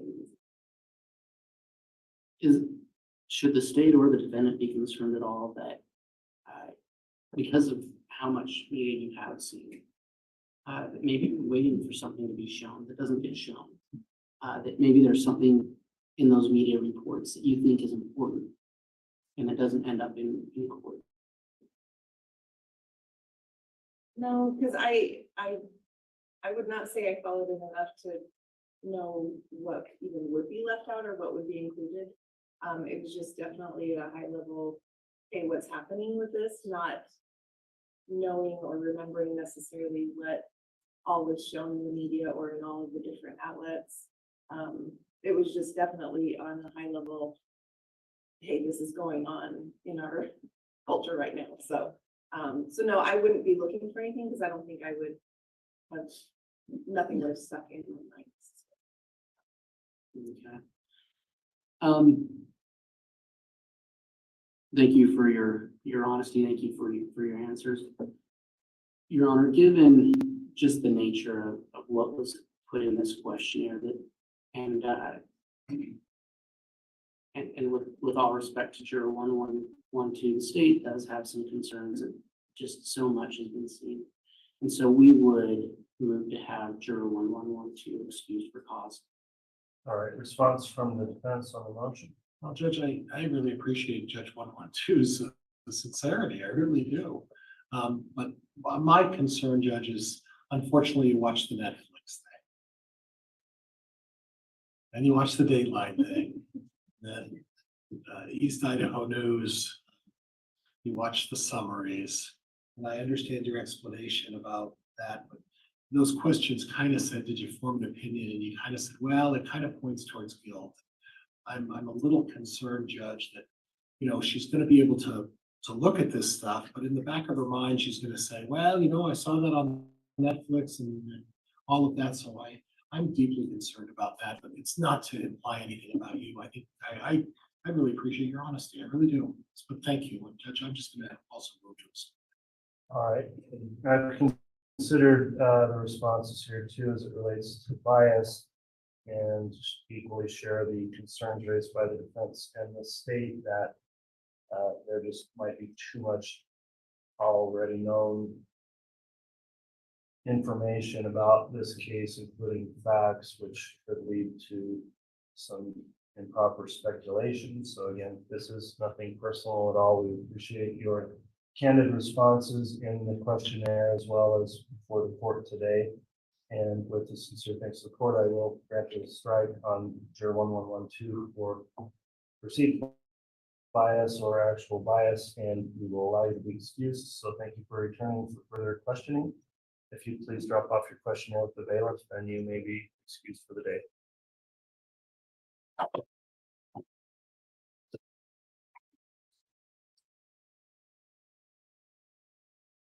We'll next speak to jurors 1623.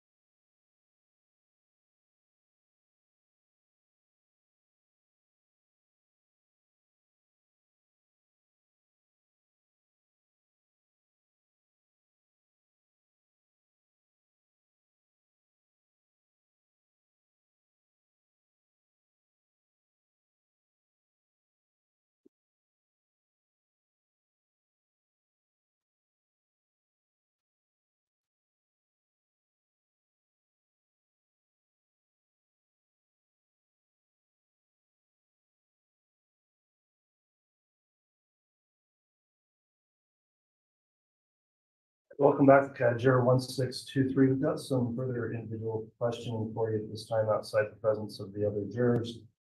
Beginning with questions about your knowledge of the case. You do indicate in your questionnaire you followed some of the case, you do know some of the details, so this would be the time for us to be able to fully discuss that, where other jurors wouldn't be hearing what you know, but we would like to delve into that. So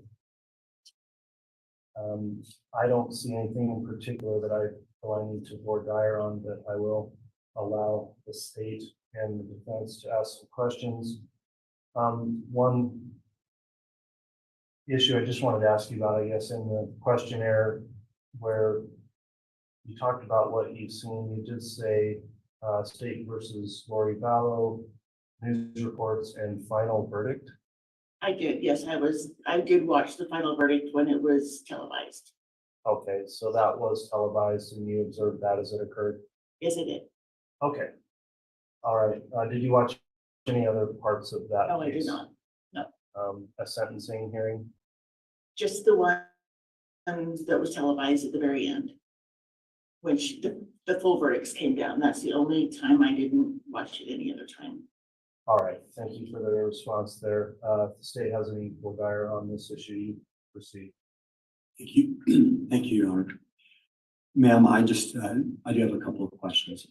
On your questionnaire on page 18, you were asked, what have you heard or what do you know about Tamara Daybell, Kylie Ryan, or JJ Bello?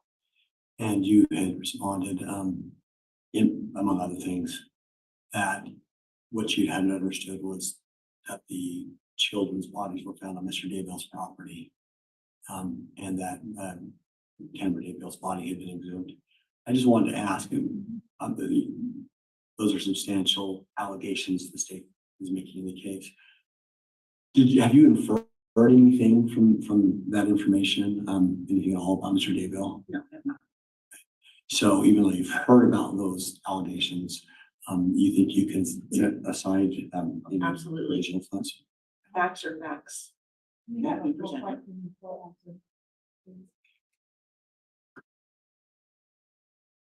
She just wants to talk over each other. So go ahead and answer.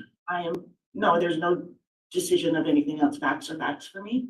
And that's what I have to see in order to make a decision. Okay.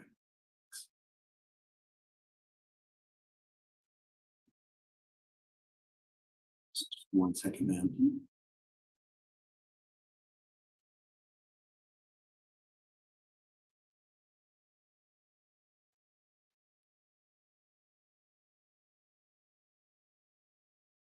And then just on that, in that same vein, on page 22, you noted that you believe that Mr. Daybell had claimed innocence in knowing where the children's bodies were, but then they were found on his property. So you made a point of noting that. Right. Is that It was, I'm talking about when they were there in Hawaii, and he said he didn't know where they were at, but then the news, everybody's saying that it was found on his property. And that I didn't learn anything else past that.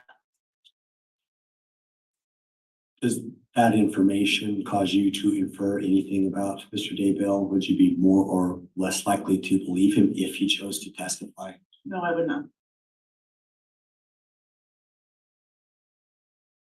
No, I don't have any more questions on this point.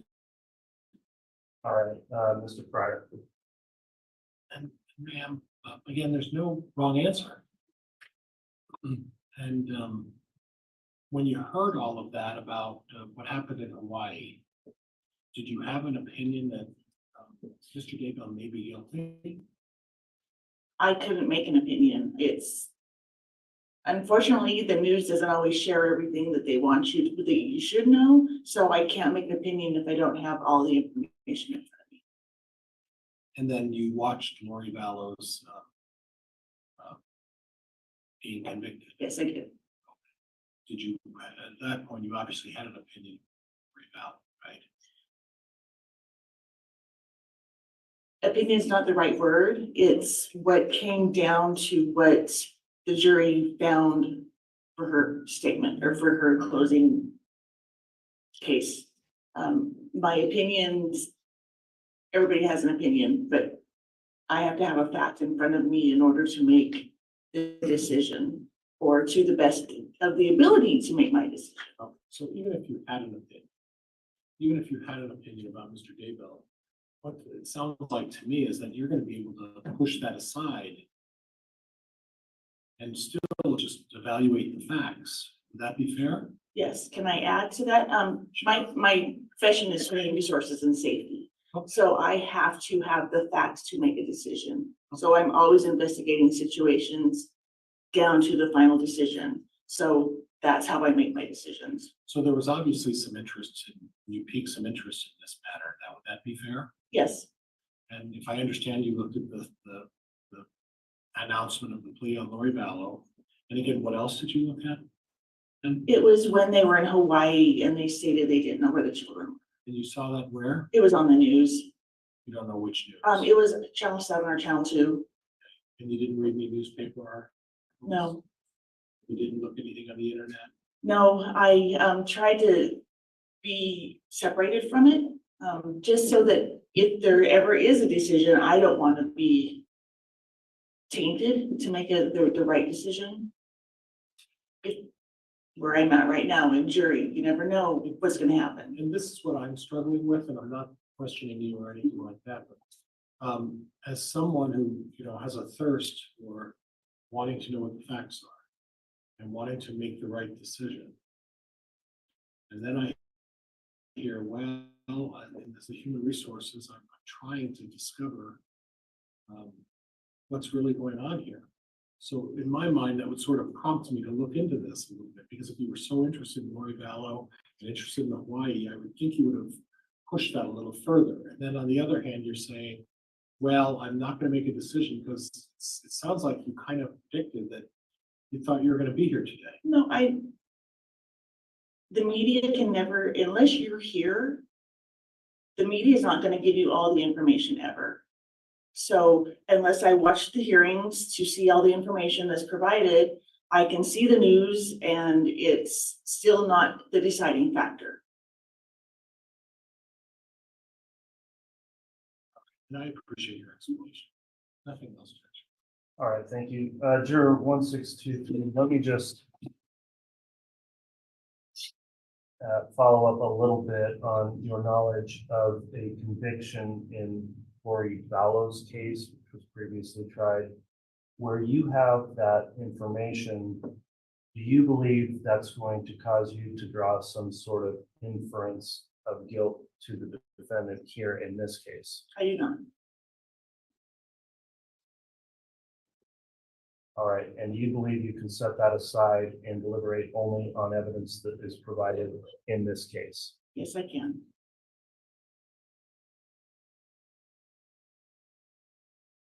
All right, and where the jurors are instructed not to communicate with each other about anything they know about the case or until deliberations or even going there, are you committed that you wouldn't be discussing that fact or information with any other jurors if you are on this case? I am.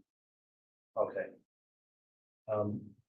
Then on that point, I think that will conclude questioning. There's been no motion for cause, and so the court also feels there's no reason for cause at this point.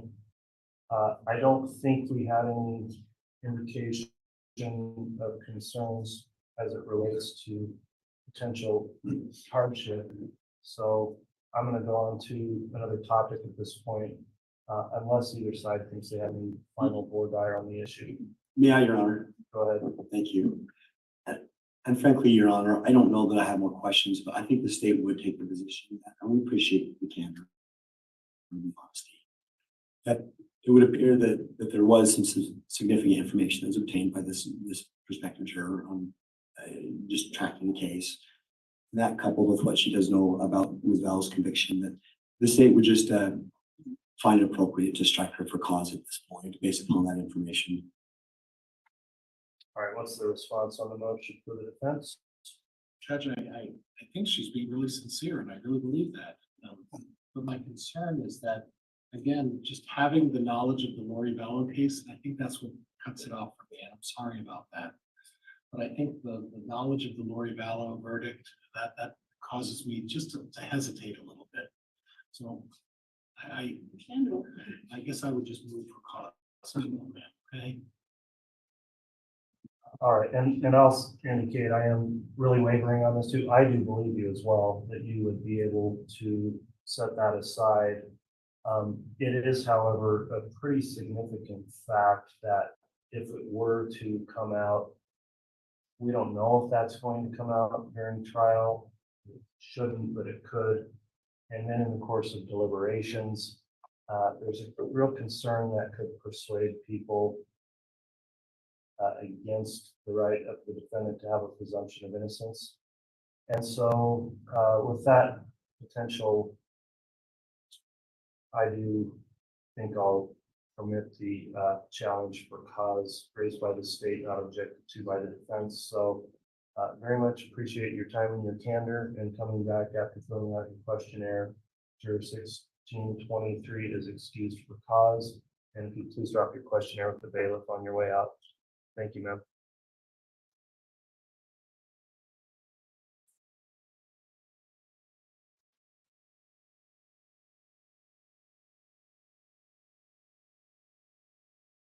We'll next talk to 1624.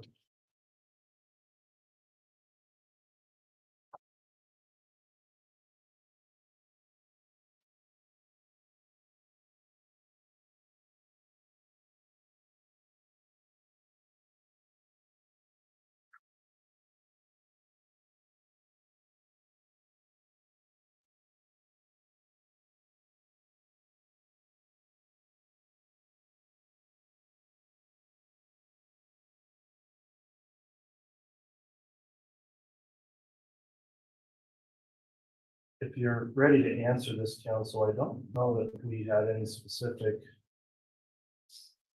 hardship or bias concerns. They did mention something about some doctor and dentist appointments, but didn't say it'd be a hardship. Is that a topic you think we need to go into? No, Judge, I'm gonna move on from bias and hardship.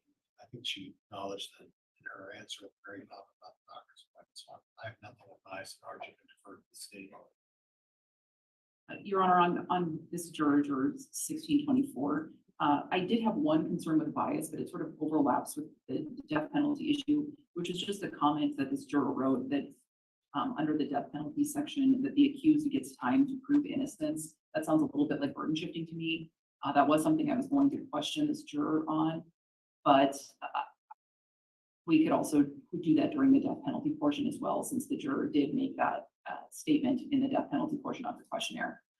All right, thank you, Ms. Beatty. We'll go ahead and take that up. I'll just begin with the questions regarding the death penalty, and you can inquire on that response then.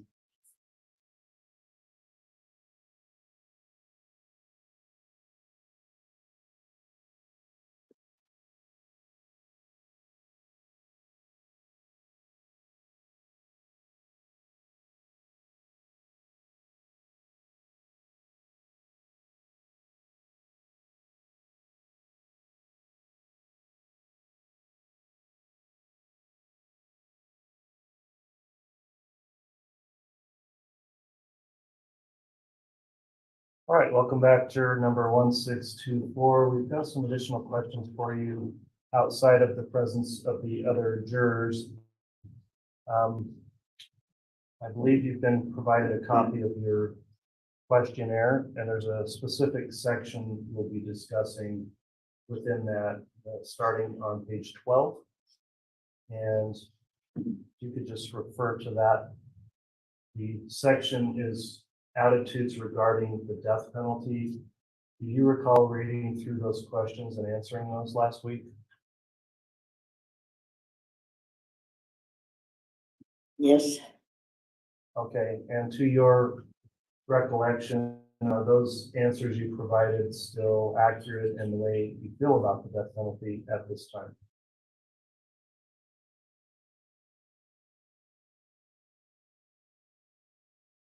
Yes. All right, I want to let you know and advise you that it may be necessary for you to make a determination in regard to the imposition of the death penalty in this case or some other penalty. And remember, when you're considering that and any penalty, you need to consider it as if it would be done and absolute and carried out in the case. So in thinking about it in those terms, in other words, not hypothetically, I'll just review with you a couple of your answers. You first were asked, do you support or oppose the death penalty? You said support. Is that the way you still feel?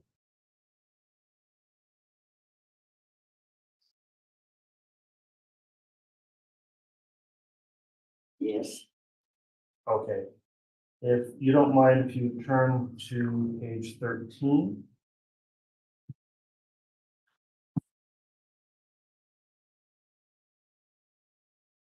And on this page, you were given a series of 7 choices to read through and elect which one best or most accurately represents the way you feel.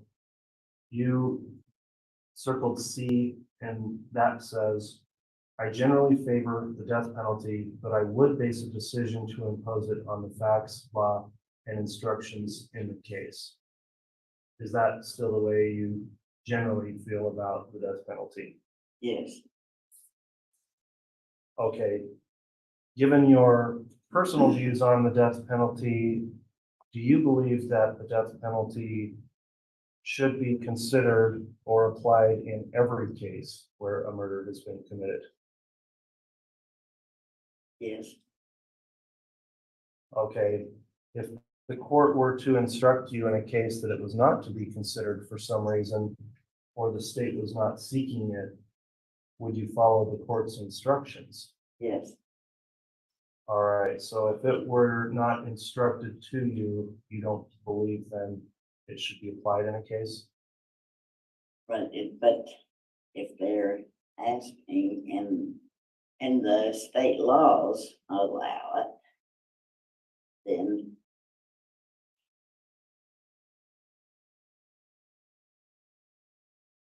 you know, then it's no question then. Okay. So let me just ask you this. Is there anything about your belief on the death penalty that you think would either impair your ability or prevent you from being a juror and applying only the instructions the court gives you?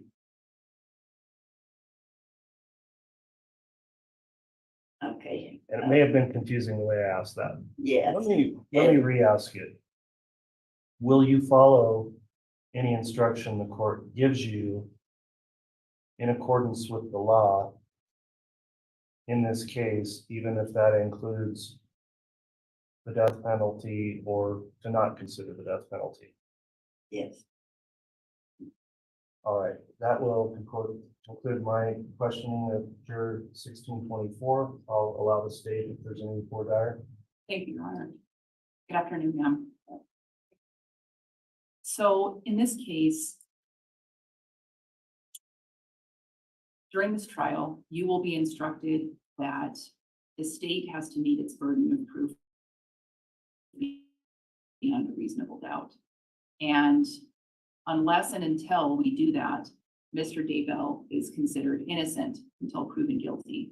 Is that an instruction that you can follow? And you consider him innocent with a clean slate going into this? Yes. So if you determine after following the court's instructions that Mr. Daybell is guilty after hearing all of the evidence and deliberating, then you might be in a position to decide based on information presented to you and based on the judge's instructions, whether or not to impose the death penalty, which is a separate decision from whether or not he's guilty. Would you be able to follow the judge's instructions and fairly consider all of the evidence before deciding if you think that the death penalty is appropriate? Yes. So as you sit here today, have you made up your mind that the death penalty is appropriate, or are you willing to keep an open mind and follow the judge's instructions? No, follow the judge's instructions. I've never broken the law. On the bottom of the questionnaire, on the bottom of page 12 in your questionnaire, there was a question: do you feel the death penalty is used too often, too seldom, or don't know? And you wrote, it depends on the laws. What did you mean by that? Well, every state, I've lived in several states, but every state is different. Sure. And is that because you would base your decision on what the law is and what the judge instructs you? yeah. Okay. I just have another question for you. When on the part of the questionnaire that asks, how do you feel about the death penalty? You wrote, accused gets time to prove innocence. Now, in this case, Mr. Daybell doesn't have to prove his innocence. The state has the burden of proof. And oh, yeah, that's okay. So could you explain what you mean by that, or? Well, you know, they get so many appeals. Oh, do you mean that the accused gets time to appeal? Is that what you meant by that question? Yes. Okay. Yeah. Okay, so you understand that Mr. Daybell doesn't have a burden of proof in this case? Right, Fifth Amendment. Yes, okay. Thank you very much. Your Honor, I have no further questions for this juror. Thank you. All right, thank you. From the defense. Hello, juror number 624, where I guess we visit again for a little bit, right? Okay. If I understand you correctly, you're in favor of the death penalty, right? If that's what the state is calling for. Okay, so if the state is calling, if the prosecutor is calling for the death penalty. I mean the state laws. Oh, the state laws. Okay. The state laws. Okay, so if you you're following the state law and it says, well, if you're convicted of murder and there is a conviction, you have two choices. You have the choice to impose life in prison, or you have the choice to impose the death penalty. Would you agree with that? If that's what the state law says? I thought the jury doesn't do that. Okay, I well, thought the judge decided, you know, death penalty or life in prison. but if the judge instructed you that you're to decide life imprisonment or the death penalty, and let's say the judge says it's up to you as the jurors, right? Are you following me? Yeah. Okay, and let's say the judge decides that you have to do that in Idaho. Your position is you favor the death penalty now, right?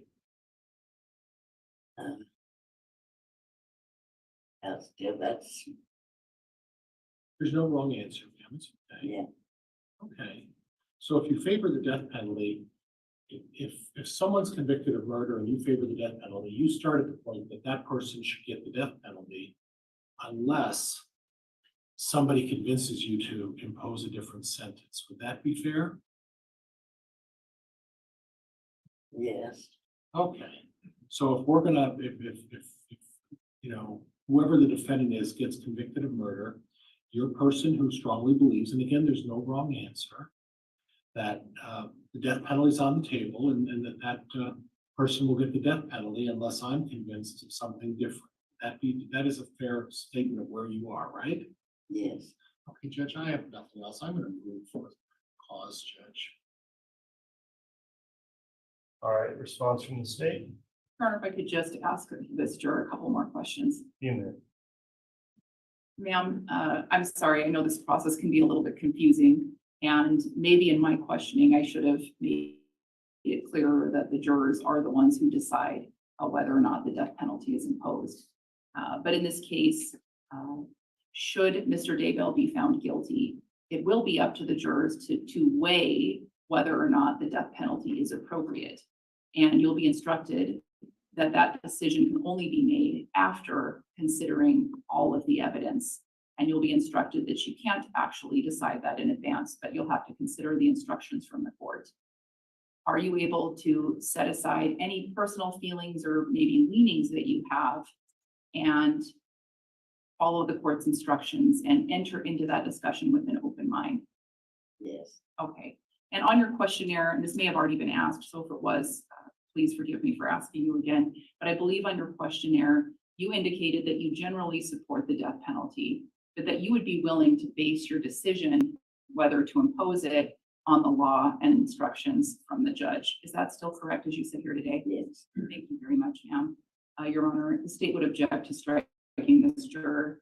I don't believe that cause has been shown. I think. I'll allow one more line of order on the issue before I make a determination, Mr. Breyer. Thank you, Judge. So, ma'am, when you say you favor the death penalty, that's your preference, correct? Yes. Your idea is that that's where you would go if someone's convicted of murder. You would say, listen, I'm in favor of the death penalty. But isn't it still your position that in order to avoid you imposing your favor, someone's gonna have to convince you to change your mind about that, right? I lived in Florida when Ted Bundy was around. Right. Okay. So your belief is that we impose the death penalty unless you convince me otherwise. Would that be fair? Yes. Okay, thank you. Nothing else, Judge. All right. So juror 1624, I guess to try to summarize your thoughts here, if the state is seeking the death penalty and there was a guilty verdict, would you automatically vote for that, or would you follow the court's instruction and consider all the facts as to whether or not it should apply? The facts would weigh heavily. All right, so to clarify then, you would be willing to follow any instruction the court gives you, even though you may favor that as a punishment, and you would follow the law and the instructions the court gives you? Yes. All right, the court's going to overrule the challenge as it relates to juror number 1624, and that will conclude the voir dire individually of the juror. So thank you for returning. We'll have you go back to the jury room for further instructions as we talk to the other jurors in this case.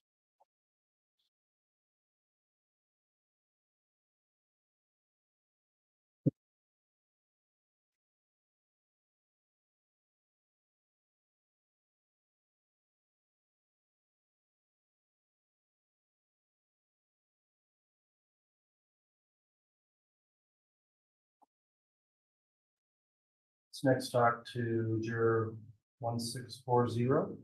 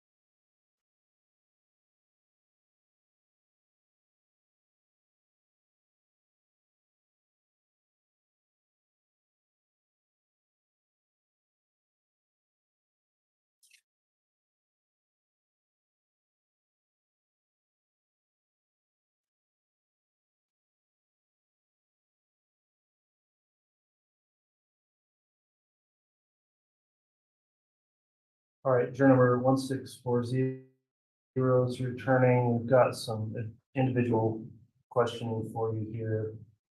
I know we already went through questions about hardship. I did want to note in your questionnaire, you talked about a family vacation planned and paid for May 8th to the 10th. Is that still on your plans, list of plans? Tentatively, yes, it can, the airlines can be rescheduled if needed. Okay, so you are not requesting to be excused because that's something you couldn't move? Correct. Okay. Counsel, there was some expression of knowledge of the case in the questionnaire, so I'll commence with the board dire. We'll have the state begin on the issue of any possible bias and then the defense on that. Okay, thank you. So juror 1640, just again, remember there's no right or wrong answers. Just tell us what you think, how you feel. It looks like you did see some headlines from Idaho Statesman or social media. Yeah. What social media would you seen headlines on? Probably Instagram would have been like the platform, and then the news outlet would have been NPR. Okay. And would you say that you followed this case closely? No.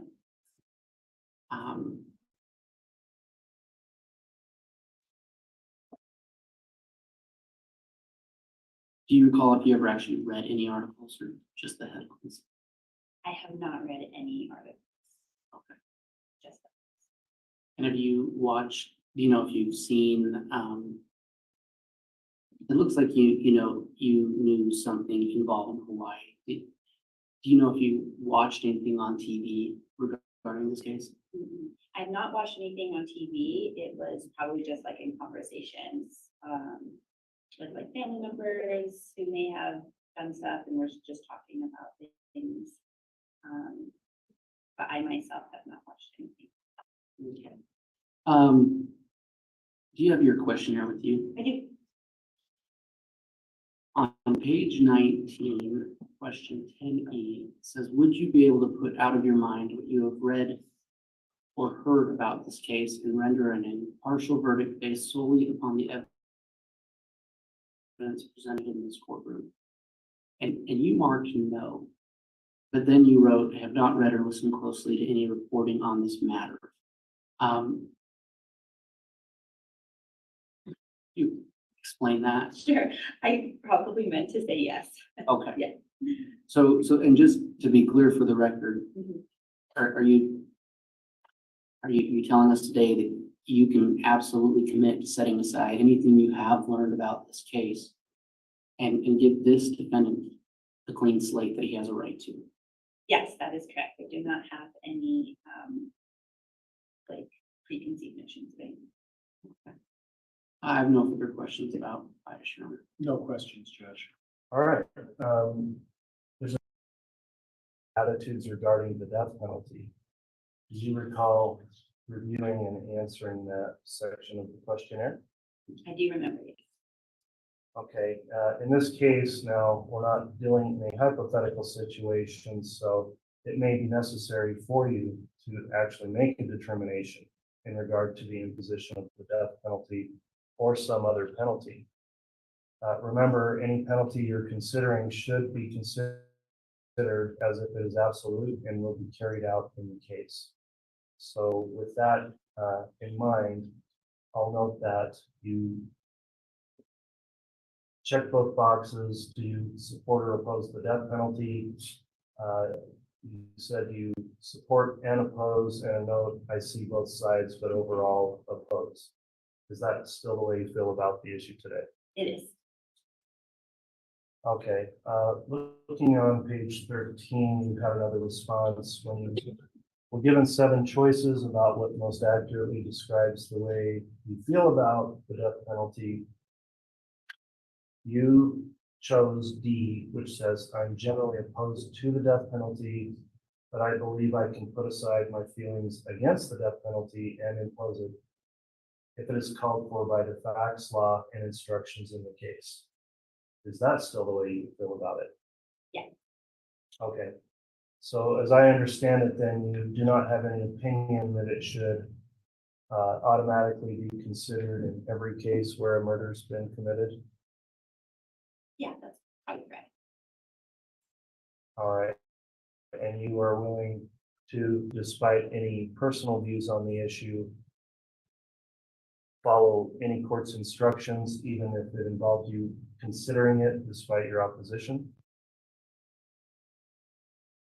Yes, I agree. Okay, that wasn't a good question. I apologize. Let me ask you this. Do you think in any way your views may prevent or substantially impair you from serving as a juror here if you are given instructions about the death penalty?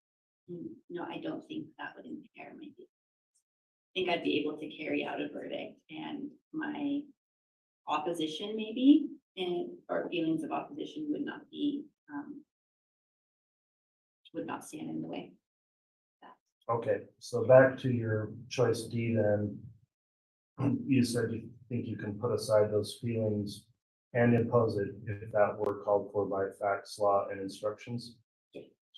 All right, thank you so much for your responses. I'll allow the state if there's any more dire for this juror on the issue. Just briefly, Your Honor, thank you. Juror 1640. On the bottom of page 12, you wrote, death penalty, in my opinion, should only be an option in extreme cases. Without getting into too much detail, what would be an extreme case?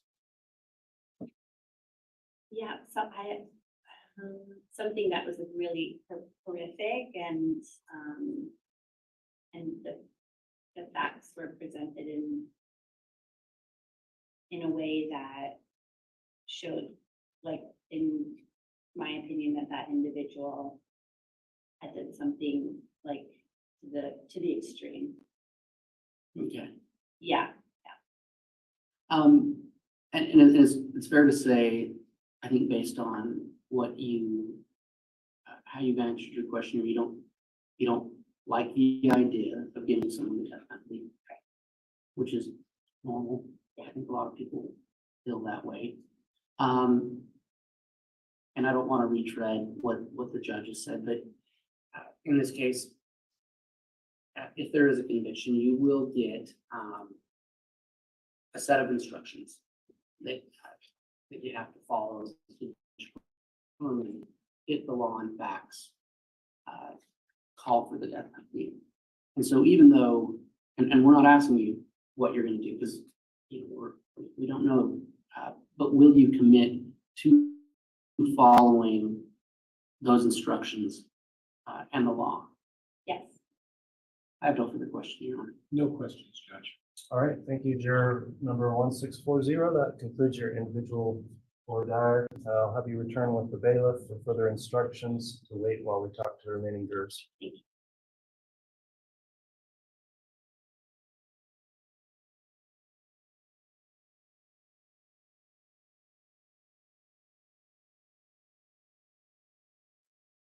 We'll next talk to juror number 1761.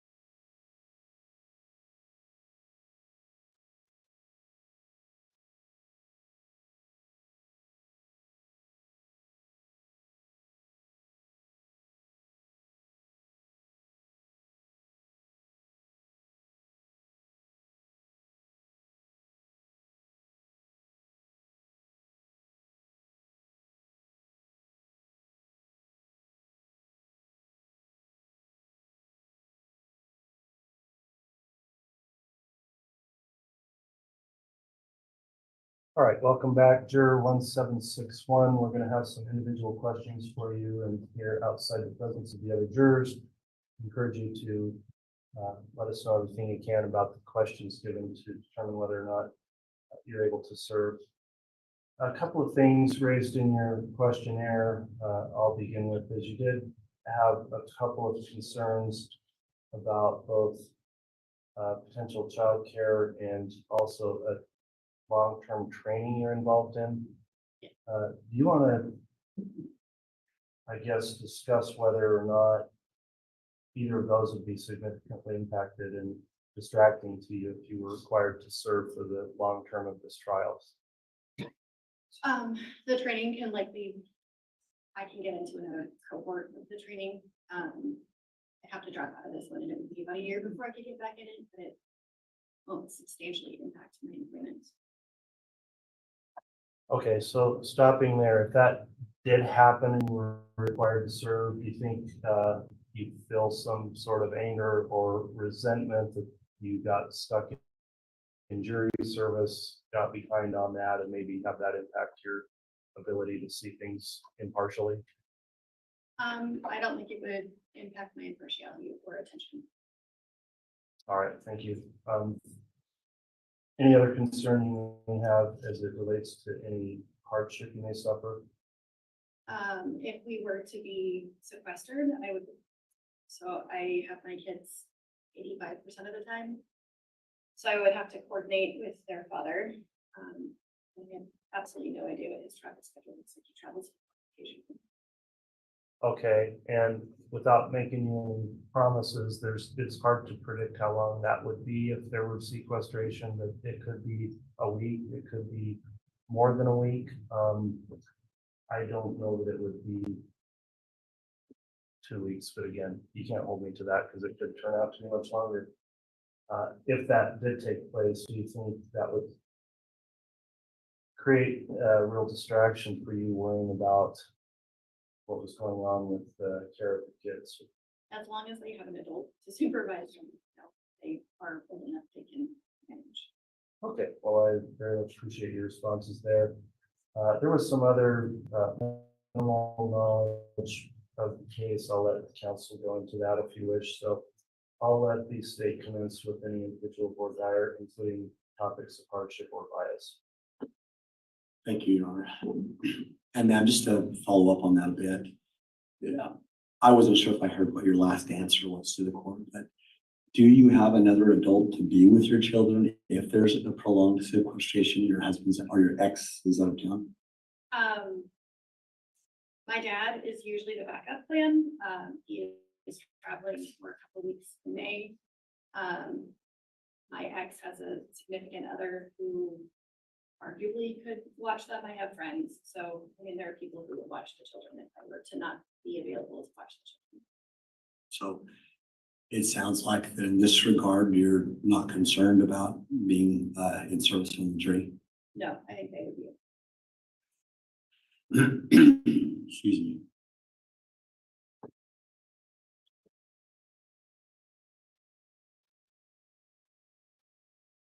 And I guess, you know, when we began this process this afternoon, the judge had asked a question if anything had changed on the questionnaire she completed, and that we have these hardships and you had mentioned them. Is there a reason why you didn't bring that up, or you just didn't feel like it was an issue, or what was your reason for not bringing it up? Because I had checked, like, if I were to need to, day to day, they're fine, they're old enough, you know, they can get themselves to school and home from school and all of those things. My oldest is 18, so arguably he is of legal age. There are people who could, it would be challenging, but it's the same thing if I go away for a weekend, it's challenging to make sure the kids are covered, so it's nothing I haven't managed before. Okay, thank you. Your Honor, did you want me to go into bias questions at this time as well? Yes, please. Thank you. So ma'am, I just have a couple of other questions. I noticed in your application, you are a PhD psychologist, is that correct? Yes. Can I ask what field of psychology do you typically work in? I'm a clinical psychologist. Okay, so you do evaluations and IQ assessments and those types of things, is that fair? I've done this. Okay.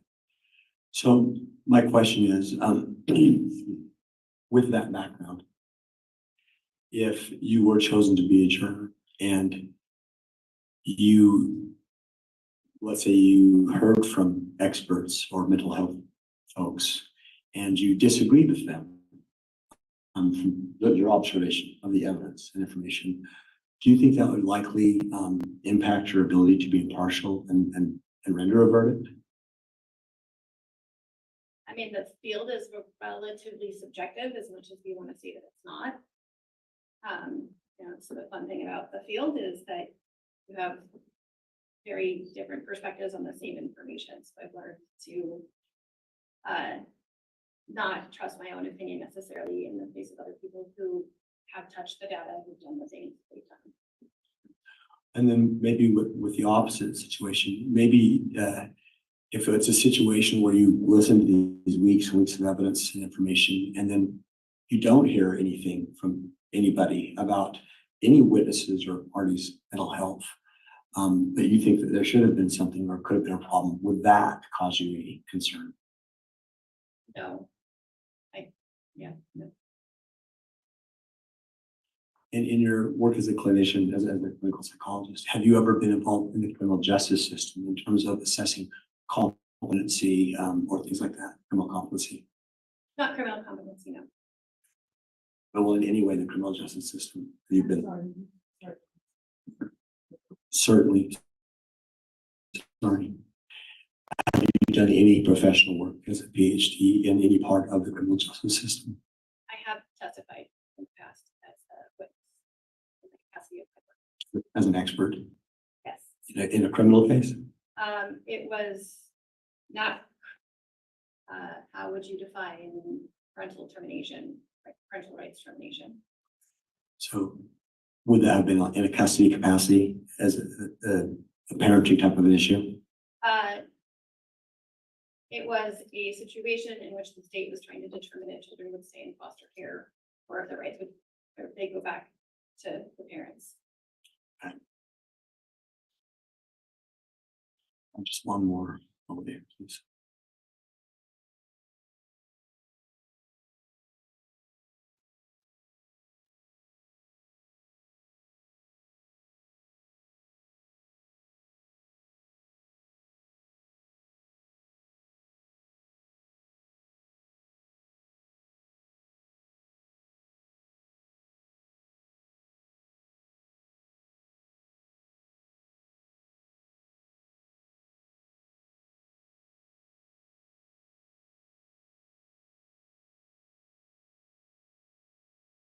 Your Honor, at this point, I don't have any other questions on this topic. All right, thank you. Any questions from the board? All right, so the next issue we're gonna take up, juror 1761, is in regards to questions you previously answered relating to your attitudes regarding the death penalty. That was starting on page 12 of your questionnaire. Do you recall going through those questions last week and answering? Yes, yes, I do. And I'll advise you that in this case, it may be necessary for you to make that determination in regard to the imposition of the death penalty or some other penalty. And remember, when you're considering that, you need to consider it as if it is absolute and will be carried out in the case, if that's what you determine. So as you're thinking through that, I'd just like to review a couple of your answers with you, and then I'll let counsel ask you as well if they wish. You had a couple of choices when it was, do you support or oppose the death penalty? And you checked the box saying you oppose it. Is that generally the way you feel about it?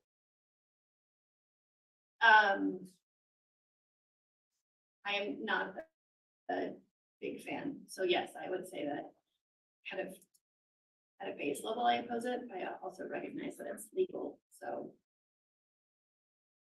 Okay. Going to the choices you had about what most accurately represents the way you feel, and understanding these are not your words, they're words of the questionnaire, but you selected a box or a choice B, and that reads, I am generally opposed to the death penalty, but I believe I can put aside my feelings against the death penalty and impose it if it is called for by the facts, law, and instructions in the case. Is that still the way you feel as you sit here today? Yes. All right, so although you may have some opposition to it, is there anything about your views that you think would prevent or substantially impair your ability to serve as a juror and follow the court's instructions, even if that included that you must consider the death penalty, if that were provided in an instruction? I don't think there's anything that would impede my ability to take the instructions. Very well. Thanks for your responses. That concludes my voir dire on the subject. Does the state have any voir dire? Yes, Your Honor. So, ma'am, again, now considering your status as a licensed psychologist when thinking about the death penalty, and I don't pretend to know the answer to this question, is there any possibility or likelihood that a decision to impose the death penalty would have any ethical implications for your licensure with a psychologist? Is there anything out there like that that you might later discover be an issue? Not for the APA ethics code or the FMC rules. So as you sit there, you don't feel like there would be any inhibition at all in that regard? Not Do you feel like there'd be any inhibition in any regard? I don't think so. When you said that you recognize that the death penalty is legal, but you're not a big fan, can you just be a little bit more specific about that position, that feeling? Sure. Morally, I think that there are some issues with the death penalty in general, but I also don't get to make that decision. So if I was in a position where I'm sitting in a case and that is part of what I am being asked to evaluate, if that's part of the penalty, that's part of the penalty. And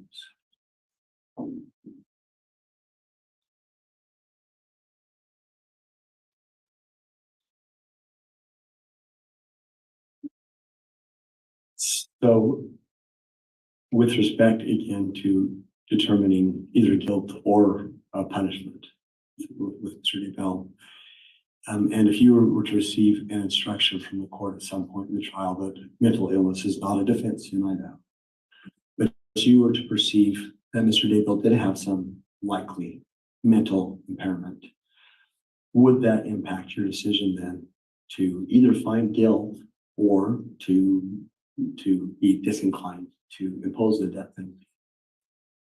I don't think that again, trying to follow instructions, right? That if that is not a defense, I wouldn't hold that into account.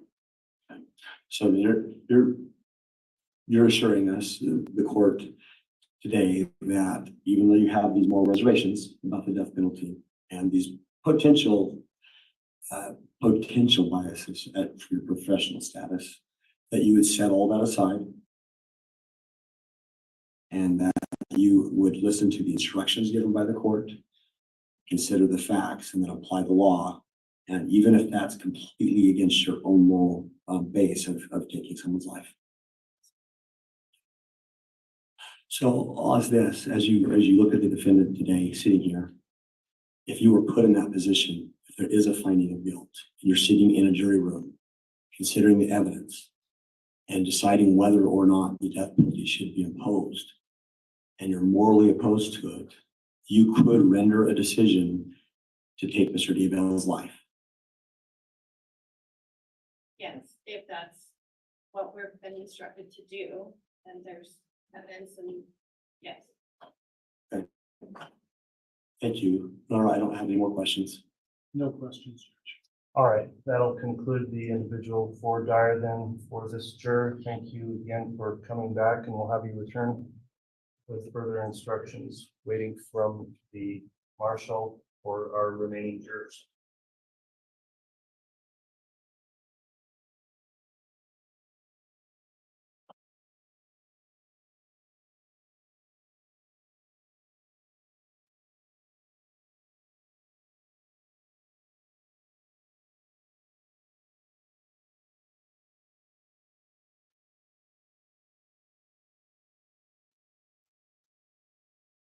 Okay, our next juror will be 250.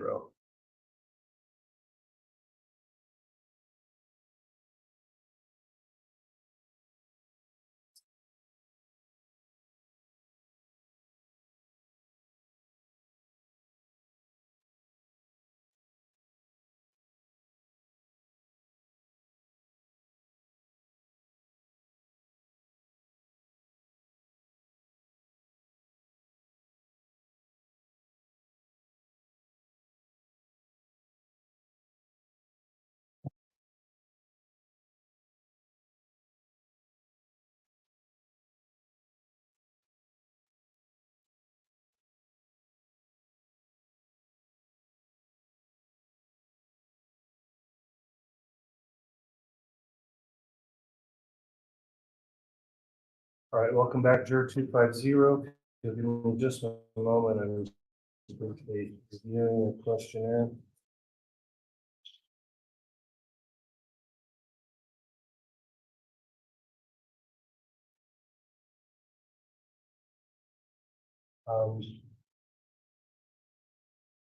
You may have already mentioned this. If you did, well, you did hold your card up that you had some knowledge of the case, and also you did have some concern in your questionnaire about amount of work PTO, but I think you clarified that and have more information. Could you just reiterate that, please? Sure. Do you want to start on the information that? Yeah, in terms of your PTO. Oh, that. So I thought, well, I do have 3 weeks of PTO, but it's irrelevant because my organization will cover the entire jury, or sorry, I don't know how. The time of service? Yes. Okay, I don't think there's any issue then. Otherwise, you related as to hardship requiring additional board hire at this point. There was an indication though on your issue card that you know something about the case, so I'll just allow the state to make any inquiry as to whether or not there's bias, and then we'll allow the defense after that. So any questions from the state? Actually, Your Honor, I did have one question regarding some health concerns that this potential juror referenced about not hearing or seeing things or hearing things at certain frequencies. Is that something we could chat about? Would you rather talk about that privately? Sure, go ahead. Oh, thank you, sir. So some of the evidence that's going to be admitted in this case will be audio or video. Do you anticipate that that would be a problem for you? No. Okay, thank you very much, sir. Well, as long as I can play or maybe turn the volume up, that's I'm sure it'd be fine. And I think we can make those arrangements to turn the volume up.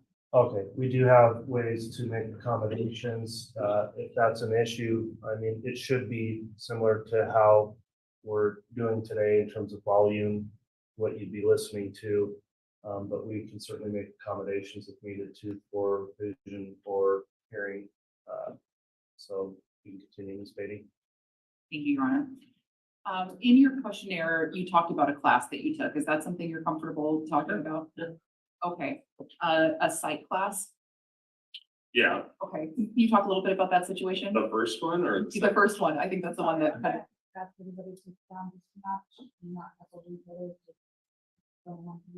Thank you. I'm sorry about that. Can you talk a little bit about the first class? Yeah, so going to CW, it just is like needing core classes to go along with, your actual course. Like psych was one of them that I did. And every time I went in there, he seemed to know everything about everyone. He seemed really pompous. He would talk about how humans are so easy to predict. And it didn't sit well with me with his view on everything. It got to the point where I pay attention to a lot. So I knew that he drank like a 12-ounce sugar-free Red Bull, and it was always hidden behind his podium. And so when he made a comment like that, I said that, hey, you have a sugar-free 12-ounce Red Bull behind you. And so, but I wound up failing that one because every time, at the end of the week, I think it was, you had to go on your online Blackboard, and he would want you to tell him different ways about how God doesn't exist. I didn't think it was appropriate for the course, so I opted out of it, and I wound up failing. Okay, so you felt like you were put in a position, or did you, I should say, I don't want to put words in your mouth, but did you feel like you were put in a position where you had to compromise your morals? I'm not going to compromise my morals, but Did you feel like he put you in that position? like if I wanted to pass the class and needed to, yeah, that's how I felt. Sure. Okay, understandable. So this is a very different situation that you're in here, but you are going to be given some jury instructions. And those jury instructions will basically lay out the elements and the weight that you're to give to the evidence. They'll lay out the fact that Mr. Daybell is presumed innocent until the state proves that he's guilty beyond a reasonable doubt. And then if you find, well, I guess I won't get into that at this point, the death penalty part, I think the court will address that. But is that are you comfortable with following those instructions? I'm absolutely comfortable with that, and I do believe that, like I said, until proven guilty, so I'm completely behind it. I can separate. Of course.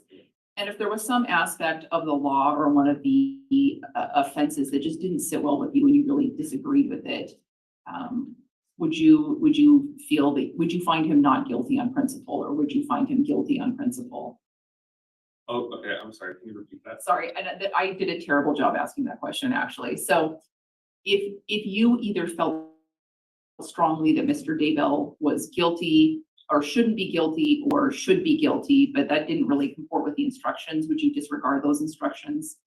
First off, I wouldn't disregard any instruction, but can you define field that? Is it like Sure. Yes. So if you felt in your gut that the law should be different, like you looked at the instructions and you understood what the evidence was, but you felt, I don't like the way this law is written. I think that it should require that the state prove more, or I don't think that the state should have to prove that much. Or, I don't feel like the state met its burden of proof here, but I also really just feel like he's guilty. So even though the law doesn't really allow that, I'm going to convict him or alternatively acquit him based on my own beliefs rather than the evidence. No, I would follow the instructions of the law. Okay, awesome. Thank you so much. And I'm sorry to intrude into those questions, but I really appreciate your honesty. Thank you. I have no additional questions. Thank you, Your Honor.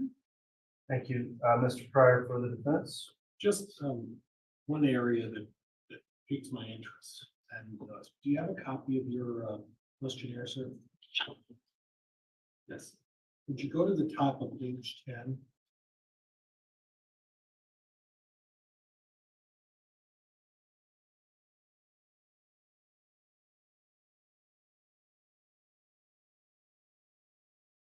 And I'm looking at number 11, it says, do you have any opinions about law enforcement officers that might affect your impartiality or ability to evaluate the testimony of an officer?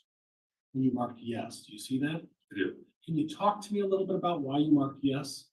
Well, I'd have to structure my thought on this. Give me a second. Okay.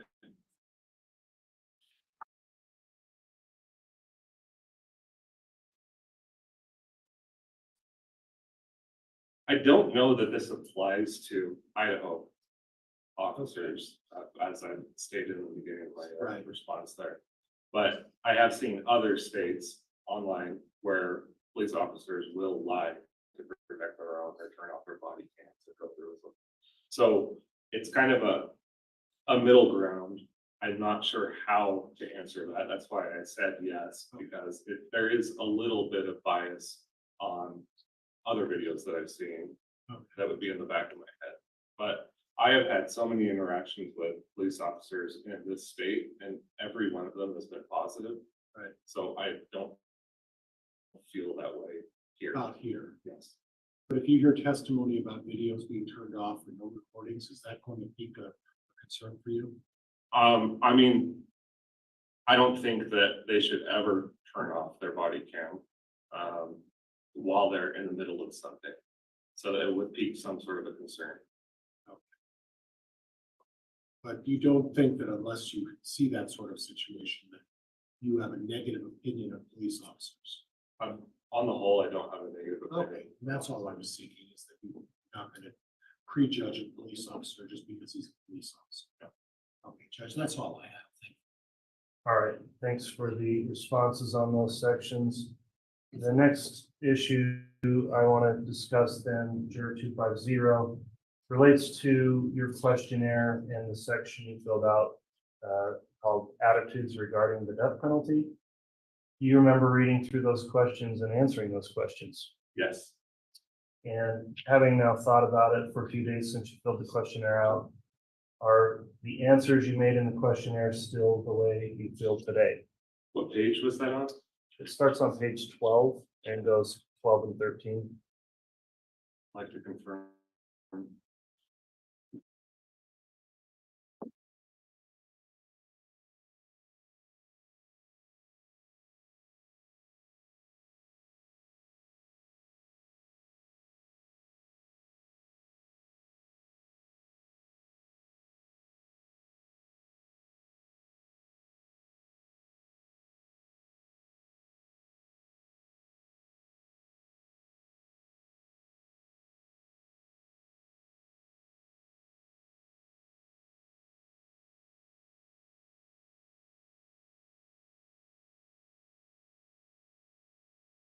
Number 5 on page 13. Yes. Well, I didn't quite understand what would bring a death penalty to someone. So that one, being that everyone can change. If somebody was found to have murdered someone, obviously there's law that needs to be followed. So there should be consequences for it. So that's my only alteration. Everything else is accurate. Okay, and thank you for taking the time to review it. I'll have some more questions about it.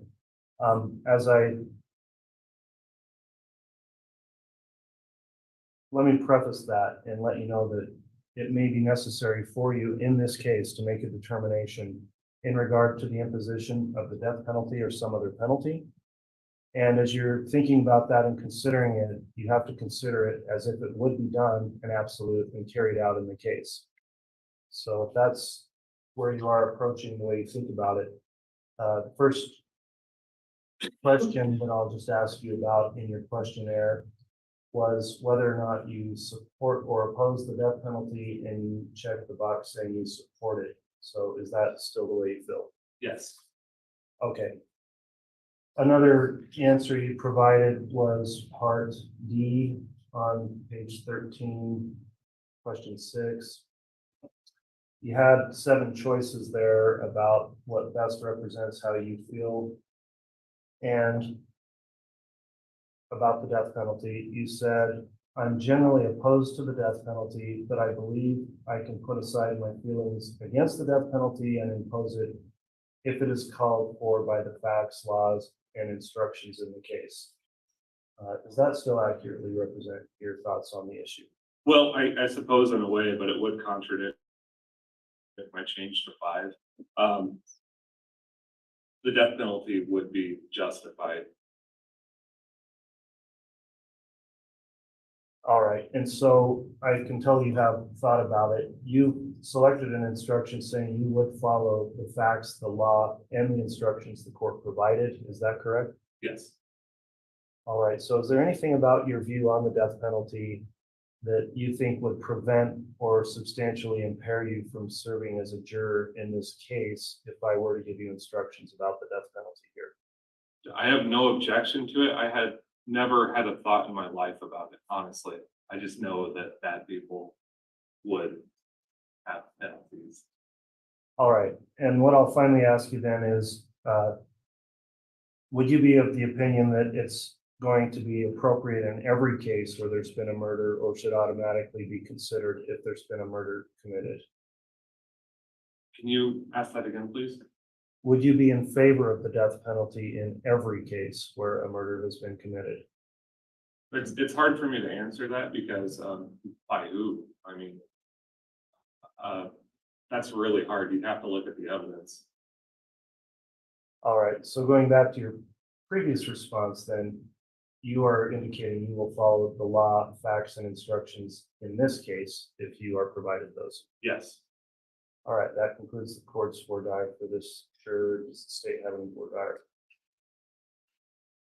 I don't believe so, Your Honor. Thank you very much. No Thank you, questions, sir. Judge. Okay, juror number 250, that concludes our individual voir dire. You can return, please, with the bailiff. We'll get through the rest of the jurors and then give you further instructions.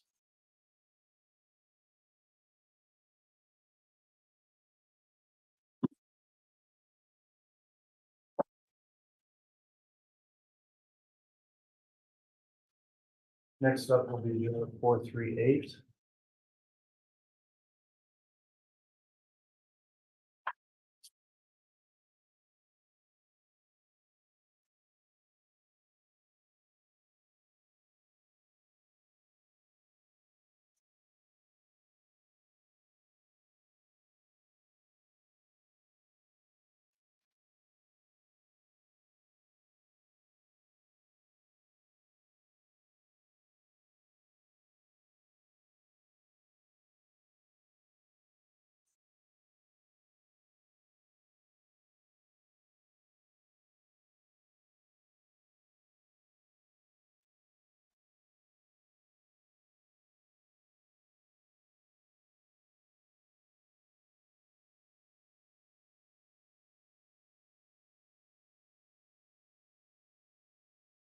All right, juror number 438 has returned.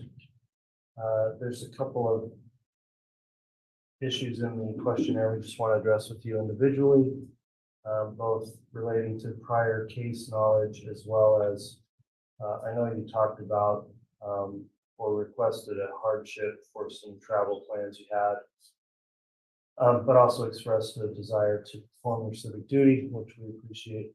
I think where I'd like to begin then with this particular juror is just some questions about your prior knowledge of this case or any related case. You did, in your questionnaire, have a response about someone being tried and convicted and being tried, I believe, in Arizona. And here without other jurors present, if you could just explain in some detail what you know about that and what information you have. It's just what I've heard on the local news as of late, that Lori was going to Arizona for a second set of trial. I don't know all the details of it, but that's all I really heard. Okay, and I noted, because the response was in a question talking about some other individuals, but when you say Lori, who are you referring to? Lori Daybell. Okay, I just wanted to clarify that point, and I'll have the attorneys at this point do their report diary, beginning with the state. Who will be doing that? I will, Your Honor. Mr. Wood, if you'd like to inquire as to any potential bias, and you can go into hardship as well. Okay. Just going off what the judge just spoke with you about, it sounds like you're aware that Lori Bell or Lori Daybell was convicted in Idaho. Did you follow the case or closely? Do you know any of the details of what she was convicted for? No idea. So your knowledge is just limited to the fact that she was convicted of something. Correct. And you understand, you understand that this defendant has an absolute right to a presumption of innocence. And would you in any way hold the fact that she was convicted of something against him? No. So even knowing that, you can set that aside and give him an absolutely clean slate to begin with. Yes, I can.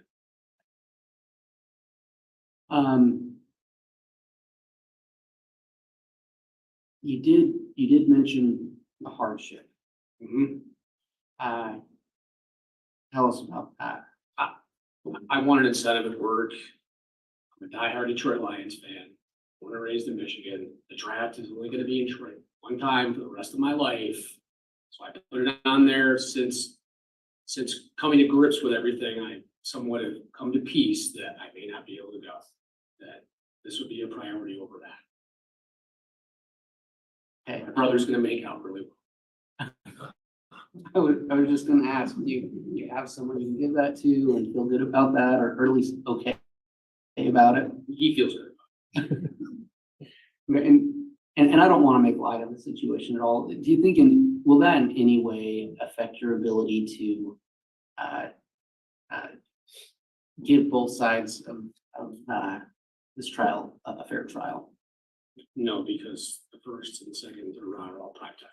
So Okay. I would like to think I'm gonna be higher. Okay.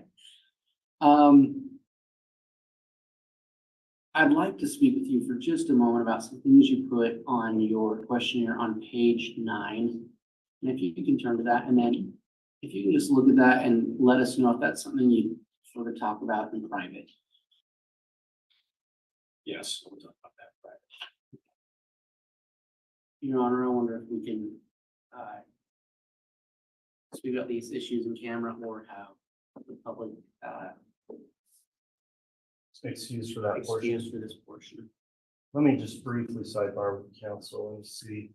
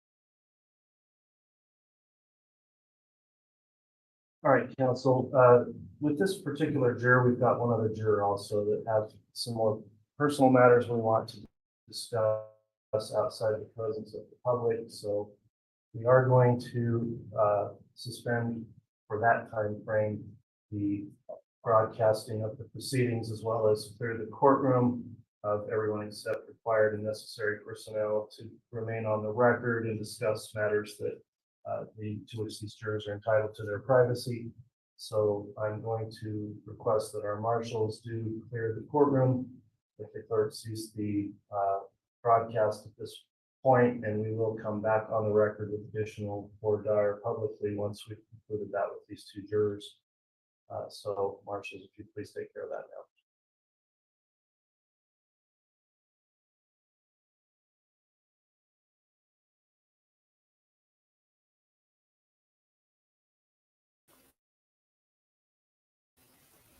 That's all for today. Thanks for watching with me, and I will be back tomorrow.